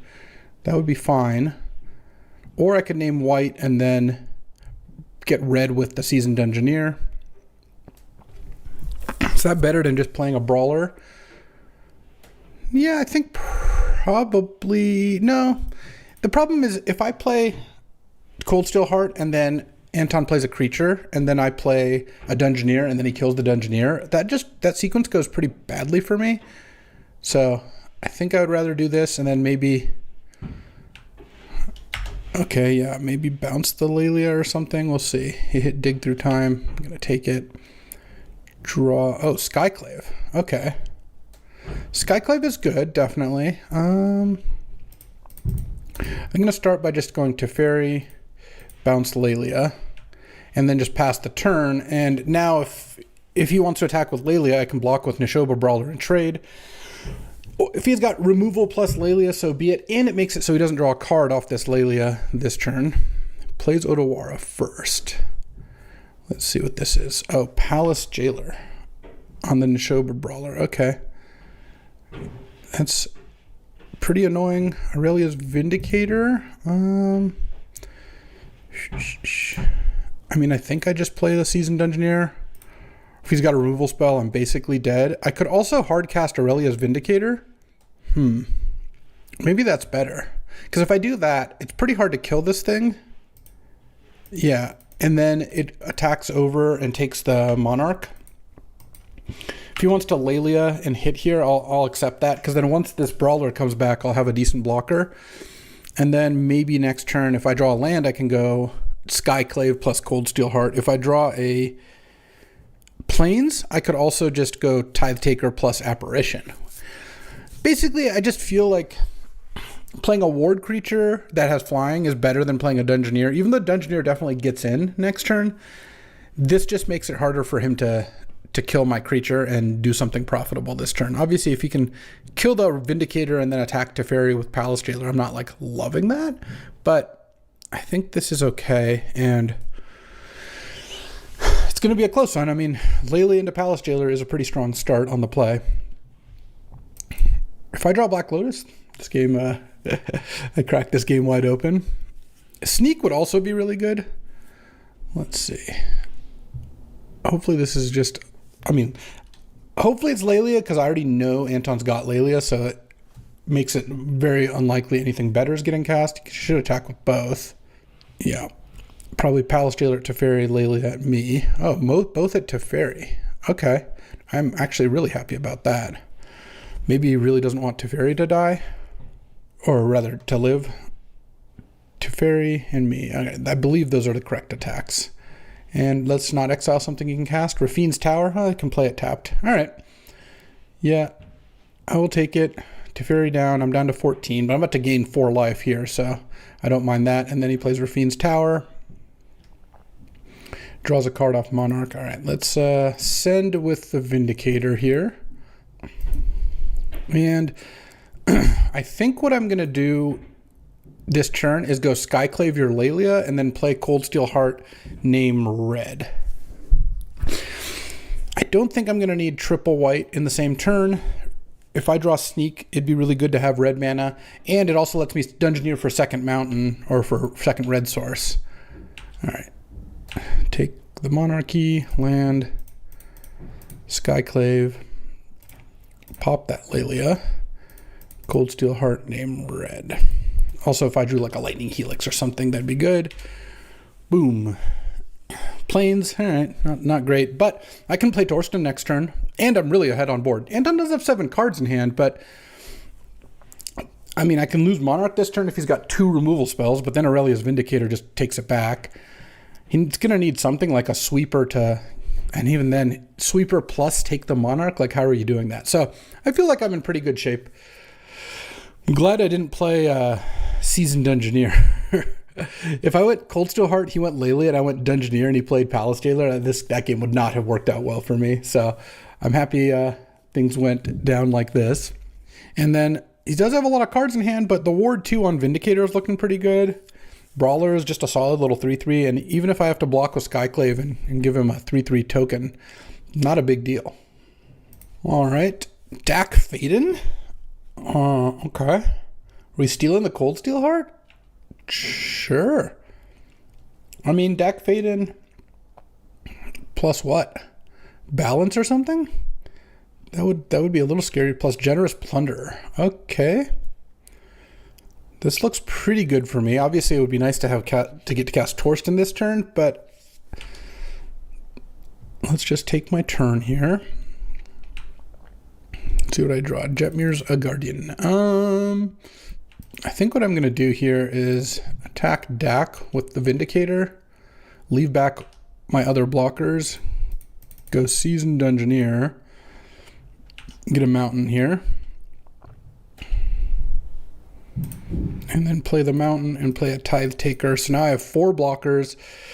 Granted, Anton does have a Generous Plunderer, which requires 2 blockers, but still has to remove 2 blockers from the field in order to hit me. And even then, I still would likely be able to hit back with Vindicator or Token. I've got Torsten to come. I'm at a ton of life. So feels like I'm in pretty good shape. Okay, we got some moves here. Let's see what they are. Gonna have to be pretty good, but this is Cube. Things like Fractured Identity do exist. Okay, Flametongue Kavu is a start. Kill the Dungeoneer.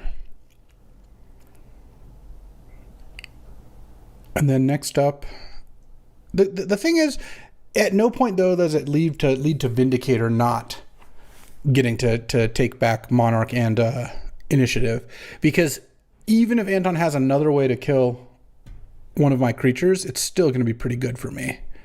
Werefox Bodyguard. All right.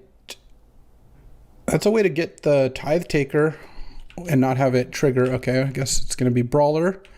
Sure. And then attack with both. All right. And I take 1 off the Plunderer. I'm just going to kill the Plunderer here. Oh, shoot. I hit enter again. Oh, no, I didn't. Okay. Whew. No, I did hit enter again. Okay, well, I meant to double block Plunder. It doesn't matter. Like, I was losing Monarch anyway, but that was just a misclick. All right.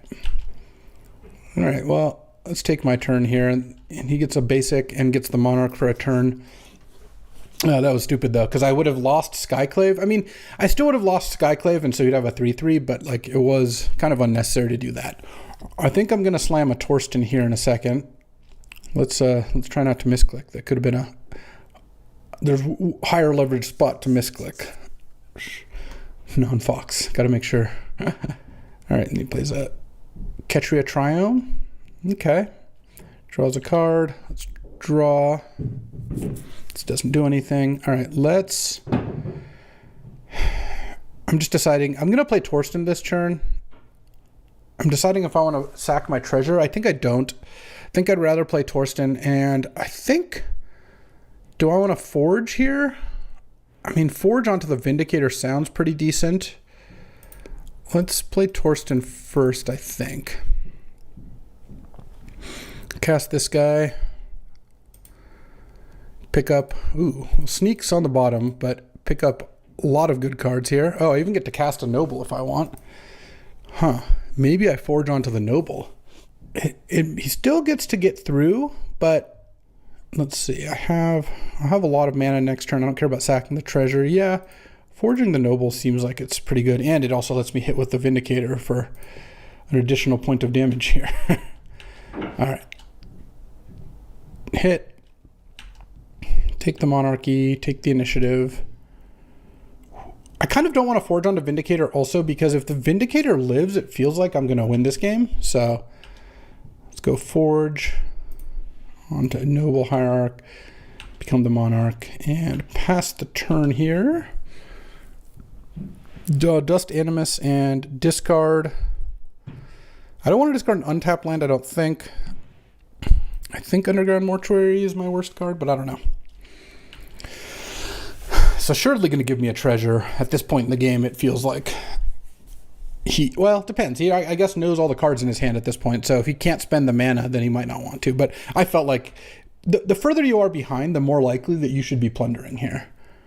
And if he doesn't have an exile or bounce way to get rid of Torsten, also, like, just, it's a huge problem because it either makes 7 1/1s or just, sits on the board and just crushes.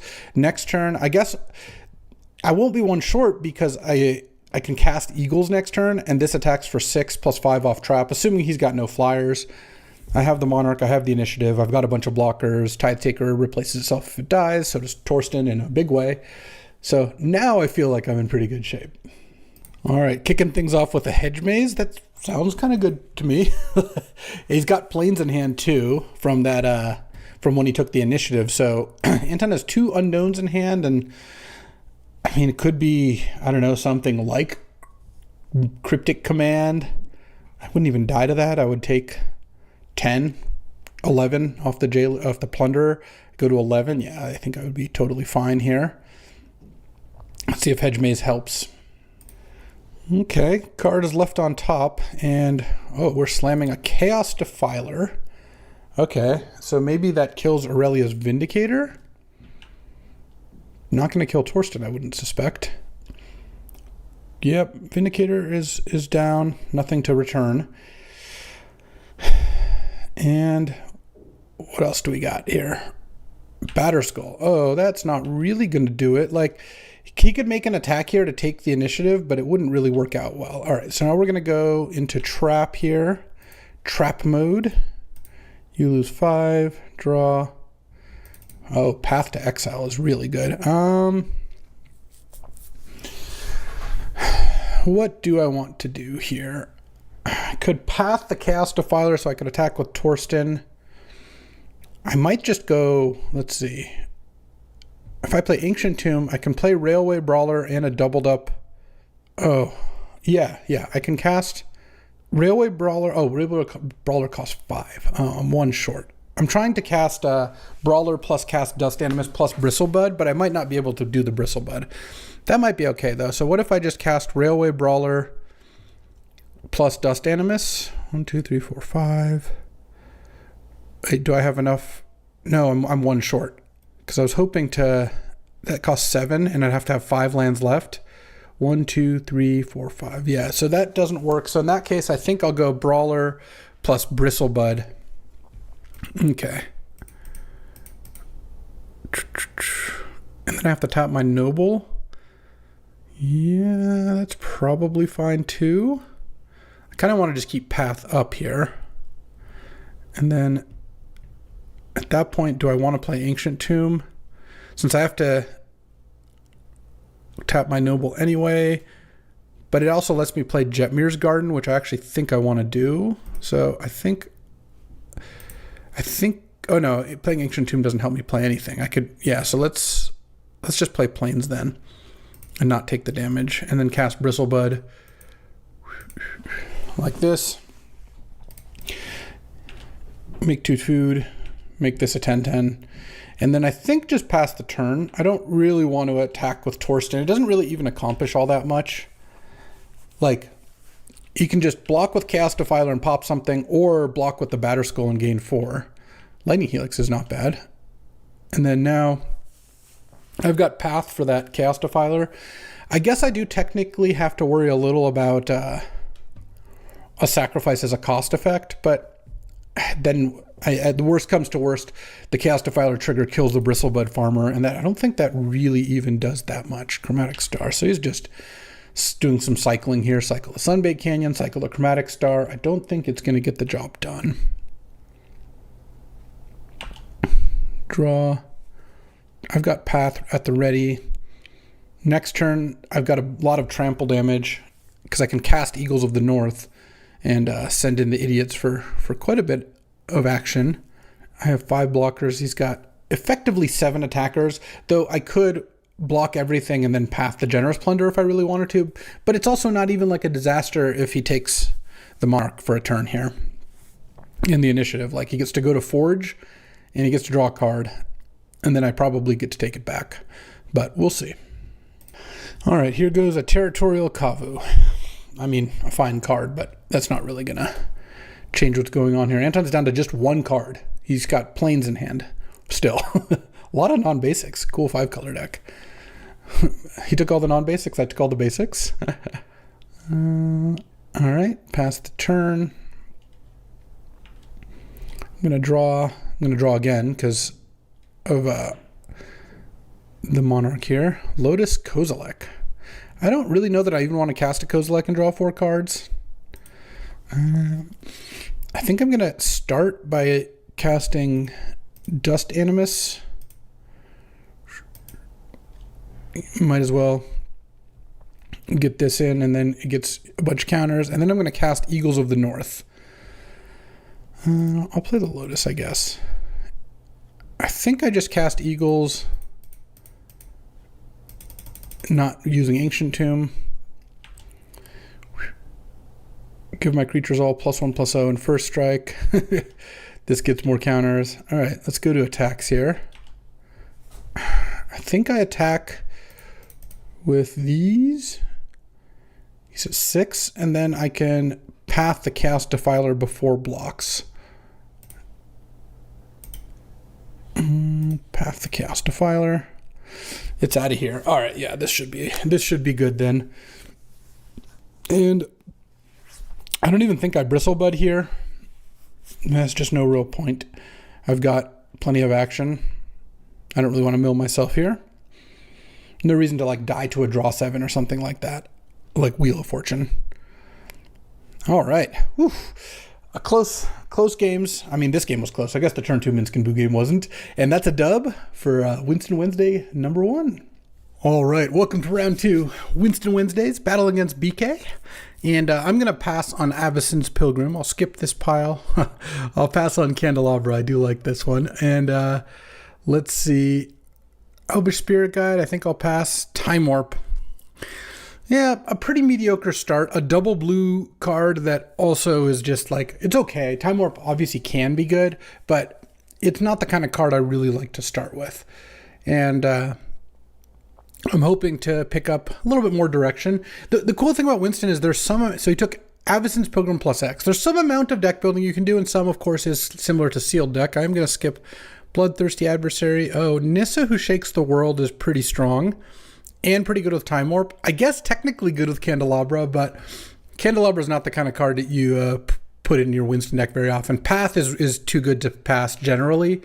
It's splashable and quite strong, so I typically do play it. Ooh, Yavimaya plus Nissa.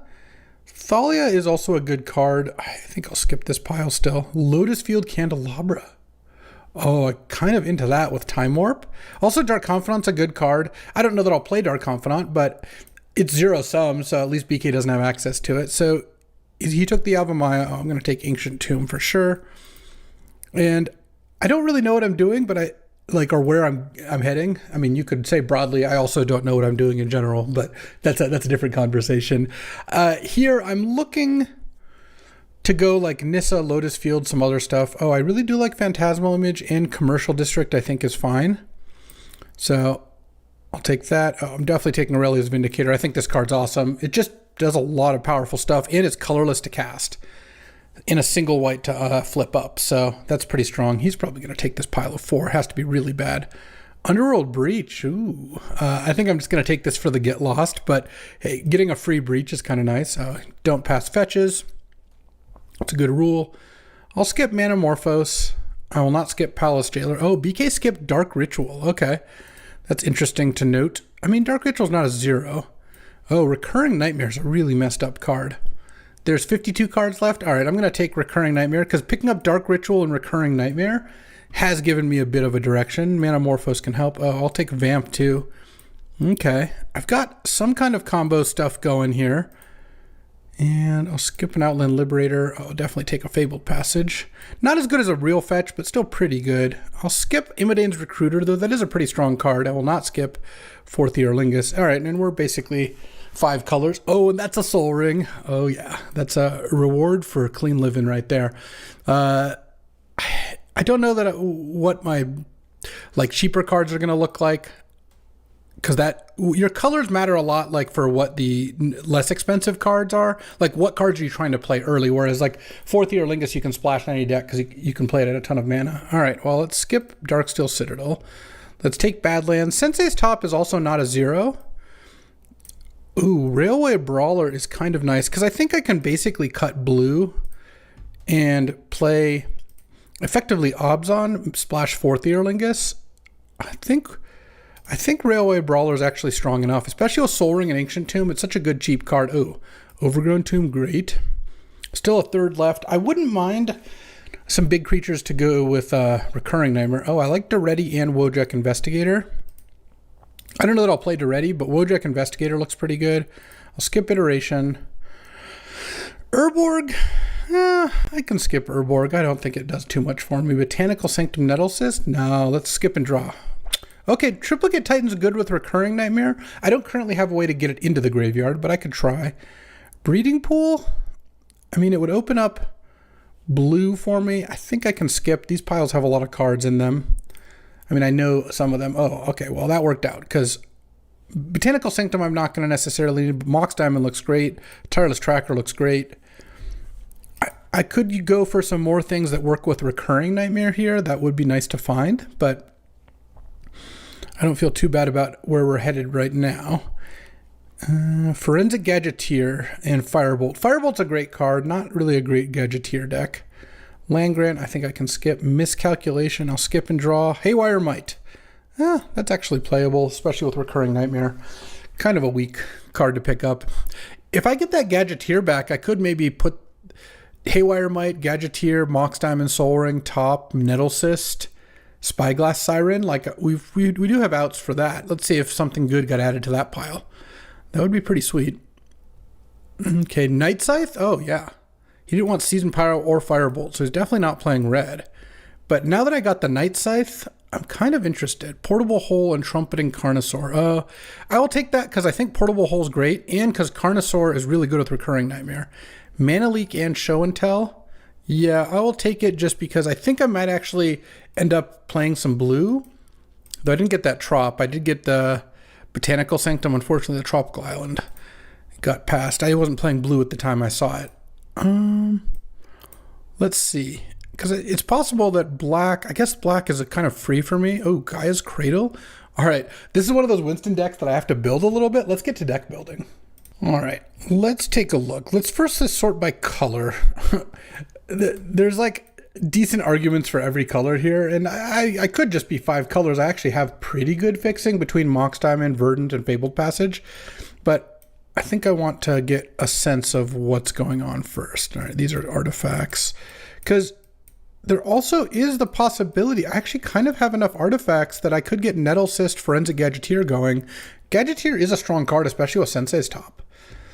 What if I take out the Dark Ritual and the Dark Confidant? I can play Recurring Nightmare, maybe not even play Daretti. And then I could take out the red except for maybe Carnosaur. And right now this is already up to 13 lands, so we still need some cuts here. I could cut the Time Warp. Is there? No, there's no chance I want to cut the green. The green seems quite good. Triplicate Titan might not make it in. I don't have a way to discard it. So that, unless I wanted to play Dark Ritual and try to get there with Gaia's Cradle, Lotus Field to hardcast it, which sounds a bit dubious to me. I think I just go for Recurring Nightmare to loop Carnosaur.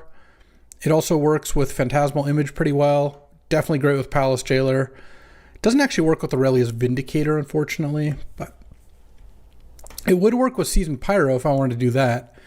So let's take a look at the lands here. So I've got Verdant, which gets black, green, white, red. It doesn't get blue. I have Badlands. Oh, I have all this red fixing. Maybe I do a different way. I put in Plunderer. I put in Firebolt. I probably put in Pyromancer, Breach, Daretti. I just play Vamp, Dark Confidant, Dark Ritual. I cut like Haywire Might. And I cut Nettlecyst. I'm still too many cards now.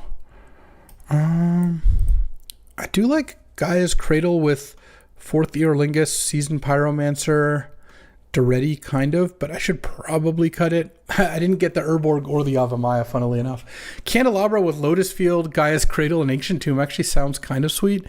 Oh, man. So this is giving up Phantasmal Image, Mana Leak, and Gadgeteer, which are all pretty strong. I guess I could Show and Tell Titan. I don't think that's good enough, though. I'm getting Underworld Breach, which is actually a pretty strong card when you just put a bunch of cards in your graveyard. And I'm getting much better mana. Just having all 3 Jund duels with a fetch land. Yeah, let's do it this way, I think. Let's go ahead and cut the lands for a second. Sort by mana value. Let's see what this mana cost looks like. Maybe I just cut Dark Ritual and Dark Confidant and just play basically red, green, white with like a little bit of black. And this is now 15 lands. I still need to cut a couple more cards.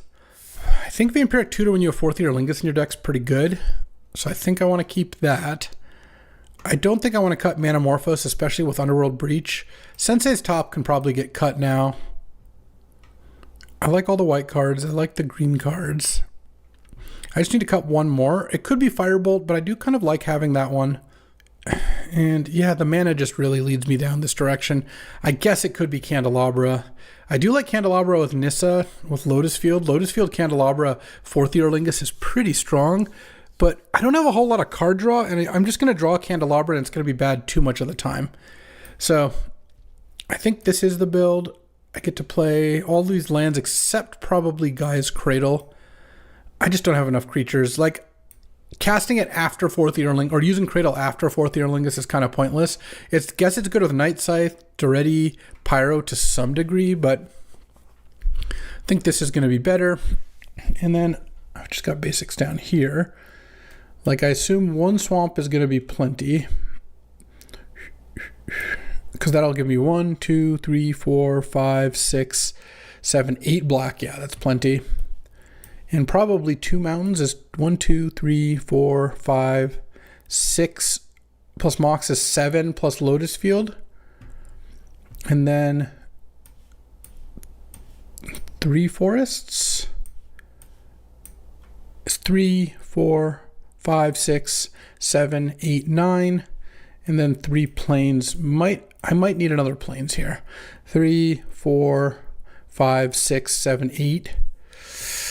No, this looks pretty good. I've got Manamorphose as well, and I could just cut the Lotus Field though. If I'm not playing Candelabra, Lotus Field is nice to untap with Nissa to a degree, though you don't really want to do that. That's a little bit risky. And let's see, what else? Lotus Field is good at just being a 5-color land, I guess. I could just take it out and play a Plains. Interesting build. This is one of the tougher builds.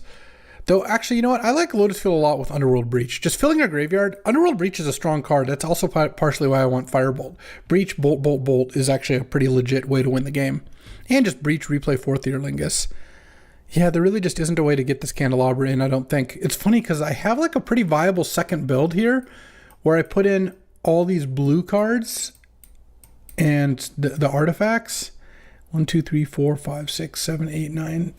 And then I'd basically cut all the red cards and black cards or something like that. But I feel like this works out pretty nicely. All right, let's get to battling. All right, let's battle. I'm going to keep this hand. This hand could definitely lose to a fast draw. BK is mulliganing, and I'm going to draw Soul Ring, so, there's that. But I do think that I got to keep this hand. It's got 2 good 3-drops and a 4th Ear Lingus. I just, can't mulligan every hand that doesn't have acceleration. Here, I actually don't think I need to lead on Fabled Passage, because I have lands going up to 4, and I have all my colors early, and then it double triggers Tireless Tracker. Ooh, and Bristly Bill. Though I guess Bristly Bill, not going to want a Fabled Passage next turn, but I will be able to in a turn or so. Let's see. Arwen? Arwen's pretty good. The 2/2 Indestructible is pretty solid. Let's go Badlands. Bristly Bill up the Bristly Bill. And I think we lead on Wojak because it's a good flyer. It won't get me a clue this turn, but I will be able to Fabled Passage after playing Tireless Tracker next turn, or I could go Tireless Tracker, Lotus Field. Those both sound pretty good to me. So I'm feeling good about this game. I mean, we'll see what BK plays. He's got an Arwen out, which I don't really have an answer to. Get Lost doesn't do it. Oh, well, we'll see what he's got. Othari and Teferi, Hero of Dominaria. Oh, and he's going to play Othari this turn. Okay. That's going to be a little tough. Wow, and he has a Taiga to go get. Must be nice. Okay, so Taiga. I guess I assume it's Othari, but, well, it's possible he wants to just Teferi here. Yeah, no, that seems actually pretty reasonable. And then tuck the Wojak Investigator, and then don't attack with Arwen here. All right, so now what do? I don't think casting Fourth Ear Lingus is that appealing. He's got these two cards in hand, so if he draws a land, he's casting Othari. I could Aurelia's Vindicator, and then next turn I'd be able to flip it for 1. So if he plays Othari, attacks, I block. I could also Fourth Ear Lingus for 2 here, kills Teferi, and gets me the Monarch. But the problem with that is then he just attacks me back, and if he draws a land, he gets to play Othari. I don't love this spot. I really don't. Maybe I just play... I could just play a face-up Vindicator here.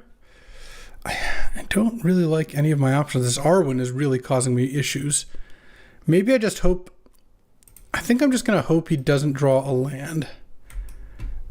I'm going to Fabled Passage. I guess get another red, because I have some double red cards. Though I guess I have a double white card too. And I have doubles of all the colors. Let's just get to the plains, I guess. And then Bristly Bill gets even larger. I think killing Teferi here is going to be pretty good. Attack Teferi with both. Attack BK for 5. He kills one of my tokens. Teferi goes down. I draw a card end of turn because of Monarch. Okay, he didn't draw the land, so he does get to take the Monarch from me. But now I've got some options, because Bristly Bill giving trample or giving counters to the trample token is nice. So let's go Tireless Tracker. And then put a counter on the Trampler. And send with both and leave up Get Lost. Because if he plays Othari without playing a land, like if he doesn't draw a land, then having Get Lost up will be nice. And I could also just crack this clue. So he can save 1 point of damage by putting a Danto Vanguard on Bristly Bill and paying 4 life. Or he can just take 8. I become the Monarch. He also has Arwen activation, but is not using it yet, which makes sense. And, oh, Ancient Tomb. I kind of wish I had another Fourth Ear Lingus here. Unfortunately, that land, he drew it this turn. He didn't draw it last turn. The land is going to make things a little tougher, because now he gets to attack with everything. Oops, I took off the stop. What do I block? I guess I could block the Rebel token, and then I'm taking 8. I sack. Yeah, that seems good. And then I sack this clue. And if he wants to use Arwen, which I think he will, that's fine. He's gaining 1,000,000 life here. Oh, there's Soul Ring. Okay, this Aurelia's Vindicator, I think, is going to be a pretty big part of how I get back into this game. I can kill Othari before he attacks. He can bring it back with the Rebel, which is kind of annoying. But let's see. I have 5 mana, 6 mana with Soul Ring. Yeah, so why don't I go Soul Ring, face down Aurelia's Vindicator.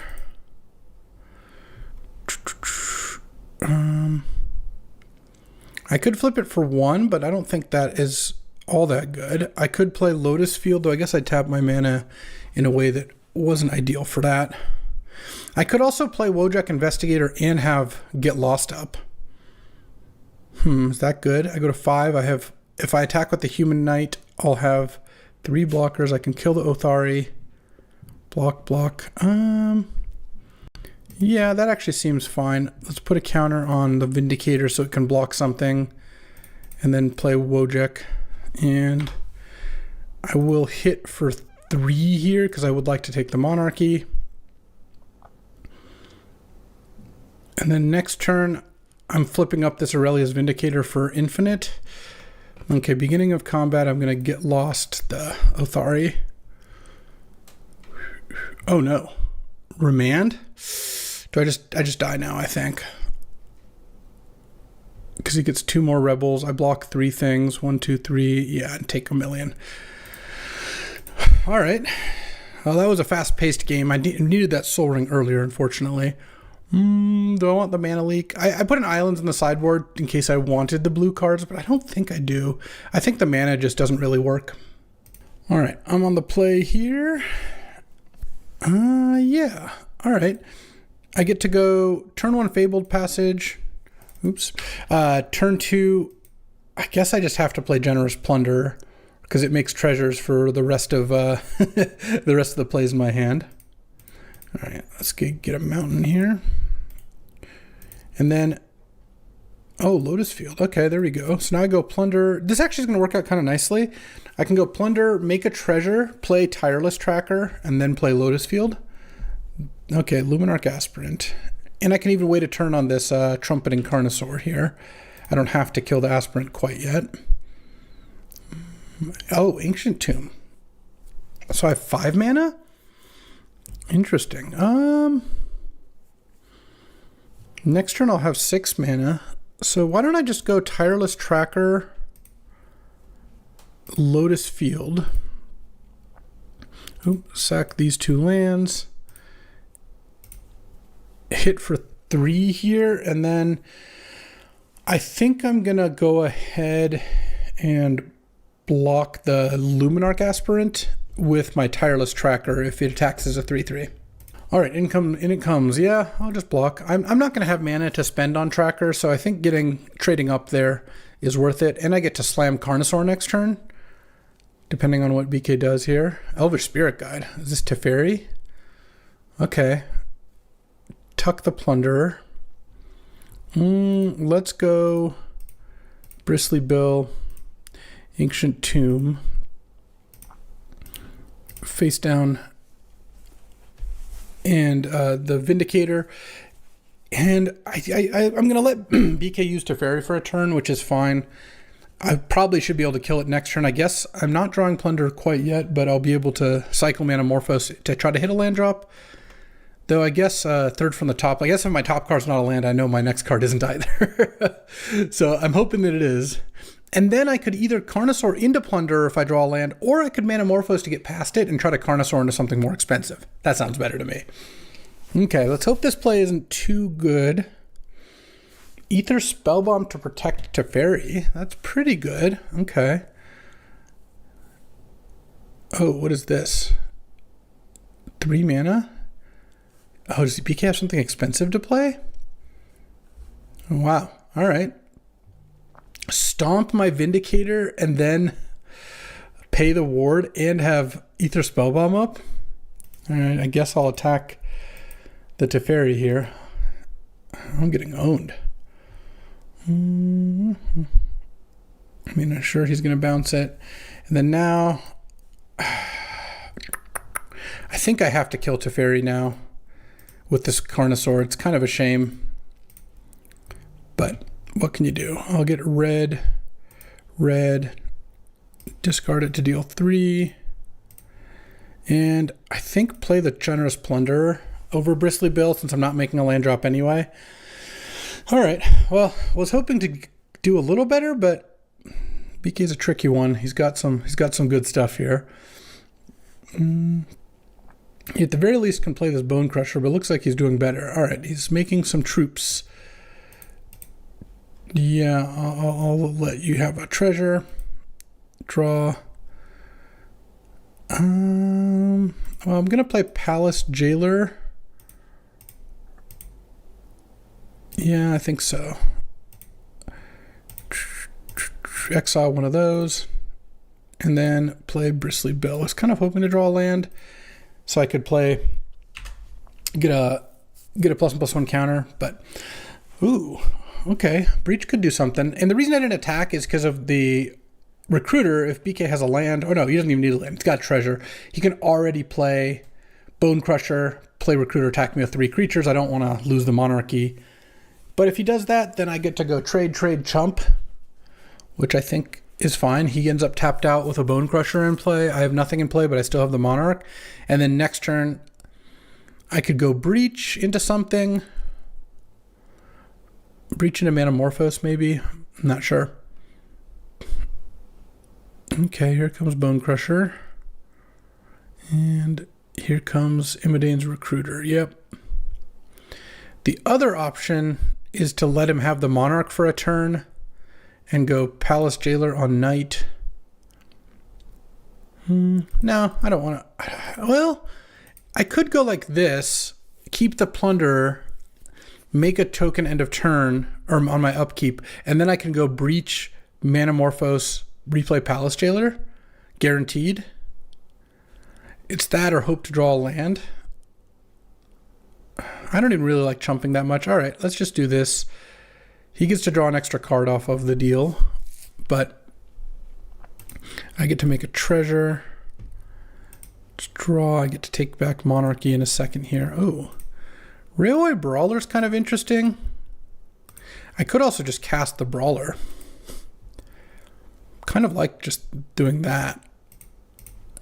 And then hoping that next turn I can do some good Underworld breaching, though if he answers the Railway Brawler, it's not going to go great for me. Oh, cycling a Jetmir's Garden? That's a great start for me. Okay. I mean, if he just has Othari here, it's not good, but Outland Liberator? All right, that is also acceptable. And Sylvan Caryatid. Ooh, he did not have an answer to Railway Brawler. Pilgrim's his last card. Nice. Okay, now we're really talking. I'll definitely use the ability. Let's see, draw planes. So now I have 5, 6, 7, 8 mana, so I can Breach, Bristly Bill, and Palace Jailer. 1, 2, and I think even Manamorphose. Exile those 3 playing Manamorphose. So I'll lose 3. No, I guess I don't have enough to play all 3. Still pretty good, though. I guess if I'm going to do that, I should do that. The other option is to just play Wojak Investigator and crack a clue. But I think I want to get my breach value, especially since this can blow up the breach. So let's go to 5 here, play Underworld Breach, sack this for a green, play Bristly Bill.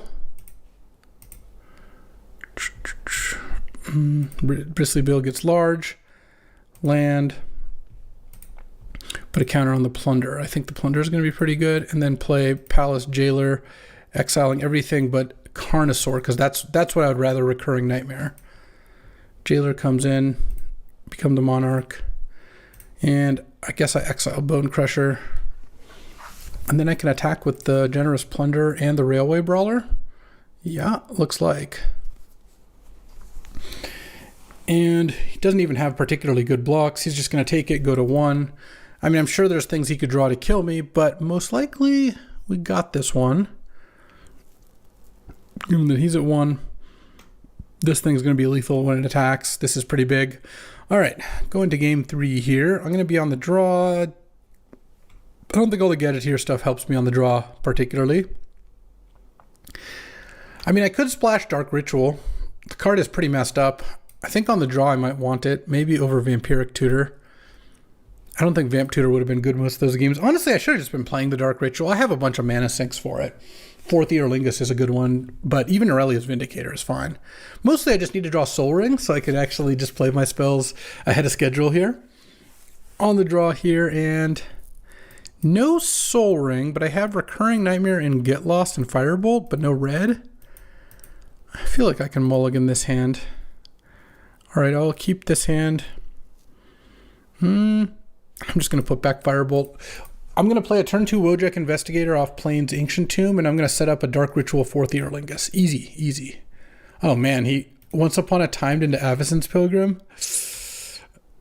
Okay, well, I didn't draw a red, so I couldn't have Firebolted anyway. I mean, Casting Palace Jailer on turn 3 could be pretty good. He's using Elvish Spirit Guide. I don't love that. Okay, Sanguine Evangelist, but presumably no untapped land. And no land at all, looks like. All right, well, Forest was about the worst card I could imagine drawing. But Wojak Investigator is at least pretty good at playing some defense here. Luminarch Aspirant. All right, we're getting in there. So now drawing red mana, white mana is good. Black mana, anything but green mana or green cards. All right, unfortunately, I don't get a clue. Okay, Overgrown Tomb is a start. This has Vigilance. All right, get in there, I guess. Need to draw. Manamorphose would be a sick draw. He's got 5 cards. Does he have an attack here? He could attack with the bat. It doesn't do much. All right, red source. White source. Manamorphose has a red and white source. Let's see. Oh, Tireless Tracker. Okay. That's a start. That's a start. Make a clue. Pass the turn. And then now if I draw red, I can pop off. Also, BK missed on land once upon a time. You have to admit that's kind of justice. I don't think he would admit that, but I think you have to. All right, I'll take 4 here. I'm at 12. And if he doesn't draw a land here, it's going to be pretty tough. There's no land in the top 9 cards of his deck. Adonto Vanguard, how lucky. All right. Let's get a clue here. All right, white source. I could get lost in response and get another clue, but I'm going to get a clue off Tireless Tracker anyway, so I'd rather just draw. Okay. Let's draw any Manamorphoses. Portable Hole. Okay, I will play that. I don't really want to, but I think I have to take the bat out. The bat just deals too much damage. And my hand is good going forward. Obviously, it would have been nice to be able to take out Avacyn's Pilgrim, but don't think that's where we're at. You could attack with everything and then the Adonto, or you could just put a counter on the Adonto Vanguard. Either way, the Adonto Vanguard's probably getting in. Uh-oh, he drew a mountain. Ooh. Imidane's Recruiter. All right, this Tireless Tracker's going down here. I don't know what it's going to block, but I'm sure it's not surviving. I guess you can put a counter on the Luminarch Aspirant, and then everything offers trades. So, yeah, and then he attacks with Sanguine and everything else. All right. Well, I'm definitely blocking something with Tireless Tracker. If I block, you know what? I don't think I block the Sanguine. I think I do it like this. I take 8. Yeah. Go to 4 here. All right. Well, I drew a Plains. That's something. I think I'm going to lose here pretty badly. Let's Palace Jailer. Become the Monarch. Exile Adonto Vanguard, Sanguine Evangelist.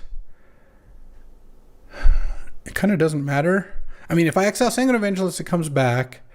If I exile Adonto Vanguard, yeah, I guess I'll exile Adonto Vanguard. Hope to draw Manamorphose here. No, there's my Plains. I can block the Pilgrim, but that doesn't do much. Oh, he's just casting Minsk and Boo. Does that kill me? It does. Wow.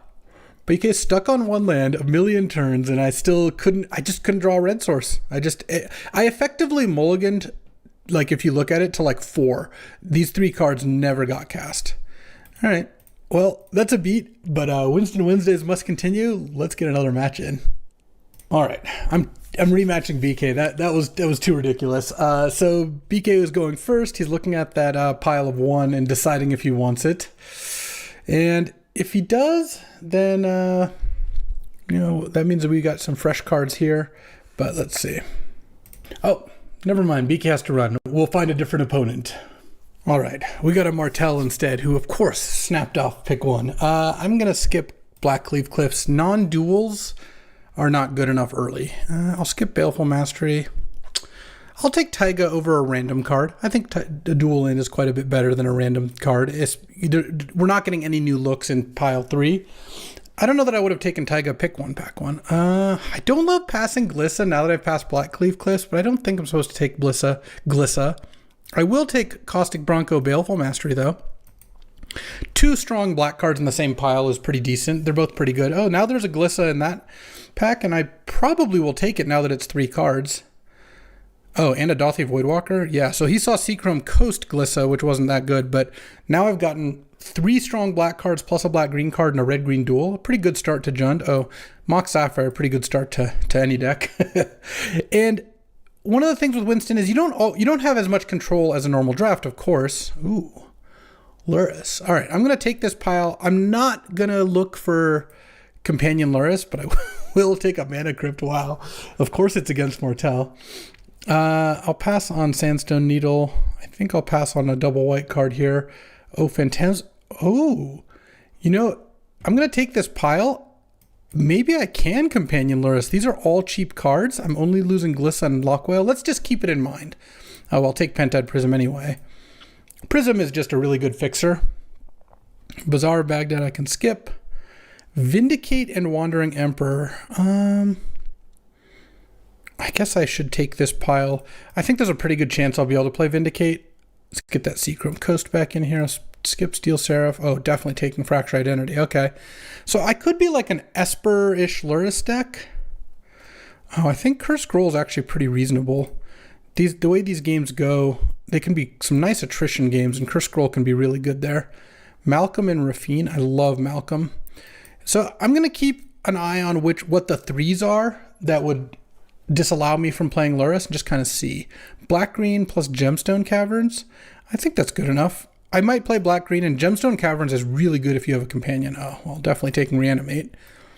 Oh, Reanimate plus Malcolm. I got some combos. Really, I would like Esper lands more than anything else, but I will take Bitter Triumph as well. Forensic Gadgeteer is not looking that close to being good, even if you set Lurrus aside. So, do this. I got to take this pile. Embroiled Captain's too good to pass. Don't really care about Scavenging Ooze. Leovold, I will skip. I don't think my mana is necessarily working out for Leovold.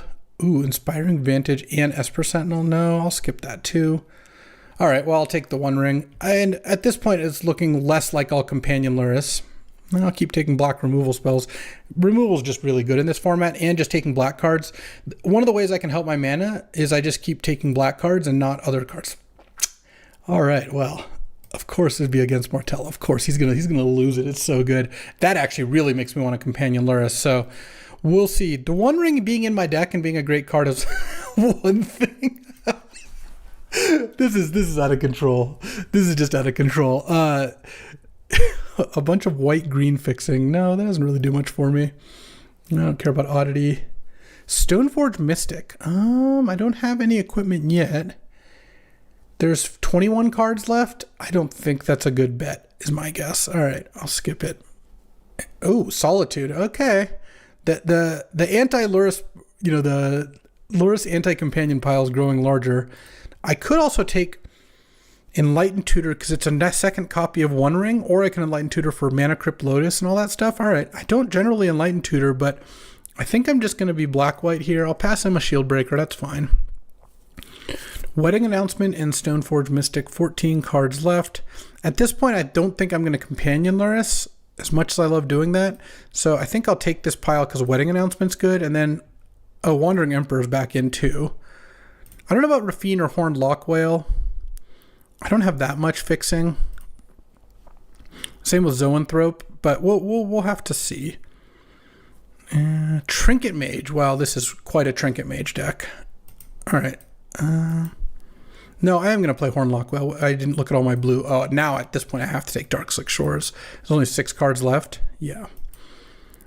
Okay, Haywire Might, Adeline. I mean, Adeline is really good. Haywire Might is just whatever.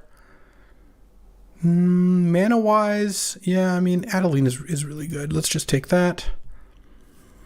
And we're just going to be Esper with kind of medium-ish mana. That's fine. I get to cut a couple of cards here.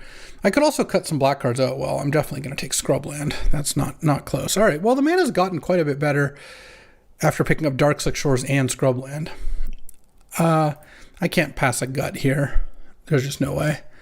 All right, Sunbaked Canyon and Elvish Spirit Guide. All right, let's get to deck building. All right, so take out the Elvish Spirit Guide for a second here. Let's just do piles by color. Yeah, I mean, I'm definitely not companioning Lurrus, and I think I'm just playing all three colors effectively. I have Gut and Emberwild Captain, but I don't really have the fixing to play those all that well. I have some black-green lands. I have a red-white land, I guess. I have a Rafine is probably good enough at this point. Though maybe what I should be doing is cutting down on blue. Maybe I cut... I mean, how many cards do I need to cut right now? Right now, this is 14 lands plus Lotus, Mox, Mana Crypt. I mean, it's not actually crazy to just play it about like this. Maybe I'll cut one card. And I guess the Horned Lock Whale is probably it because I have plenty of finishers and removal and it's double blue. All right. So sort by mana value. Let's see. I think I will sideboard the Gemstone Caverns. And I think given that I get to put in... So 3 islands leaves me with 6 blue plus Lotus and Prism. And that leaves 4 of each of these. No, 5 swamps probably. That leaves me 5, 6, 7. 7 black. Plus the things. Oh, I got to take out an island. Put in 1 more black and then put in 4 plains. And then that leaves me with 4, 5, 6 white plus Lotus and Prism. And 5 blue plus Lotus and Prism. And 2, 3, 4, 5, 6. So 8 black plus Lotus and Prism. Well, the black is better. I think maybe I just keep it like this, and then just Trinket Mage is also kind of a fixer. Malcolm is a bit of a fixer. Though Enlightened Tutor also kind of is a fixer. Maybe I just cut a swamp, play another plains, and then just go like that. I think that this is what I'm gonna run here. All right, yeah, this this deck is sick, really good. All right. Oh man, I don't know why it's so fun to just get so lucky against Martel, but everyone can agree it is, right? Well, it looks like lunch is going to be on Martel today. Let's go. Turn on Ancient Tomb is pretty strong. Oh, Simian Spirit Guide. Oh, what does he got? Turn 1 Death Greeter Champion. That's pretty good. I mean, Lotus Lurrus Caustic Bronco is pretty good too. Let's see if I can draw another big play. Because if I could do any big play, then I would be able to slam that too, because I have so much mana. Lotus, Scrubland. I think I just play the Caustic Bronco, and then I don't play the Mana Crypt, because I could play Mana Crypt to not have to risk not getting to play Lotus again, but it seems like 1.5 damage is pretty bad. Cycle Unearth. Okay. Into Island. Just going to pass. I guess now I run into the issue of wanting to crew Caustic Bronco and attack and not get Lurrus and not be able to replay Lotus either. But what can you do? All right. Saddle this. Hit Trinket Mage. Oh, interesting. Yeah, let's go Lotus Trinket Mage. Actually, this is really funny. I'm going to hit with Curse Scroll, and Tom's going to think I'm so lucky. Mana Crypt. Trinket Mage. Actually, hold on. Let's undo. I'm not going to use the Mana Crypt because he can't remand me or anything either. Let's go Trinket Mage. This is just like a really ridiculous draw here. Let's get Curse Scroll, Swamp, play Curse Scroll, and I've got 3 more swamps at the ready here. Pass the turn. And that's it. He had enough. Oh man, we're just speed running here. All right, yeah, let's get in there. Let's see if I can open on Lotus Lurrus again. And no Lotus Lurrus this time, but Malcolm into 2 removal spells into Fractured is pretty good. Pretty unlucky not to have Mana Crypt or Mox in my opener, to be honest. But you know, I'll make do with what I have. Oh, there's the Lurrus. All right. Lurrus isn't bad. See what Tom's opener is here. I mean, it might be like Ancient Tomb into Death Greeter again, but we'll see. Island go. All right, I'm just going to go Scrubland go. Mana Vault is going to be useful at casting Fracture Identity, but certainly don't need to play it now. Cycle and Unearth here? Oh, stomp me. Okay, well, pretty glad that Malcolm has Flash, because now presumably Tom's playing the Bone Crusher. I'm just going to play Malcolm here. And then let's hit with Malcolm and see what we get. My hand's pretty good. Oh, Pentad Prism I can definitely discard. Land. Let's just take 1,000,000 damage here. Take 4. Infernal Grasp. Play Mana Vault. Pass. I feel like Vindicate and Bitter Triumph can hit anything. Don't really need to play one of those. I use the narrowest removal spell here. Ooh, Spitting Dilophosaurus is sick. It's a good way to get rid of Malcolm, that's for sure. Into his 5th colors, or 4th and 5th colors. All right. Not bad. I have 7 mana. So what I can do here is I can go Luris, play Malcolm. It's funny, I can actually play Pentad Prism, and then pay 3 life to just kill the Dilophosaurus here. And now I've got these 2 in play, which is pretty nice with 2 removal spells in hand. I'm 1 land away from Fractured, but I could also untap Mana Vault if I really need to. And you know what? This is why Winston's great, because sometimes you open Black Lotus and Luris, but also because we can play a draft and a match in like 15 minutes. Yeah, those tend to be blowouts. I've had some longer ones, but this just means bonus Winstons. I'll get Tom to run it back here in a second. Golos. Okay. If I draw a land, I'm probably just going to Fracture the Golos. I don't have any special lands to get, I don't think. If I don't draw a land... Oh, that's funny.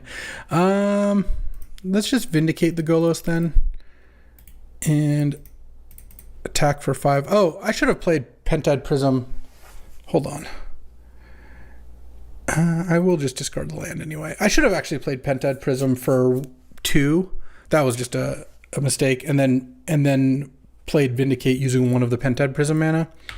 But, you know, got a little too excited about that Vindicate. So Baleful Strix comes down. Let's see if Tom can kill my Luris here. Pretty decent chance, I would imagine. Whether it's like Abrupt Decay or Collective Brutality. Oh, Brutality. If he has a Collective Brutality and he gets Luris and gets Fracture Identity, that would be pretty gross. Oh, Animate Dead on Golos. Okay, that is pretty good. Getting a Shelldock. Ooh, okay. That is definitely good. Land and one more play in Deathgreater Champion. Okay. We got ourselves a game here. Not playing the Prism definitely could cost me here, because I would really like to kill that Golos. And it's pumping itself. Yeah, I think that's a pretty good call. All right. No. All right, well, I drew the land, so I kind of got lucky anyway. Fracture Identity the Golos. I think it's better to Fracture Identity Golos than Animate Dead. Yeah, because then the Golos is gone. Use the ability. Don't a Dark Slick Shores or a Plains? Honestly, I think I'd rather just have Plains. Know what the funny thing about this is, though? I actually might... Oh, I'm going to attack with Malcolm here. I'm at 12. Yeah. I think forcing the trade for Baleful Strix is fine. Oh. No blocks. Okay. I assumed that was going to get blocked, but I wanted to trade it off because of Malcolm. Oh, am I getting ninja'd? Wow. All right, this game is actually going to end up being a lot sicker than I thought. All right, let's see what the ninja does here. Did not anticipate that. Fallen Shinobi hits Rafine Phantasmal Image.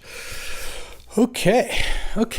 So you can Phantasmal Image the Luris and then Animate Dead, the Spitting Dilophosaurus. Ooh, I think that the Pentad Prism thing was definitely an error. I don't think attacking with Malcolm was, though. I think trading off there was good. And the fact that he had Ninja in his deck means I won't do that next time. Okay, and what's he going to get? The Spitting Dilophosaurus to kill the Malcolm and then play Rafine. All right. I guess that's the last thing he can lure us for the time being. Here, I think I'm going to take one more from Mana Vault because that lets me cast an additional spell. Draw, deals 1. Yeah, I'll play my land. I'll play the One Ring. And I think I'll draw. Curse Scroll, huh? Let's go Pentad Prism for 2. I don't think playing the Malcolm really does a whole lot. And now I could actually activate Golos is the funny thing. The upshot of my Pentad Prism error from before is now I have a fully charged Pentad Prism, which can get me red and green mana for this Golos. So we'll see what happens. I mean, he does have Sheldock Isle, so presumably we're going to get hit by something else as well here, or something else is going to hit the board. We'll see what that is. There's definitely some things that could be a problem. And then next turn, maybe I spin Golos. Not sure what I'm looking for, but I think getting multiple spells is going to be necessary. Oh, Dress Down on second main phase. Oh, he's Dressed Down to recycle with Lurrus. That's really funny. Because now he gets to replay Dress Down. In fact, he can do it on his own end step so that my Lurrus and Golos don't work. Oh, man. That's actually pretty brutal, though. It looks like he's going to lead on Baleful Strix. Yeah, because then I can't Golos. Because the thing about Golos is you can play the spells without playing their mana cost, but it doesn't let you play them at a time you couldn't normally play them. So I can't wait and Golos at instant speed, except I would only be able to hit instants if I did.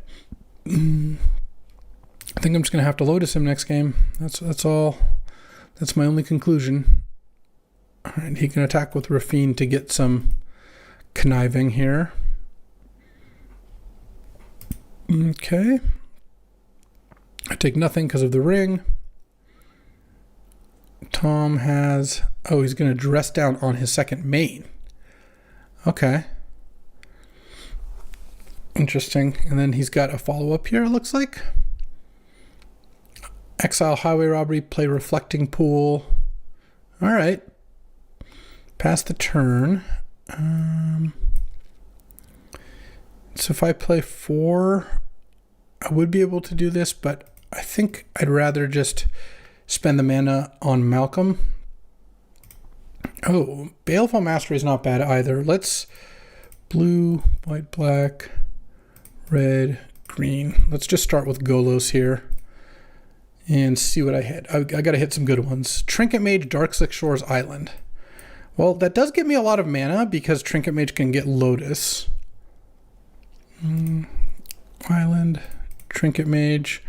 Oh, I guess I think I'm going to One Ring in response. All right. That way if I drew Lotus or something, I could do something else. All right, get Lotus. Darkslick Shores, get out of here. I don't need you. Lotus.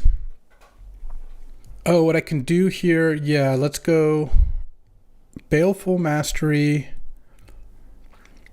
I could Baleful Mastery and have him draw a card, or I could just Curse Scroll. I think I'm just going to Curse Scroll his Lurrus, which is a Phantasmal Image. Oh, is that good, though?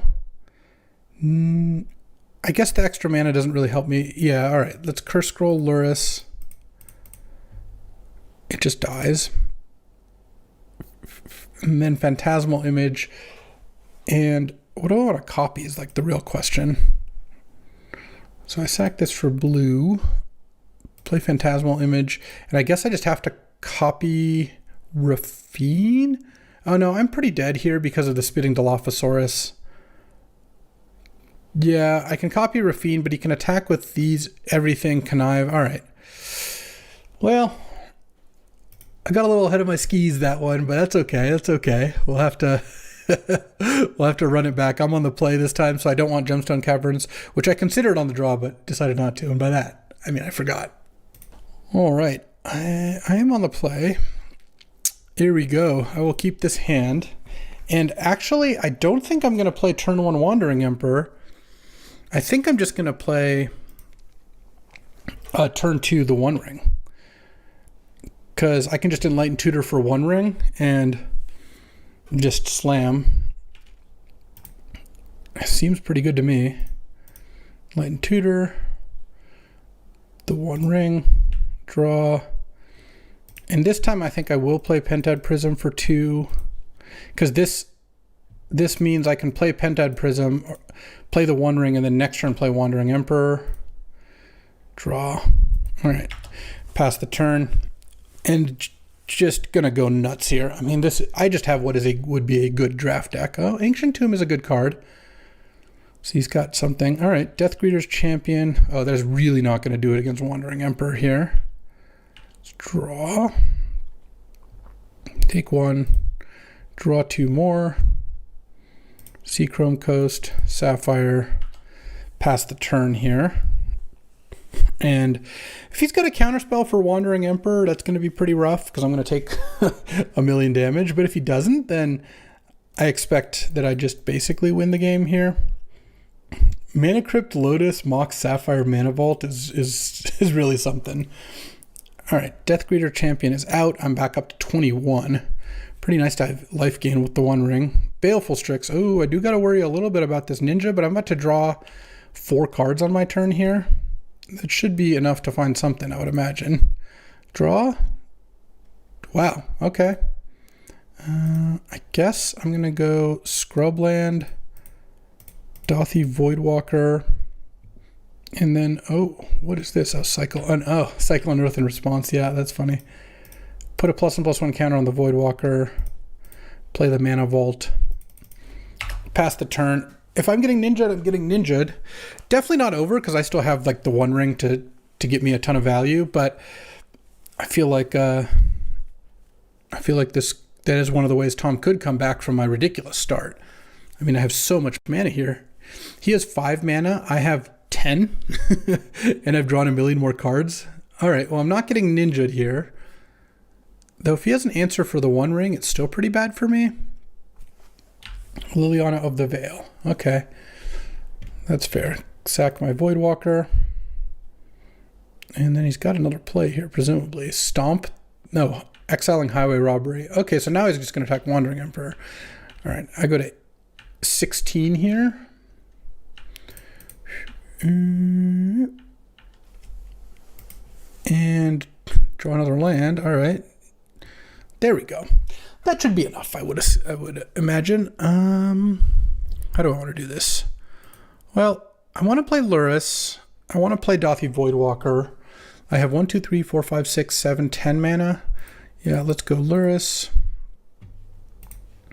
Dothy Voidwalker. I don't even need to play Lotus here. Curse Scroll. And put a +1/+1 counter on Luris. And I think pass the turn here.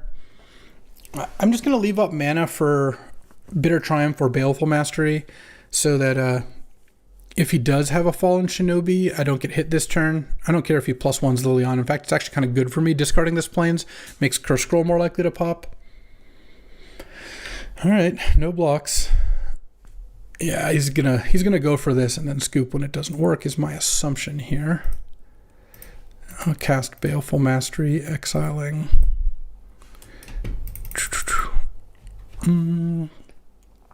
And I mean, that is just going to be pretty hard to beat. All right. Well, we're going to wrap it there for this edition of Winston Wednesday. And thanks for hanging with me. Thank you, Tom, for being on the receiving end of this. What a nice, what a nice little Winston. Look at these cards. Look at these. Welcome back to Winston Wednesdays, but we are trying something new here. It's called Campfire is what actually we're going to be calling it. Shout out to Tom Freed / Tom Lapilli for helping test this. Him and Sam Sherman liked the Winston drafts, but thought there was something better, and I actually kind of agree. So the way this works is I'm playing against Troll, of course, my buddy, but we're going to be doing 9 boosters per player. Every pack, you take 1 card and you burn 2. So you kind of are drafting your deck while also trying to hate on theirs. And it's going to be pretty interesting. Let's see how it goes. I'm using my normal vintage cube here because you see more boosters. Let's fire. So pack 1, pick 1. Oh, look, that's the burning. So I'm going to take the Bowmasters. I think that's pretty clear. And what 2 cards do I want to burn here? The 2 best cards, I guess, are like Grist and Gristlebrand, maybe? And I just took Bowmasters, so I guess I kind of don't. I don't know. In a one-on-one, it's confusing. Do you want to be the same colors or not? I think I will burn the Gristlebrand and burn the Grist. Okay. Let's try this. All right. I'll take the Bowmasters, burn those 2. So we passed Wandering Emperor, a Call, Basalt Monolith. So 3 cards are going to be missing here when we get it back. Soul Guide Lantern, Jeweled Amulet, Wall of Roots. All right, but we got a Bowmasters. Pretty nice to not pass a pack with anything too outstanding. I guess this is actually not a bad format to open double power in either. All right. This is a Mox Emerald. Troll didn't mean to pass that. He got the interface wrong. We're going to restart the draft, but now you have an introduction. So let's say I'd opened this. I would have taken Mox, probably burned Force of Negation and Lotus Petal. But we'll be restarting the draft, and this time, I guess we'll have to give up our Bowmasters. All right, let's refire. I feel like I deserve... Oh, look at this, a better pack. I'm going to take Mox Ruby, burn the Bowmasters, and burn the Mana Drain. Ooh, maybe I'll get this workshop back. Troll probably won't give me a workshop. This is what Troll gets. I would have had a Bowmasters. Now I have a Mox Ruby. All right, let's pass these 2. All right, I will confirm this. So I assume he's going to take and burn some combo of like Teferi, Noise Marine, Mishra's Workshop. Not 100% sure. All right, and we are passing some stuff. Oh, there's 2 fetches here. And a Jace and a Tameo. So right away there, I can just see that there's 4 good cards. I think I want to take a fetch land, and I think I want to burn fetch land and Jace, or sorry, fetch land and Tameo, passing Jace and Brainstorm. So he probably eliminates or takes Jace, Brainstorm. I think I do want to burn Marsh Flats, and I think Tameo is the second best card. He probably picks Jace and burns like Brainstorm and Otawar or something like that. All right. We have a pretty open start here, which is nice. So I kind of expect to get like Blood Tithe or City of Traders back. We'll see. The Mishra's Workshop and the Teferi came back. Okay. There's also a Meticulous Archive. Interesting. So here, I think I want to take the Teferi. It's pretty good with Mox and Flooded Strand. And so here's the part where it gets kind of interesting. I could burn non-blue-white cards, pass Meticulous Archive, Cathar Commando. If you pass a pack with 4 cards you want, you'll get 1 back.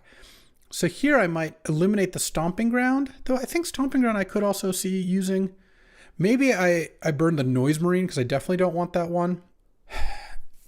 I mean, I guess Meticulous Archive is the best card, but I kind of want to leave some good cards in the pack. I don't want to burn the Workshop. Yeah, let's burn the Paradise Druid. I think that's reasonable. Okay, those exact cards came back. Now, I think I want to take Intrepid Adversary and burn like City of Traders, or I could just take City of Traders. Yeah, actually, let's take City of Traders. Let's burn the 2 white cards. We're not getting anything back anyway, though. Maybe I just burn Blood Tithe. I don't mind him taking a double color card there. All right, I'll burn the 2. City Traders and burn these 2. All right, let's try that. Cathar Commando comes back. That I will take. Or actually, I'll take Talisman. Those are automatically burned. Nice. All right, so pack 1, I got a Teferi and a bunch of ramp stuff with a start to like Jeskai here. All right. This seems pretty reasonable. And there's a lot of ways I could go from here. I'm not trying to think what's the most likely. I guess we just don't know enough here quite yet. But I like this start. I think we got 2 really good cards, Flooded Strand and Mox Ruby, and then Teferi is a very solid card. Oh, and another Mox. All right, Open Pearl, burn Thoughtseize for sure. And then the next card, it's like, would I rather burn Magda or Blood Crypt? I'm just kind of guessing here, because I think it's going to be one of those 2. I think those are the 2 best. And he got the late Blood Tithe Harvester maybe. Let's burn the Blood Crypt. I think that seems fine. Pass on Magda. Magda's pretty good. Maybe I just burn the Magda. All right, burning Magda and Thoughtseize, taking Pearl here. Ooh, LED. I'm going to take Volcanic, though. I definitely want Volcanic. There's also Raugrin Triumph, but like an untapped duel for Flooded Strand seems a lot better. There's a lot of tap lands, especially with the Surveil lands. And then here, I kind of don't want to burn Raffine. No, I'm not going to burn Raffine. I'm not going to burn Trinket Mage. I will burn Imperial Seal. And I think I burn maybe Pentad Prism. And that leaves Raugrin Triumph, Trinket Mage. I mean, maybe I just burn the Raugrin Triumph because it's just the best card of the non-burn cards. And then I'm passing a Wall of Roots, an LED, Trinket Mage, Solar Transformer. Yeah, there's a bunch of cards I could see coming back here. All right, so here, okay. The Blood Crypt is gone, unsurprisingly. Do I want to just take Thraben Inspector? I kind of like Thraben Inspector in this deck. It's really good with Moxes. All right, so I think I will take the Thraben Inspector, and I think I burn... I don't think I want to burn Show and Tell. I think that one's okay. Maybe I burn Imidane's Recruiter. Oh, actually, maybe I take Imidane's Recruiter. That one's also good with Moxes and City of Traders and stuff. All right, yeah, let's do that. Let's take Imidane's Recruiter, burn Overgrown Tomb, and I think I leave the Thraben Inspector, and I think I burn no, I'll burn, if he's black-red, I think I'd rather burn Scrapwork Mud. Yeah, this format is cool. Very fun one-on-one format. It feels like we're getting to do some good drafting and make some good decisions. All right, Esper Sentinel and Raffine came back. So did Burst Lightning. That's definitely worth noting. Do I want Pentad Prism? I don't think I want Raffine. I think I kind of just want Burst Lightning, honestly. I've got some good acceleration, but I will definitely just burn the 2 artifact accelerants. All right. And then we get back. Oh, the Glint Sleeve Siphoner came back. I guess I'll take Abstruse Appropriation. I think I'm like the most likely to play this card. All right. No Mox, but we did get a Fracture Identity. So I want Fracture Identity over Teferi Time Raveler, and I think I want to burn Atali. And now this leaves... I know I need to get to burn one more. I'm not going to burn Skyclave. I could burn Time Raveler, but it's a gold card that I'm in a good position to play, and he might not be. There's also a Preordain.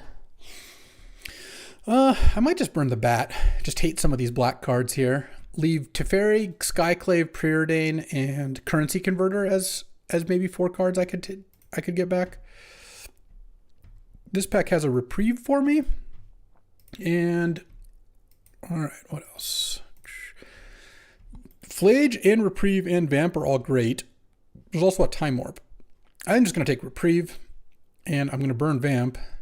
And I kind of want to leave just all the Jeskai cards in the pack. Maybe I burn the Time Warp, or maybe I burn Channel. Though he passed a late Show and Tell, I think Channel's probably not that bad. Bankbuster's a nice one with my double Mox City of Traders deck. So I kind of like leaving that. Maybe I cut Questing Beast. Oh yeah, that's actually a good one. I've got a bunch of... I don't know if he's playing green necessarily, but I've got one Planeswalker and maybe a second if I get Chandra or other Teferi back. All right, Skyclave came back. So did Ignoble. So burning the Questing Beast, maybe not necessary. I think I just take Skyclave. I don't think I want Jite here. And I burn Ignoble and Unholy Heat, leaving Jite, Savannah, Watery Grave Bayou, just a bunch of different lands, and a Fairy Mastermind. All right. That seems pretty reasonable to me. I'm just kind of going to be Jeskai Control here, I think. Or Jeskai Midrange is even more accurate. I think that's going to be my plan, and I do like where I'm at here. Oh, Flage came back. That's the card I wanted most. I think it's just really powerful in a grindy matchup. And then I can cut... I'm not getting Bankbuster back, so I'm cutting it. And I guess I cut Tide Hollow Sculler. I think Blade Splicer's pretty replaceable. And, oh, I'll take a Fairy Mastermind. I think I like that more than Savannah. I don't really want to splash another color, so I'm just going to take that, burn the other 2. Here, definitely slamming Swords to Plowshares. Let's get Inquisition, and I don't think I even care that much about Deluge, and I want to leave Felia in the pack. I could cut Mystical. I might have just cut Wasteland, or maybe I cut Wasteland and Inquisition.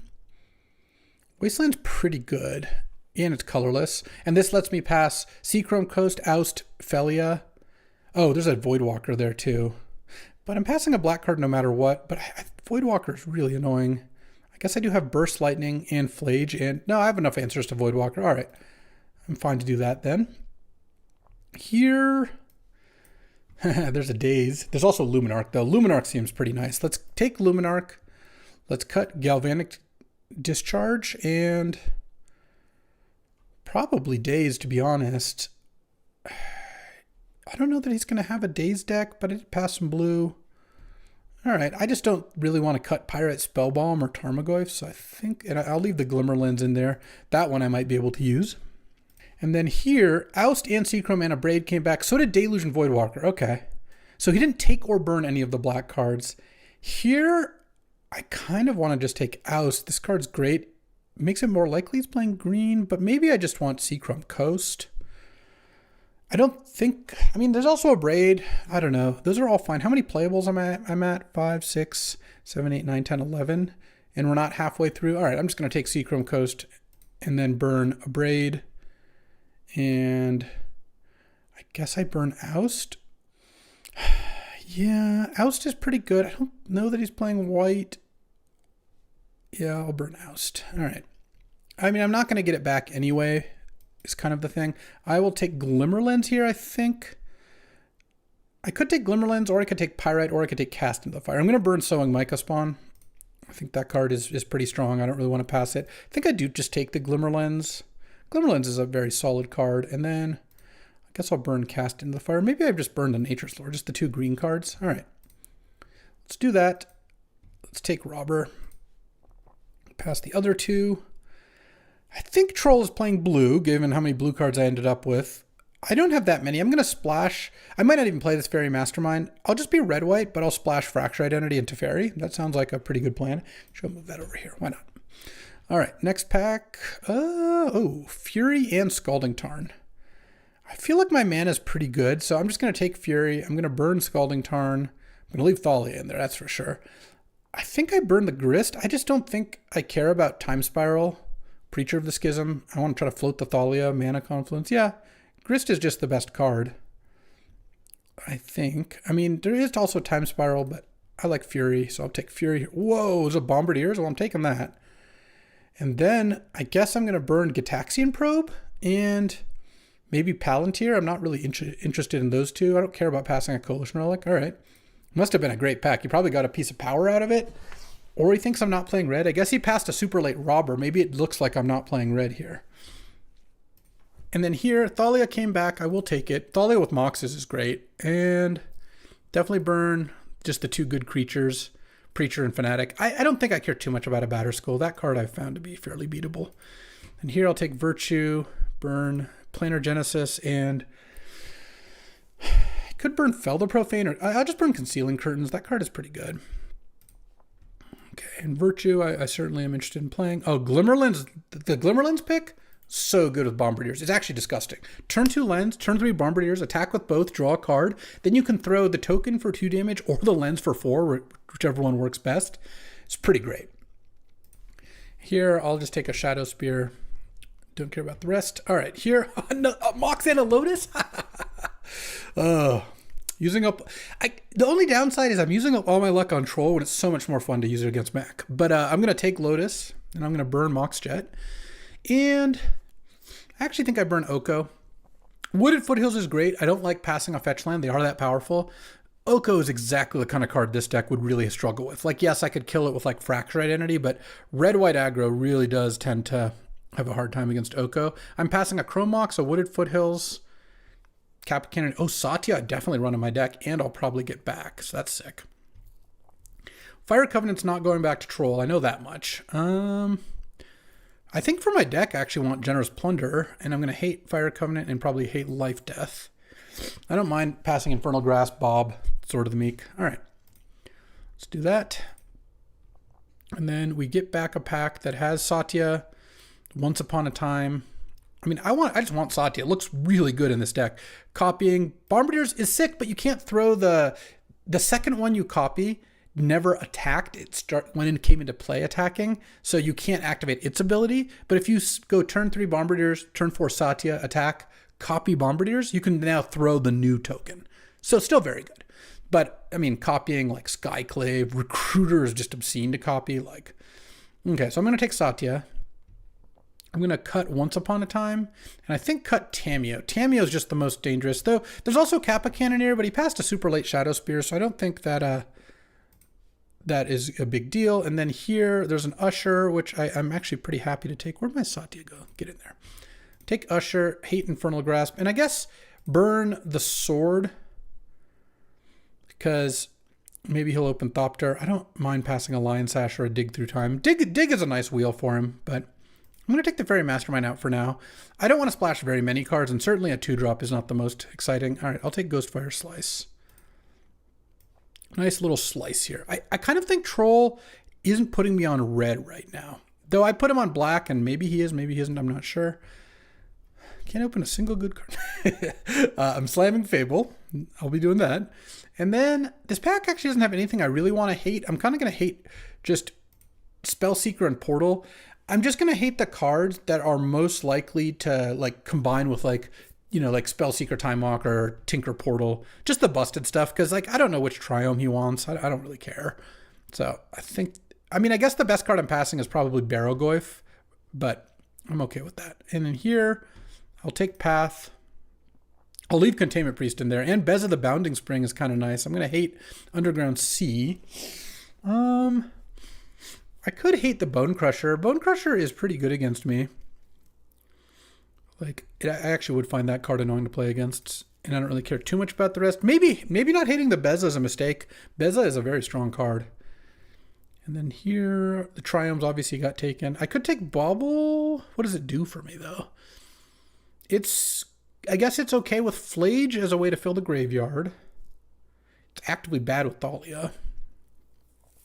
I'm gonna hate the Barrogoyf for sure. That one I know I'm cutting. I think I might just play Elspeth in my deck, and then I'd probably just hate the Bauble. I think Gemstone Mine's not very good, so don't really want that. Oh, I'll take Beza. I'll hate Thassa's Oracle, and I'll hate a Faithless Looting. I think that one's pretty clear. Oh man, Satya. No, I can't copy Beza. Oh wait, no, it's non-token, not non-legendary. Oh yeah, copying this could be great, depending on kind of what's going on. Okay, take Steel Seraph. All right. We got 2 packs left. Our decks are going to be pretty strong. I'm glad I took the Seachrome Coast. Feels like we'll have plenty of playables here. And we'll see how this goes. I've been open real well. All right, I'll take a Mox. I'll hate a Crabomination and probably just an Emrakul. Glorybringer is also a possibility. But I think, I kind of think Crabomination is better. And he did pass a Bombardiers, a Late Robber. There's also a Gristlebrand here, but Emrakul's so much better. Oh, he at some point could have taken that channel too. Yeah, all right. I'm going to take the Mox then. I think that's a pretty clear pick. And then here, well, Pyrokinesis isn't coming back. I guess I'll play Council's Judgment. I'll hate Pyrokinesis and probably hate Trop. I think Trop is stronger than Zagoth Triumph. I don't really mind. I mean, Emperor of Bones is also good. Actually, the Trop and the Zagoth Triumph both being in the pack makes me not want to hate either. I'll just hate the Emperor of Bones. I think that card is just quite good. Glorybringer came back. Do I want to take Glorybringer or do I want to take Hero of Bladehold? I'm going to take one of the two and then hate probably Troll and... Gotta hate Troll. Him to Turok? Maybe Cut Down? Maybe just Bone Shards. Alright, I'll hate Troll and Bone Shards and I think just take the Glorybringer.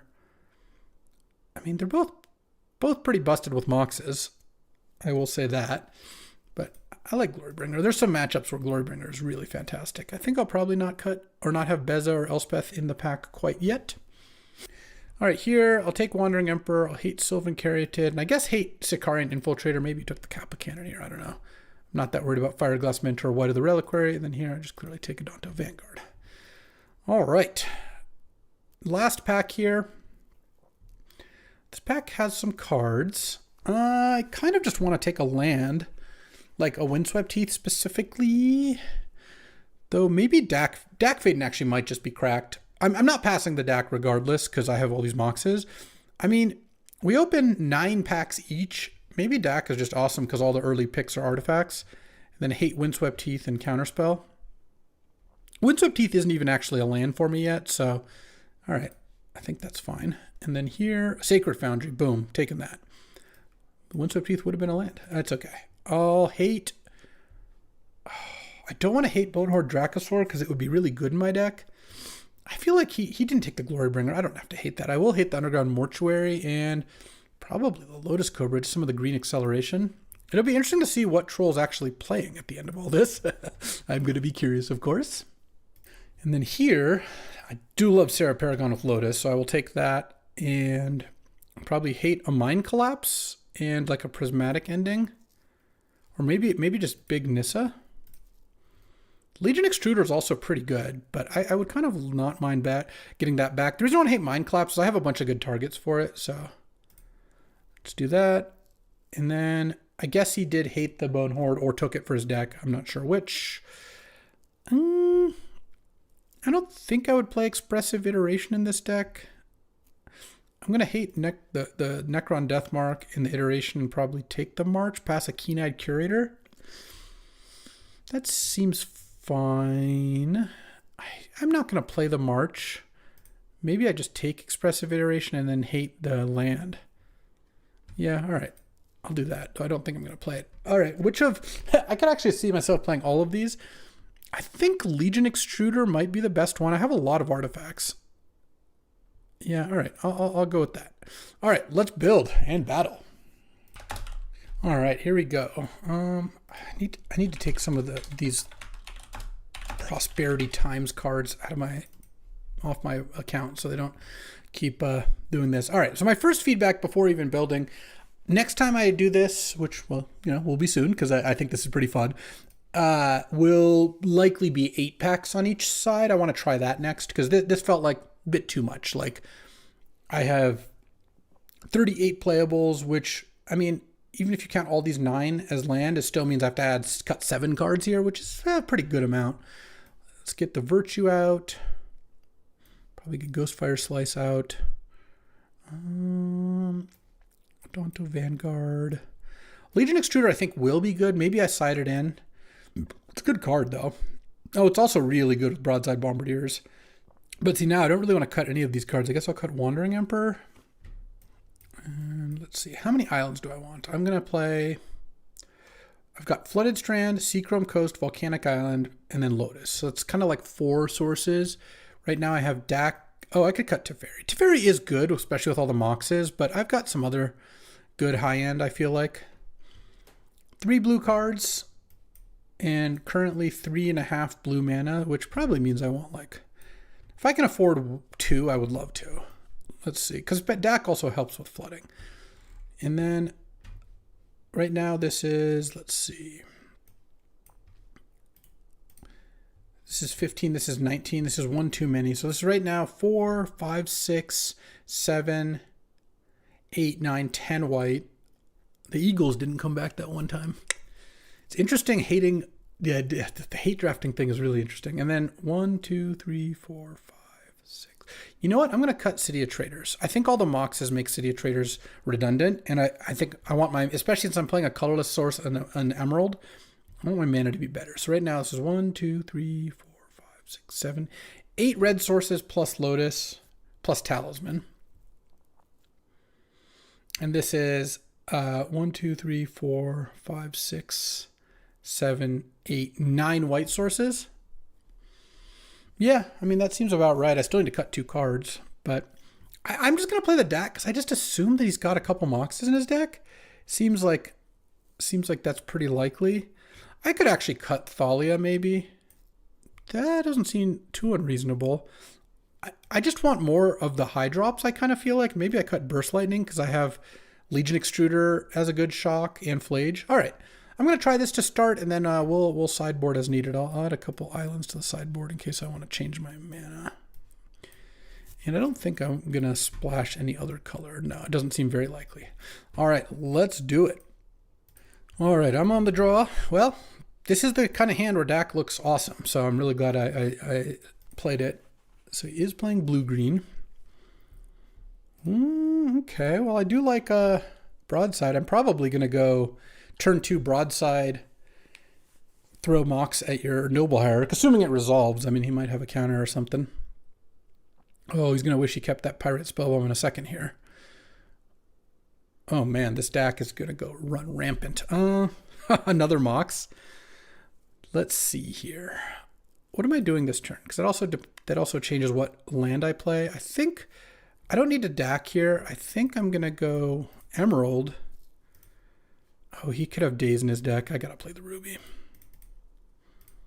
Bomba. attack, and then kill the noble. And currency converter and retrofitter are both pretty mana intensive, so like I don't care which one of these he uses, and then I'll DAC as well to steal one. That's nice too. All right, send in the Bomba. And I think I'm going to steal... Let's see if DAC resolves. Who am I going to steal? Currency converter or retrofitter?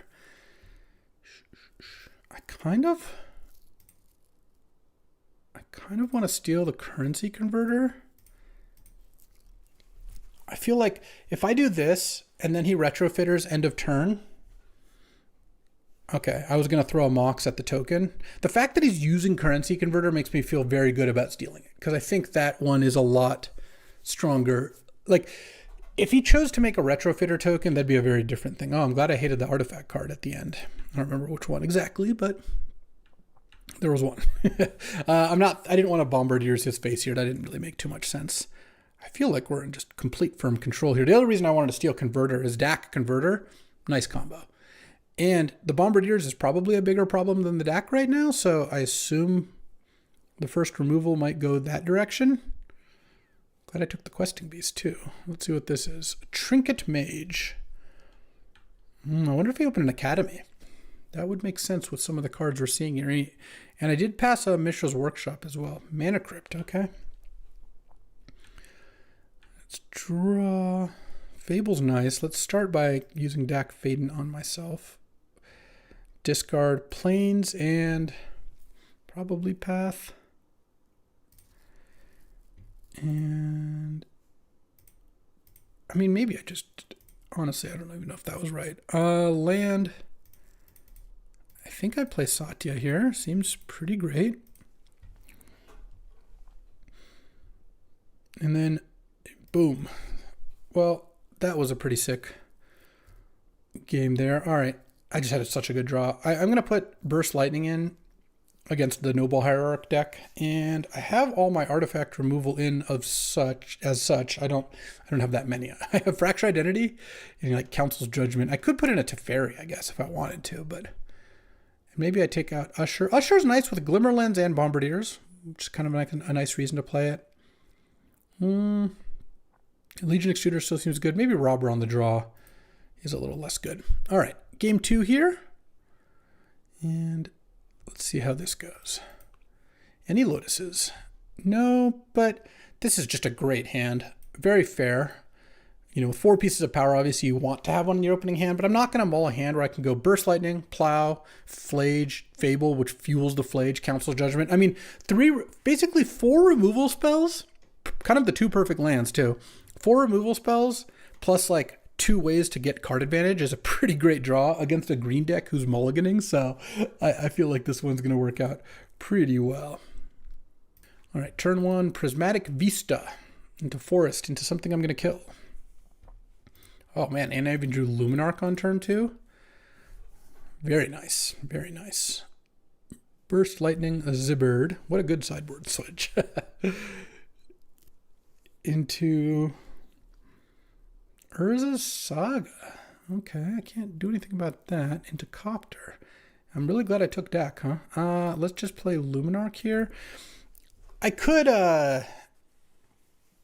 kill the Copter, or leave Plow up for the Copter, but that seems not only very inefficient, I think this is the play he's going to make, which is most likely make a Construct Crew and attack, and then I can Flage the Construct. It just gives me a good window to do that. And I think I want to do that before, like if I wait, the Construct's going to get out of range. Workshop, nice. So I don't really need to do that. Let's wait on this Flooded Strand. I don't see a particularly strong reason to crack it now. I'm probably going to get Sacred Foundry with it, but if I don't really need to make that decision yet. Okay, make another token and go get like a Retrofitter or Currency Converter. If he goes Retrofitter Academy, oh, well, Mana Crypt, yes, that also makes sense. into Retrofitter, into make a token, into crew the Copter with the token. Yeah, all right. I mean, this is like pretty good, but my draw is still pretty great here. draw. That doesn't actually change anything, unfortunately. What am I going to do here? I kind of want to just plow and Council's Judgment. I don't think I want to play the Mox. I might discard it to Fable. Let's go Council's Judgment. I think I just popped the Retrofitter. It feels like it's pretty tough to do otherwise. And if he blocks here, it's going to be nice too. Sacred Foundry. Sword's your token. Boom. Luminarch wins the fight, and then we pass. And then now next turn, I can go Fable, and I'm only one card of away from bringing back Flage as well. And that got all the stuff out of play. All right, Nettle Cyst is big. He could attack for 6, I guess, in the air if he really wanted to. Jite. Okay, that's a little scary as well. And then Crewing. The Jite is a potential problem for sure. Reprieve. Well, so that's actually pretty nice, even though I think most likely he's going to Umezawa's Jite me. I think I'm going to put a counter on the Goblin so it doesn't die to the Jite, and then smash. He doesn't have lethal out without playing more stuff. Let's see if he can lose some flips. Oh, I won the flip again. And so if he tries to play something, this Reprieve is going to be really nice as my last card. And then I really hope he plays something into Reprieve this turn. Seems kind of hard for that not to be the case, because I want to be able to discard whatever I draw for Reprieve to Fable, most likely. And I only do one card in my graveyard in order to bring Flage back, which is going to be a pretty good one. Umezawa's Jite is strong, though. If this is Preordain, I'm not going to Reprieve it, I don't think. If it's almost anything else, I probably will. Yeah, I'm reprieving whatever this is.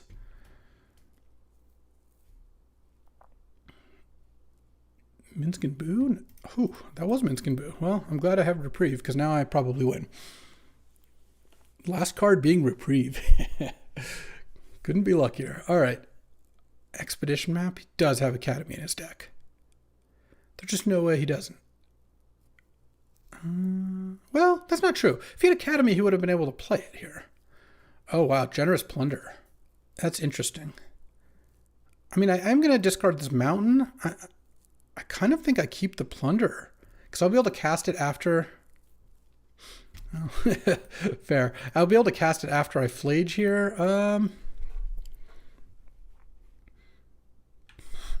Let's just go to combat. Put a counter on the Aspirant. Send with both, and I have Flage in hand, so if he blocks the Goblin Shaman, I can Flage it. I could also just 50-50 it, and what I mean by that is if he blocks Germ on Goblin, I could have just nugged him and hoped to win the Mana Crypt flip, but this still works out, I think, pretty well. I don't have any ways to deal with the graveyard, so I just want to remove creatures, and I'll leave my 2 good spells in case he like casts a Time Spiral or something. All right, nug you down to 4. And then I'm going to play the Lotus so he knows I have it. I don't want to get dazed is the actual reason, because Generous Plunder here looks insane. I mean, he's got 5 artifacts in play, so he's got a few things to deal with. And he won the flip, so, you know. He's got that going for him. But, Caracas. Yeah, that kind of answers Flage. Okay, so Minskin Boo. Okay. Minskin Boo. What do you do with Minskin Boo here? Crew. Wait, am I just dead?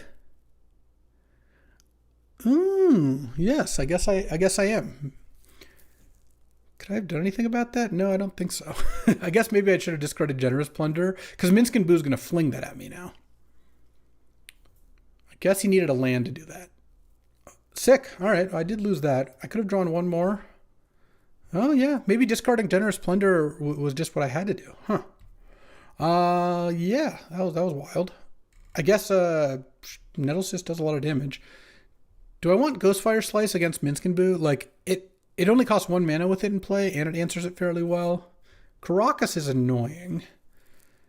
I wonder if Caracas means I should take Satya. Satya's pretty good when you get it. You just need 1 window. All right, I think we're good here. Let's go to game 3. Yeah, I didn't really think about the whole like nug you for 16 plan, so I guess I should have just discarded the generous plunder anyway. All right, any nice turn ones? No, I think I'm gonna mulligan this though. Okay. I'm gonna keep this hand, and I think I just put Burst Lightning back. I've got a turn 1 Usher. I feel like if I draw red, Flage does a good job of killing their thing. And if I don't draw red, it's not like Burst Lightning is doing much for me. I think putting a Mox back would be a little bit hasty. All right, land would be nice. Oh, Sacred Foundry is pretty good. So let's go tapped, play a Mox, send, and make a token. So now blue mana lets me Fractured. I can already Flage, and now that I've drawn the red, I can cast pretty much anything in my deck. So random creatures and stuff are good draws. All right, Luminarch is a nice draw. Let's play Mox. Luminarch. Go to combat. I'm just going to pump the Usher of the Fallen here. Yeah, Luminarch was an awesome draw. I have drawn very well here. Make a token. It's going to crack his map, I assume. Okay, let's see. Do you have the Tolarian Academy? Or maybe here it's just Mishra's Workshop. Could easily just not be an Academy deck. I actually don't think he has Academy because the turn that I reprieved Minskin he could have gone map, crack it, Academy, play Academy, Minskin So I don't think that makes it a lot less likely. Now, oh, is he thinking? If he's not snap getting Workshop, I'm pretty happy because I'm a blue away from just casting Fractured. I can Flage, and I'm about to have 4 creatures on the board against his nothing in a color pair that's not that good at like playing sweepers. I suppose there is a Toxic Deluge running around somewhere. All right, what did we get? Urza's Saga. Wow, he must have a pretty good play to make this turn if you can afford to play Saga. Maybe like a Sentinel or something, like the 3/4 Sentinel Lost City thing. I think that was in one of the packs. I'm glad I took the Oko. If it is a Sentinel, I'll probably make Usher into a 4/3 and attack with everything but Luminarch. Oh, Trinket Mage, I'm just going to blast with Flage. Though, Trinket Mage getting Mana Crypt, I mean, it's obviously risky at 13 life, but it could also lead to some pretty nice turns, so I'm not sure. If Troll's got a second Trinket Mage option, then, well, we know he's got a bunch of targets. I just mean second good option, because it's not like Currency Converter and Retrofitter Foundry. This is not the game for those cards. Not so much. All right, let's, I'm feeling pretty good here. Like, a land is, even any land is okay, though obviously blue would be the best, Volcanic would be the best. No, Flooded Strand would be the best. A blue-red land would be the best, but any land lets me go Flage, kill your Trinket Mage, attack with everything, use the Usher. Oh, Haywire Might is the answer. All right, well, didn't draw a land. Swords is pretty good. Okay. Let's put it on the Luminarch. Send. Back at ya. And can play Haywire Might. Can pop the White Mox, I guess. But if you want to do that, you can't use Urza's Saga. Well, if he's not tapping Urza's Saga, I guess he's planning on making a 2/2. Is that kind of the idea? All right. Draw. Glory Bringer. I think I just spread these around because I think I'm going to plow the Saga token before, assuming that's what he's going for. All right. Blowing up Saga in response to the Prismatic Vista would be pretty funny. Okay. And I think I just swords it. And then now he's got to block something. I guess he's just going to block the Usher. Oh. No, you can't do that, Troll. No. Yeah. You also can't win, I don't think. Or at least not easily. But then again, I thought that last game he just killed me in one turn. Basically, if I draw lands or spells, I win here. Well, not even that. If Troll doesn't have a really good play, I win. And he might just be scooping right now. But also, if I draw blue or red mana, I get to cast 2 insane 5-mana cards in hand, and I have a Flage in my graveyard. It's going to be harder to lose this game than last game, but I guess all things are possible. Imagine if I drew Lotus. Though I guess actually Lotus wouldn't even be that better, much better than just a mountain. Let me cast Fractured. Volcanic's still a good draw. All right. Mana Crypt at 4. You got to do what you got to do. Like Emergency Upheaval or something like that. What do we got for 5 mana? I mean, like a Elder Gargaroth or something along those lines. Would that do it? You go to 7, block? No. Go to exactly 0, even through a Gargaroth. And that's not countering the Mana Crypt. Like, Troll is in this phase of the game where he's just going to assume he's winning every Mana Crypt flip for the foreseeable future, because there's no way to really try to win the game outside of that. And, okay, Jeweled Amulet. Kappa Cannoneer? Oh, playing a land is also like... Playing a tap land makes it even less likely this thing ends up working out in Troll's favor, but... Oh, Titania? Getting back Wooded Foothills? Okay. Titania Zeranorb. Oh, if you had a Zeranorb, that would be a way to get out of this. Or a Sylvan Safekeeper, maybe? A Retrofitter? And then couldn't quite get it done. All right. That was sick. Let's see if Troll or someone else wants to do another one, because I want to get 2 in today, and then I'll see what you all think. Also, this deck was just disgusting. I think this is probably going to be the only 9-pack version, but I even opened well for that. And that DAC pick really kind of won me the draft here. Like, I just thought it would be great against him. I didn't think he was going to be full on artifacts. At least that wasn't my guess, but it was still absurd. And this would just be an incredibly busted deck for a normal draft. And obviously opening 9 packs makes it quite a bit more powerful. All right, let's do one more. And again, I'd love to hear you weigh in on Campfire here.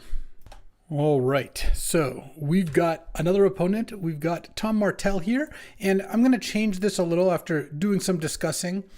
We're going to go with 6 packs per player instead of 9. That's a pretty big jump. And then 1 burned card per pick instead of 2. So that's the version that Tom and Sam Sherman were playing, and they liked that. So I'm going to try that. All right. Let's battle. So we're using the current MTGO Vintage Cube, and as a reminder, I'm going to pick a card for my deck and then burn a card. And here, I think I'm going to pick Fable for my deck and burn Reanimate. So I'm passing Tom. Voidwalker, Dak Fade, and Memory Lapse, and Volcanic are probably the best cards, and I expect him to burn or remove 2 of those. Fable is just such a good card in a format where you don't know which direction you're going or how open things are going to be. It's not as dependent as Reanimate, which is obviously a great card too. I think Reanimate's the second best card here, but yeah, I think Fable is the best. And if I get back, basically I'll probably just take Volcanic, Dak, or Memory Lapse, whichever one of those 3 makes it back. This pack has Flage, I do like that, and Hallowed Fountain and a Johnny. Maybe red white again. There's also Birds, Unearth. So I passed my pack with Memory Lapse, Dak, and I guess Dauthi Voidwalker, but he's probably going to take one of those. I kind of want to just take the Flage. Flage is really good. Yeah, I think I'll take Flage, pass the Ajani back though, and burn. I kind of don't want to burn the Hallowed Fountain. I kind of want to burn the Birds. Maybe he thinks I'm playing green here. So Dak. So Memory Lapse and Dauthi Voidwalker are gone. Dak and Volcanic are still here. Interesting. And so is an Elite Spellbinder. So he took a different card. I'm trying to even think of what else was there. I don't remember. The other card that was there was not on my radar, which is interesting. I kind of want to take Volcanic here and burn the Dak Faden. So I think that's what I'm going to do. I have 2 good 3s already, and Fable and Dak overlap some. Dak is good with Flage, that much is true, but I think I would like to have the opportunity to play 3 colors, and Volcanic is really nice. And then now Hallowed Fountain is back, and I guess I kind of want to burn Phantasmal Image or Stomping Ground. He took or burned the Ajani.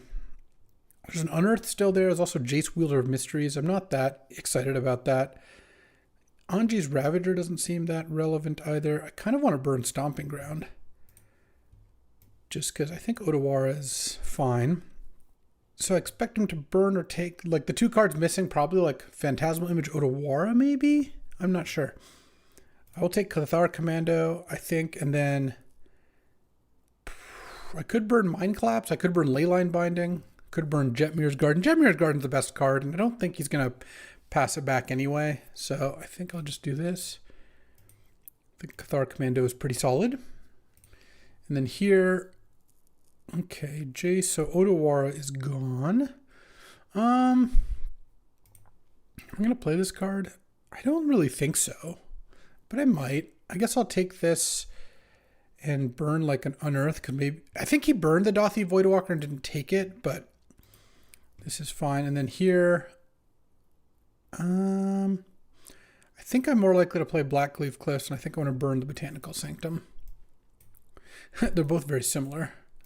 And then, all right, take the Might Stone and Weak Stone. So after pack 1, I think I have a pretty solid start here. Oh, love it. Take the Time Walk, and I might burn the Sneak Attack because it's safest. I don't really care about passing Wheel. Failure would be nice to get back. There's Tundra and Marsh Flats. So I guess I could burn the Marsh Flats. Marsh Flats is really good, and then I can pass 2 red combo cards. Yeah, that seems fine, actually. Take Time Walk, of course. So Time Walk. I'm trying to think what... If that changes my plan, I kind of wish I took Botanical Sanctum over Blackleaf Cliffs now, because I think now that I have Time Walk, I'm a lot more likely to want to go into green, because that's has all the best ways to recur it. So what's not going to be here? I kind of think Wheel Sneak are going to be gone. It's possible Tundra is gone, though he knows I took the Hallowed Fountain. Also, Martel's got to be one of the best people at this. Martel's really good at, like, figuring out the draft portion of the games. He's very good at that kind of thinking. Oh, well, I guess I'm glad-ish that I took Blackleaf if I take Fire Covenant. Though there is Solitude. Solitude's really good, too. I might just take Solitude and burn Fire Covenant. I kind of don't mind that. Okay. And then might get back... I mean, I'll get back one of Oust, Stoneforge, Wasteland, Ballista, so I don't mind that either. Yeah, this has been going pretty well. All right, so he left the Wheel and took the Tundra and the Sneak. I think I'm just going to take Felia, and I might just cut the Harvester. There's a lot of black cards here, which is kind of unfortunate. I guess if he took Sneak, Corpse Dance and Recur are both good for him. I might just cut the Wheel. Passing Wheel and Sneak doesn't seem advisable, and I think Felia is going to be really good for me. Felia Solitude? Felia Flage is kind of a combo, because in order for it to work, the Flage just has to be naturally in play, and then if you blink it, it dies. So, but, Breaking Place of Glass, I guess, you get an extra Lightning Helix. Same with Solitude. You can't evoke Solitude and blink it with Felia, just based on the timing. Also, maybe I'll get a Savaitrion back, though I don't think that's super likely. All right. I think I want the Oust and burn the Wasteland, or other way around. Wasteland is nice with Flage, but Oust is just a great card. So let's do that, and then pass Tom a Fairy Mastermind, a City of Traders, I suppose. And, I mean, I think Fairy Mastermind, City are probably the 2 cards that go... Oh, he might take Collective Brutality. Actually, there's a good chance that Brutality, Mastermind are gone, and then I get back like a City of Traders. Maybe take a Concealed Courtyard, just in case. All right, here, the Harvester and the Recurring Nightmare and the Corpse Dance are all here. There's also Delighted Halfling, Keen-Eyed Curator, Tough Cookie. I kind of want to just burn the 2 animate spells or an animate spell and a Harvester. I might play Recurring Nightmare. I could see that. And I think I'd rather burn the Harvester than the Corpse Dance. Okay, well, Collective Brutality came back. So I'm going to take Concealed Courtyard to burn Collective Brutality, pass 2 green cards. There's a chance I splash this Recurring Nightmare. Recurring Nightmare Solitude is quite strong. Recurring Nightmare Flage, again, is not like the best, but I don't mind having the opportunity to splash this if I can pick up some more combos. I have Fable, right? Martel should be back in a sec here. There he goes. And I kind of feel like Tom's on blue-green. Passed a lot of it. He did take that Sneak. Oh, he passed back basically both the green cards. I guess I take Urborg and kill Tough, or Keen-Eyed Curator, leave a Tough Cookie there. I don't think I'm that likely to play Urborg, but it's not 0, and Tough Cookie I think is the weakest card there. All right, pack 3. Looking for the power. There's a Vamp, there's a Jace, there's an Oko, there's a Chain Lightning, and a Steam Vents. I kind of want to just take Steam Vents and kill the Oko. I don't want to pass Oko. Oko is really hard for this deck to deal with, and I think it might be the colors he's in. Steam Vents looks pretty nice to help cast this Time Walk. There's also just take Jace. I mean, Jace is a great card. I'm not too worried about whether I play Recur or not. I'm not taking Vamp, Shallow Grave, any of those. Basically, do I want Chain Lightning, Steam Vents, or Jace for my deck? And I'm going to burn the Oko regardless. I mean, Jace with Time Walk is pretty nice. If I take the Steam Vents, he probably takes and burns Jace Brainstorm or something like that, and maybe I get Chain Lightning back. Let's just take the land here. I think that's going to be better. Oh, wow. Archon and Vaultborn. He didn't take either or burn either, but it makes sense. Let's say Tom opened a really good card. He would take that card, and there's no point in burning one of the two. Might as well just pass both and see what I do. The question I have is, can I play these cards because I have Recurring Nightmare and maybe I get a black card back? The problem is I only have one way to discard. I guess 2 ways to discard. Technically, I could discard it to the Ravager. He has the Sneak, though, so I think I just want to take and burn the 2 fatties. The question is, which one do I want in my hand? Or, sorry, in my deck. They're both great with Recurring Nightmare. I guess I'd rather have Vaultborn because it's a little better with Flash. I don't know, they're both good. Chain Lightning did indeed come back, and the Jace is gone. I'm going to take Chain Lightning for my deck and probably burn the Brainstorm. And, oh, Vamp is gone. Jace and Vamp were the 2 cards. All right. I don't care about passing Imperial Seal. And I don't really want to pass Brainstorm. And I think Chain Lightning will be better for my deck. I think ultimately I'm still just going to be red, white, blue, like white, red, splash, Time Walk. And then I have Recurring Nightmare, Vaultborn here. But that pick with the Archon Vaultborn was pretty interesting, though. I did like how that turned out. It's just interesting opportunities for decisions. Do I have any wizards for this Flame of Anor? No, none of these can be wizards, right? Guess not. I might pick up one. I might take the Flame, and then I could either burn the Leovold or the Zagoth Triumph, or I could just take the Soul Guide Lantern.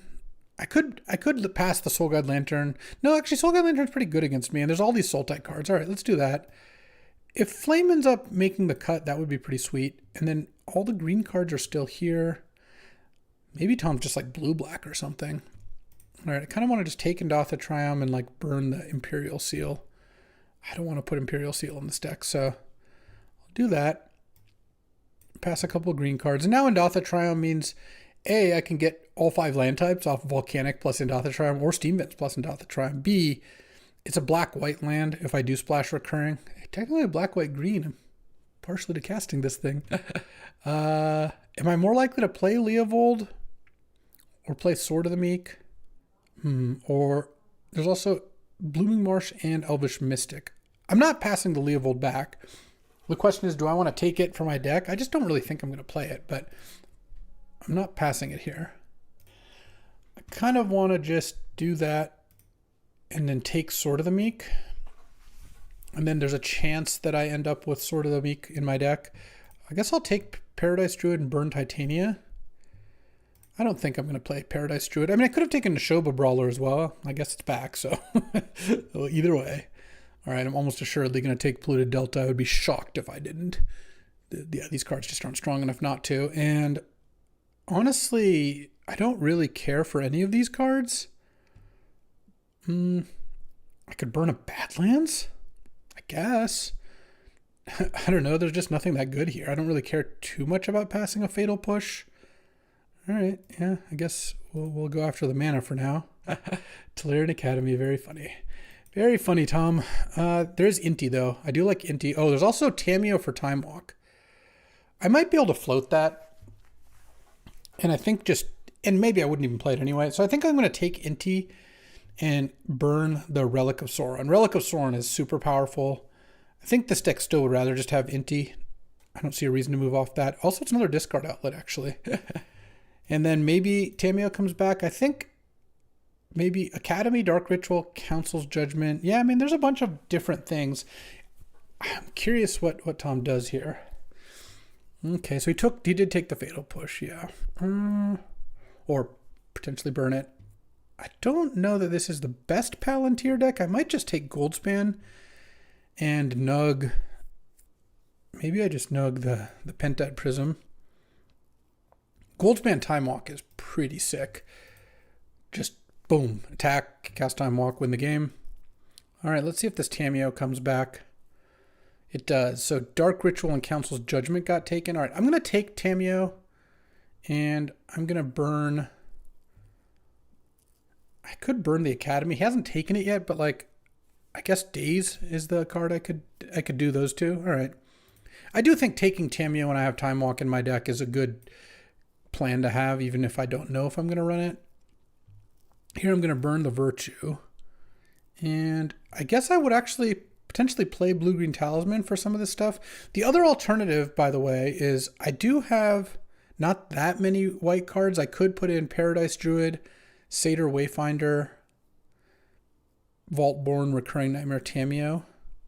Maybe I just take Satyr Wayfinder, still burn the Virtue.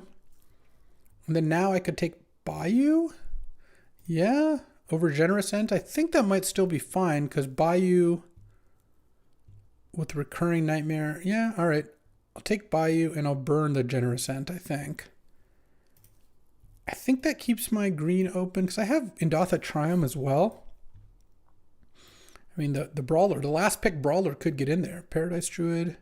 Don't really want Elvish Reclaimer still. Part of it is that like Tamiyo's really strong, so getting an opportunity to play it seems like it could be good. All right, I'll take Talisman and I guess I'll burn the Crop Rotation. At some point he took the Academy, but like I said, I'm not that concerned. I mean, my mana might be such between Triumph, Fetch, and 4 duels plus 2 fast lands that I could play like 5 colors. Paw Patch Recruit's not a 0. All right, one more pack after this. There's a Scalding Tarn, and there's a Brain Freeze, and there's a Workshop. There's also a Barrowgoyf. Oh, and a Flooded Strand. Oh, I think I just take one fetch and burn the other. Fetches are just really good. I will directly spend picks hating on them, even after taking them. Which one's better for me? Hallowed or Flooded Strand? Jules, come on. Neither can get Overgrown Tomb. Both can get these 3 duels. Oh, Tarn cannot get Indatha Triumph. All right, well, in that case, Flooded Strand, burn Tarn. Passing Mishra's Workshop, Barrowgoyf, Skyclave. And now I feel pretty good about playing 5 colors. There's Brain Freeze, Workshop, Barrowgoyf for like the 3. I'm curious what he does with Brain Freeze and Workshop. That'll be interesting. Yeah, I think if more of the aggressive white cards got opened, I could see myself staying more with the green-white deck, but okay, there's a Channel, Watery Grave, Sowing Mycoswan, Spell Pierce. I kind of want to just take Watery Grave and burn Spell Pierce because I don't really care about playing against most of this stuff. There's also a Legion Extruder that's a pretty good card if he's got Academy. Extruder would be kind of annoying. Yeah, maybe instead of burning Spell Pierce, I burn Legion Extruder. Okay. I do think I want Watery Grave. I think I'm going to be Domain at this point. The thing is, Recurring Nightmare is a really strong card with some of the cards in my deck, like Solitude and Vaultborn Tyrant. It's fantastic with, and I have some like the Satyr Wayfinder helps, and Tamiyo Time Walk is so broken that I would like the opportunity to do those, to combine those 2 cards. All right, Brain Freeze is gone, and so is Skyclave. He thinks he knows what I'm doing, but we have pivoted. I'm going to take Barrowgoyf, and I kind of want to just burn this Mishra's Workshop just to be safe. It's by far and away the best card. I mean, I could have taken Prismatic Ending. I just don't think that's too impressive. I mean, maybe, I don't know. We'll see about these white cards. So Coveted Jewel, Channel still here. Concealing Curtains. Tidehollow Sculler is pretty nice. I probably want to take Tidehollow Sculler. I hated the Workshop, so I don't really need to kill the Coveted Jewel that badly. I could also... The Mycospawn actually could be pretty good. I bet I get that one late if I even care too much. And then I'll probably hate Concealing Curtains. I think I can play Sculler in this deck, even if I'm not like heavy white. Like right now, I'd probably like not play Cathar Commando, play kind of most of the rest. Did I get a wizard yet? I haven't gotten a wizard for my Flame of Anor. There's not that many wizards in the cube though. And here, Arwen, Prismatic Ending, Brewmaster all came back, Copperline Gorge. Prismatic Ending is pretty strong. This thing I just don't think is that good. Yeah, I'm just not that into it. Arwen's okay. Copperline Gorge would actually be fine if I'm playing 5 colors, you know. Yeah, maybe I just take Copperline Gorge and hate the Brewmaster. I don't know, maybe he picks up Devoted Druid. And then I could play it. I could play any of those cards. There's 1 pack left here. This is feeling like a good number of packs, by the way. Channel's still there. Coveted Jewel. All right, want Summoning Mycospawn, and I think I'll hate the Delayed Blast Fireball. Passing Channel, Coveted Jewel, Talon Gates. Talon Gates also a fine card. But I kind of think the Mycospawn could be decent here. I don't know. I have colorless off this Talisman. Anything else I had colorless? I don't think so. The Ravager doesn't seem like it's that likely to make the cut. Paw Patch Recruit, probably not as well. Nishoba Brawler seems fine. It's kind of nice being in Domain. And then here, honestly, I don't mind playing Arwen. She's not a wizard. And then hating the Prismatic Ending. Or it could be the other way around. Those are both pretty legit. But if you can have the mana for Arwen, she's actually pretty good. All right, passing a Channel here. Oh, Mox Jet and hate a Demonic Tutor? Perfect.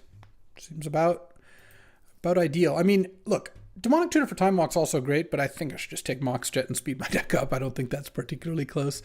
And then Tom, he's got Bolt, Noble, Frantic Search. I hope he doesn't have the Breach combo. All right. That works for me. I feel like my mana's pretty good. I don't know if I even want this Talisman. Right now I'm at 18 lands plus a Mox, but like Flame of Anor is not looking that good. This pack's pretty bad. I might just take Currency Converter. Is that good in my deck? It's not even like... Oh, well, it's pretty good with Fable. Maybe the Ravager gets in. Oh, it's also good with Inti. Yeah, okay, I like Converter. And I don't even know what card to hate here. All these cards are pretty bad. I think I'm just going to hate the Seed Shark. Pass Root Walla. So 2 lands and Cauldron, Huatley, I don't know, Sorin, I guess. Not a very strong pack. So Bolt is gone. Noble's still here, which I think I will take now. And I think there was like a land or something. I don't remember at this point. I kind of want to burn the Forensic Gadgeteer. I don't think I want Deathrite here. I think just locking in the value of Noble is pretty good. Flame at this point I'm probably not playing. Flage, I actually think I still might. Flage is really good, and I can find it with Tameo. All right, Savannah I am interested in. Dark Slick Shores I kind of want to cut. Do I care about Agatha's Soul Cauldron? I don't think so. I have a little bit of graveyard stuff, but not that much. Let's just go after the lands a little bit. And I think Savannah's going to be nice here. I can get it with Flooded Strand. Ooh, another reason Flooded Strand's better than Tarn. Now I can take... Oh, there's Temple Garden, Avacyn's Pilgrim, Deathrite Shaman. I want to hate the Saheeli. Which land do I want to take? Or do I want to take one of the 1-drops? If I take a 1-drop, I guess I should just take the Pilgrim. Avacyn's Pilgrim is pretty good. Now, I kind of want to take Huatley and hate the Soul Cauldron. All right. Did not end up in red-white, but there's an interesting pivot. I probably cut Talisman at this point. Right now, it's a 16 lands plus a Mox. That's pretty good. Yeah, I don't really see too many things there that I'd be feeling the lack of here. Solitude is a little awkward. I don't have that many cards to pitch. I just have 4. But, all right. Let's take this. Hate the Manifold Key. I don't think Tom is necessarily an Academy deck. That's a late Root Walla. But no reason to tempt fate. All right, so right now this is 16 lands plus a Mox. So that's like pretty good. I want a green. I might actually have to cut a land to get another basic. So I do have a Huatley in here, and it would be nice to be able to get red, green, blue, and white. And I could probably cut like maybe Concealed Courtyard or Blackcleave Cliffs. I don't know. Let's do a quick mana audit. 1, 2, 3, 4, 5, 6, 7 white sources for... Here, let's just sort by color since I'm going to be doing this. 7 white sources for those cards. And then I also have Avacyn's Program and Huatli and Paradise Druid. Okay, that's not crazy. Black has for Barrow. Oh, I don't think I need a swamp actually. Looking at this, it seems like I don't. I mean, all these get black, so for 7 black sources for Barrogoyf Recurring Nightmare, plus and Tide Hollow Sculler, and then I have Satyr Wayfinder, Paradise Druid, Huatli like usual. Oh, also for white I have Noble and Avacyn's Pilgrim specifically. Okay. Blue is on 3, 4, 5, 6, 7 blue. Plus all the mana dorks. Oh, I don't even have that much blue at all. I do want the island. Getting the island's really important. And then green is going to be a big one because I need a lot of green. 4, 5, 6. Then I have the 2 fetches. So this is going to be 8. Oh, this looks like it's probably one short then. I probably want another green. I mean, red actually might be in pretty good shape for because a lot of my duels are red. This is 7 red. All right, so my mana's okay. I could use another green. So I'll add another forest. And I might have to cut like a Blackcleave Cliffs for it. Or I could cut plains. Is that crazy? No, it's crazy. I can't cut plains. I need the basics. Or I could play one more land. One more land's not crazy, but I do have a kind of a lot of mana dorks. I don't really want to cut the Oust or the Chain Lightning. I could cut Neshoba Brawler. I'm not really beating down, though. I guess it's kind of nice with like Inti, Goldspan, Arwen. I'm going to cut a land. I guess I will cut the Blackcleave Cliffs. All right. This deck's pretty sweet. Let's see how this goes. I'm gonna cut Angie's Ravager. Haven't bought it yet. Don't intend to. And put just some lands in the sideboard in case I want to adjust things in some way. All right, let's get in there. All right, I'm on the play. All right, I'm gonna keep this hand. I guess I lead on one of the 2 lands. I guess I'll lead on Overgrown Tomb. Pass the turn. Turn 3 Mirror Breaker, or Fable of the Mirror Breaker, rather. Isn't bad. Mox here would be absurdly good. All right, well.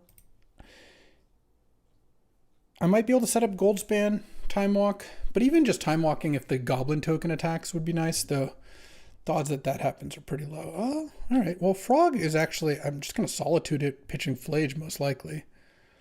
I'm going to pay the life because I might end up discarding this mountain. So I don't mind doing this. I hope I don't get dazed here. Okay, I did not. How greedy am I? I think I'm just going to do this now. If he has... The problem is I know he has Memory Lapse in his deck. If I wait, what am I doing? I'm going to wait and block. The advantage is real that I can block the Frog. He discards a card and I Solitude it. But if I get countered there, I just lose the game. So let's just do it this way and hope that we can get some good action going here. I mean, if he's got a counter spell now, it doesn't really work his deck. He kind of has to kill this Goblin Shaman. Oh, Fairy Mastermind. Smart. Preventing me from using the Fable of the Mirror Breaker. Yeah, I guess I will. And then I'll attack with this. I assume he's going to block. And then I'm just going to cast the Goldspan now. If he kills it, he kills it. I'll probably get a treasure. And then next turn, if I can line up Time Walk plus the Fable token, that's pretty cool. Metamorph into Goldspan. Oh, that's pretty strong too. All right. I will take it. See what else he's got. No land play. That's interesting. All right. Send. Yeah, Fairy Mastermind was annoying, but I'm glad I didn't discard to it. But now I'm just going to cast Time Walk. Okay, didn't have a counter. Maybe my Solitude Psychotog play would have worked. Satyr Wayfinder. Okay. Flip Island. I'm not doing too much here. I think I'm just going to make... So if I make a dragon token, I can attack for 8, make a bunch of treasures. I can't cast anything with it. If I try to block... No, it's too bad if he has removal in response. If I try to block with this, I think. So I think I'm just going to do this. Pass the turn. And just hope he doesn't play anything too great. I mean, turn 2 Psychic Frog is a nice one. I had to use some resources on that. Now, he's got all spells in hand except for maybe the card he just drew because he didn't play a land last turn. And he's going to get to attack and go up to basically 7 mana with 6 cards in hand. Like, I am pretty scared of what's going to happen here. But he is under some pressure, so I guess that's something. I wish I had more... I guess I have the Flage. I was going to say more cards to play out of my graveyard for Satyr Wayfinder. Like, copying that could be nice, but... Oh, am I going to get Fallen Shinobi'd? All right. Boom. He hit Neshoba Brawler and Endotha Triome. Okay, that's... Those in and of themselves will not save you. And he could play them both. And it's a 5/3 even without the Endotha Triome. Is he going to Metamorph, maybe hardcast Metamorph? Or Council's Judgment here. Council's Judgment would also be pretty annoying. All right. And I assume he's killing the Goldspan. Yeah. All right, well, I am untapping with Reflection Token in play. Let's see what we can do with that. Tameo? No, Inti. All right, I'm going to start... I think start by casting Inti. And just... I could attack with the Satyr Wayfinder. I could make a copy of the token and attack. Oh, actually, I've got to actually make a copy because I need it back to block the Fallen Shinobi. All right, mill 4. I think I'll just take the Forest. Sure. And go to attacks here. Attack with Satyr Wayfinder. Discard of Plains. All right. It's got to be a pretty good one here. Let's go. Vaultborn Tyrant. Oh, I can cast that. Nice. Vaultborn Tyrant is pretty nice with Reflection of Kiki Jiki. So let's hope the Vaultborn Tyrant does the trick, huh? And I have 3 blockers for the ninja, so that's nice. Don't daze me, bro. If Tom dazes me here, it'd be so funny.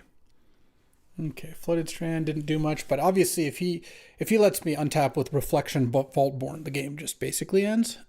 So, and Inti means I'll get access to another card. At some point, if the game goes long enough, I might find like a Tameo, and then it just ends.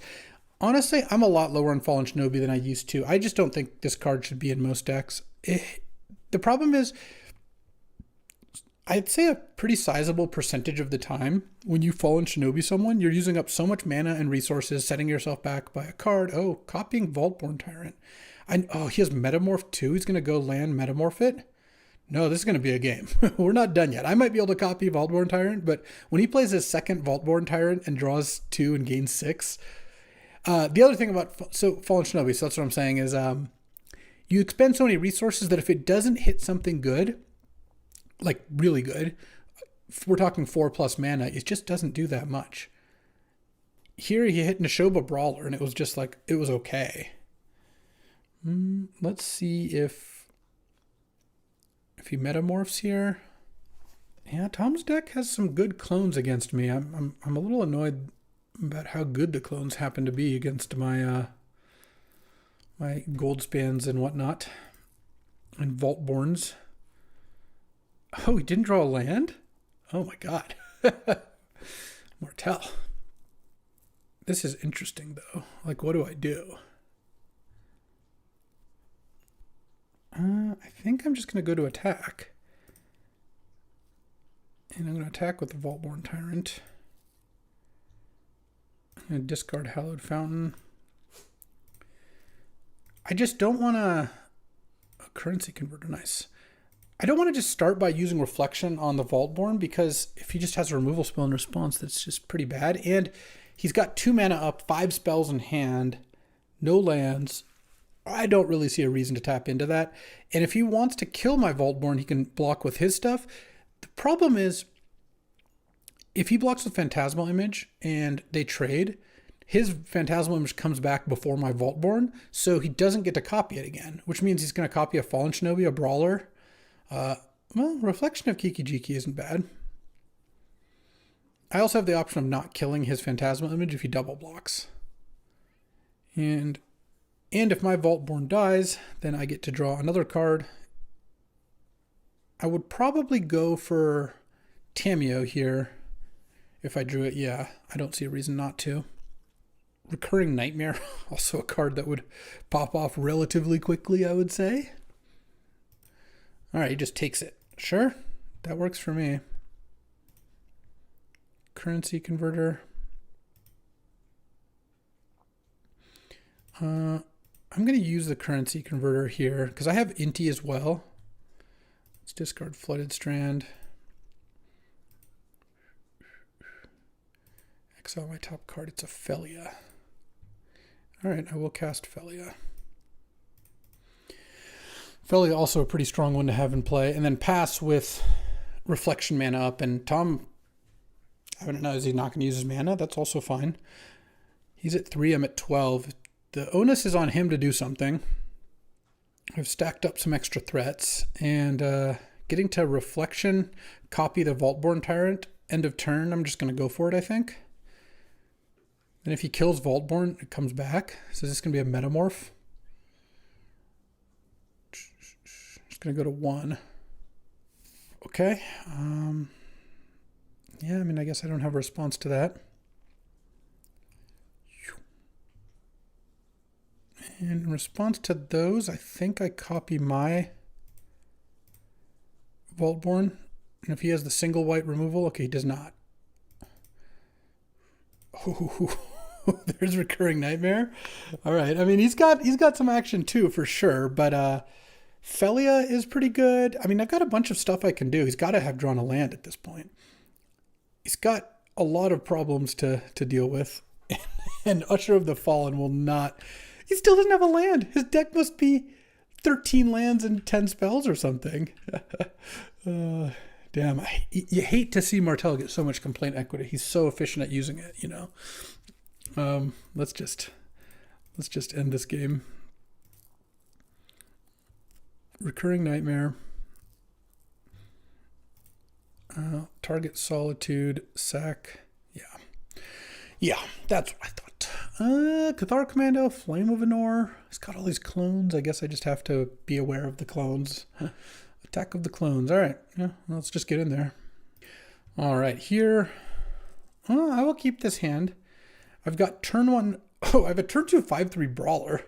That's actually part of it. If I draw a Forest, I could... Oh, Time Walk? I could play a turn 1 Pilgrim. I think I'm just going to play a turn 2 Brawler. I don't know. It's kind of nice. I could also play Avacyn's Pilgrim, and then clearly my goal here is to set up just a Time Walk win. I think that's very clear. I will play the Volcanic, mostly just to show off that I have Tron here. Kind of think I'm getting Memory Lapsed. Oh, did not. I mean, he might not have even taken the Memory Lapse. I don't think we've seen the card. It was like Memory Lapse. The Voidwalker and Dak came back. I don't remember the third card there. There was something pretty good. Elite Spellbinder. Well, He gets to see this hand, which is obviously very good. I mean, his draw is pretty nice. Mastermind into Spellbinder is pretty strong. Short term, you could take Time Walk. Long term, you could take one of the more expensive cards. Probably Tamiyo is a pretty decent pickup here.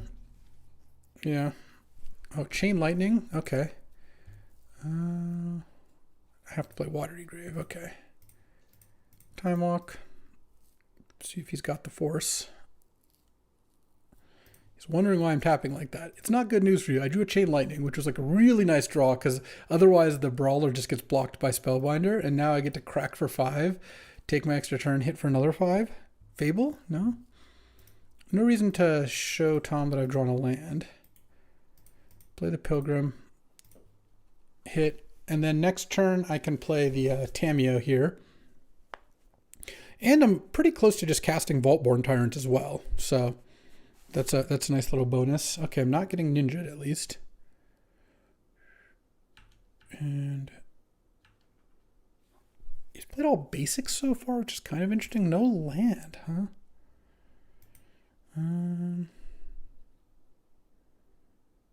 Attack with Brawler.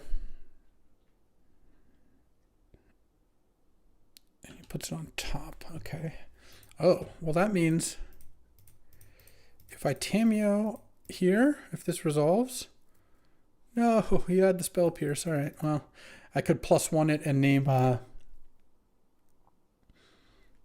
Nishoba Brawler. I guess maybe the Spell Pierce was like kind of obvious, but oh, that's pretty good. Stops my Vaultborn for a turn. Mox Jet? No, I'm drawing Nishoba Brawler, of course. All right, well, I get to play Flooded Strand here, pass. I mean, he's only got 3 cards in hand. Any land gets me, or any untapped land gets me to a Vaultborn Tyrant. His deck just looks like a good blue-white tempo deck here. I don't know what he does. I guess he's playing some cards of other colors, as we saw in game 1, but not tons. Metamorph on Skyclave. And he paid 2 life for that. Okay. If he has Mana Tie, that'd be so funny here. All right, crack this. Steam Vents, Temple Garden. Hallowed Fountain. I have white, triple whites. I don't really need those. I guess a second red is good for Goldspan Dragon. There we go. All right, here we go. I mean, lands are spells. Both, they both do stuff for me here. Huatli, that's on the bottom range of spells I could draw, but at least means I get to Vaultborn next turn. Oh, oops. I thought you had to click OK first. Hope that doesn't cost me too bad. It's not looking great here. I go to 2. Yeah, I mean, I guess it's possible that a land would have gotten me there, but I would go to 2. If I play Vaultborn, I go to 4, and then I go to 1, and then I just die if I play Vaultborn, even if that is my play. All right. Well, I guess I could play Sculler and see what he's got. Yeah, that was some good tempo. Got me pretty good with all that. His last card.